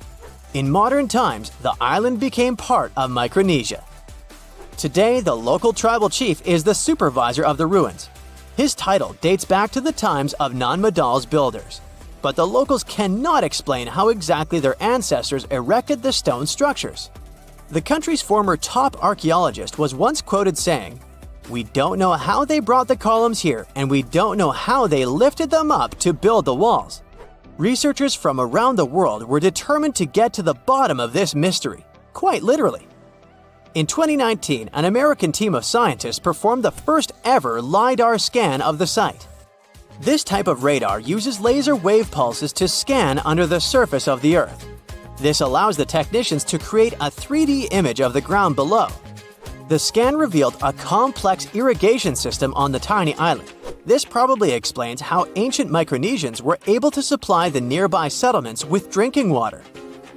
When it comes to food, it was probably boated in. According to the local population, historians estimate that at the time of the city's construction, 20 to 30,000 people lived on the island. In 2016, UNESCO inscribed Nan Madol as a World Heritage Site. The future of the city is uncertain because of the state the waterways are in. They're overgrown with mangroves. The vegetation is undermining the existing structures, and more can be done to promote the place as a tourist attraction. The site gets about 1,000 visitors annually. Compare that to 50,000 people who visit Easter Island each year. Both destinations are pretty far away from the nearest mainland. The distance from Non-Medall to California is more than twice the length of the Mississippi River. Submarines are like huge underwater ships built to handle the intense pressure deep below. It's not big animals you need to worry about, it's little troublemakers. Before going deep down, you load up the submarine with all kinds of foods, cans, frozen stuff, and some fresh goodies, including lots of potatoes. Surprise! Among those sacks of spuds, there might be some fruit flies just waiting to join the adventure and start a family of their own. You seal everything up tight, and off you go with your crew of about 180 sailors, completely unaware of the tiny intruders about to cause some chaos. Once those fruit flies start multiplying, there's no escaping them. After a few days, you can see some fruit flies in the crew mess area. At first, they might cause a minor annoyance here and there, but as days pass, the number of fruit flies grows rapidly. Soon enough, there are many more of them all over the tables and TVs, creating a situation for you. Within a couple more days, the place is practically covered with a swarm of beige flies, making it impossible for you to enter the trash room without wearing a mask. Otherwise, you might choke on fruit flies. The chief culinary specialist tries to use a handheld vacuum, attempting to get rid of the flies. They're everywhere, and you spend the next couple of weeks eagerly waiting for all the fresh food to run out so you can finally clean out those storage rooms. Finally, you and your team devise a plan to dispose of the trash carefully and then clean the trash room. Now, you might wonder where the trash from submarines goes. These awesome underwater vessels can do two things with their trash. They either carry it around or toss it into the ocean. With over 100 people on board, you can imagine how much trash they produce. Candy, wrappers, empty sacks, plastic packaging, you name it. Anyway, we know that they have a trash room. The cool name is Trash Disposal Unit. It's like a long tube with a ball valve that opens up to the ocean. The crew collects their trash in these special metal canisters, and once they're full, they close the top. Then, with a splash, the canister gets released into the deep blue sea. It sinks all the way down. Daily life on a submarine is different. Take laundry, for example. It's not your ordinary wash and go routine. They've got a unique water supply system that adds a splash of excitement. The crew can't use salty water for washing machines, so they get some ocean water, purify, and desaltify it. Now it's good for washing, showering, and even kitchen tap duty. Each crew member gets their own personalized laundry bag, and they all take turns playing washing machine maestro. So, storing or disposing of trash is among the weird parts of daily submarine life. The James Webb Space Telescope, an astounding piece of equipment built to outperform the Hubble Space Telescope, has made a terrifying and amazing discovery that might completely change our perception of the universe. It has successfully detected a faint glow coming from a staggering 7 trillion miles away. Can this glow be shining city lights coming from some mysterious extraterrestrial world galaxies away from us? Well, let's start from the beginning. A few years ago, NASA's Infrared Spitzer Space Telescope helped us spot a family of 7 rocky exoplanets orbiting the same star. This star is known as TRAPPIST-1, and recently, our new infrared powerhouse, the James Webb Telescope, has measured the temperature of one of those distant worlds. It was a planet called TRAPPIST-1b. Unfortunately, it turned out that this Earth-like planet was totally uninhabitable. Astronomers took James Webb's mid-infrared camera, called MIRI, and looked at the planet's thermal emissions. We can picture the whole process as scientists using heat-sensing Terminator vision. The results were quite disappointing. TRAPPIST-1b turned out to be scorching. Its average temperature was around 450 degrees F. That's as hot as in an oven. Plus, the planet most likely doesn't have any atmosphere. At the same time, this discovery was another record-breaking first for the telescope. which had already produced some newsworthy results by that time. It was the first time researchers detected any form of light emitted by a small and relatively cool exoplanet similar to the rocky planets in our own solar system. No previous telescope had enough sensitivity to measure such dim, mid-infrared light. When 7 TRAPPIST-1 exoplanets were first discovered, the astronomical community was ecstatic. That's because all those faraway worlds were about the size of our home planet and located in their star's habitable zone. It's the region that is just the right distance away from a star for liquid water to exist on a planet's surface. Thus, the planetary system became the best place to look for rocky planets with an atmosphere. But don't get too excited yet. These planets aren't likely to become new worlds for humans to explore.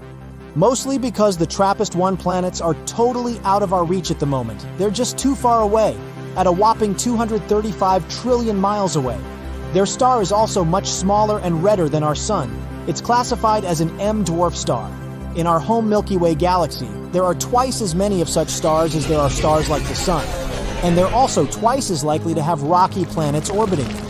It's probably not surprising that astronomers are very interested in such stars. They're the main targets for seeking potentially habitable planets. And it's also way easier and more convenient to observe rocky planets around such smaller stars. But there's a catch. M-dwarfs are more active than our Sun. They frequently flare and spew high-energy rays which are likely to be extremely damaging to planets' atmospheres and any forms of extraterrestrial life. When researchers examined TRAPPIST-1b before, their observations weren't sensitive enough to determine whether this world had an atmosphere, or if it was just a barren rock. But now, we know. The planet is tidally locked to its star, which means that one of its sides always faces the star, while the other is stuck in perpetual darkness. The latest simulations suggest that if this planet had an atmosphere, its temperatures would be much lower since the air would redistribute the heat around both sides of the planet. Unfortunately, the James Webb Telescope recorded much hotter temperatures than needed for such a favorable scenario. It indicates the absence of an atmosphere and knocks the planet off our list of possibly habitable worlds. But the main excitement here isn't actually the features of TRAPPIST-1b. The main takeaway is that James Webb is capable of making such kinds of measurements. It'll help us explore the atmospheres and temperatures of many other distant worlds.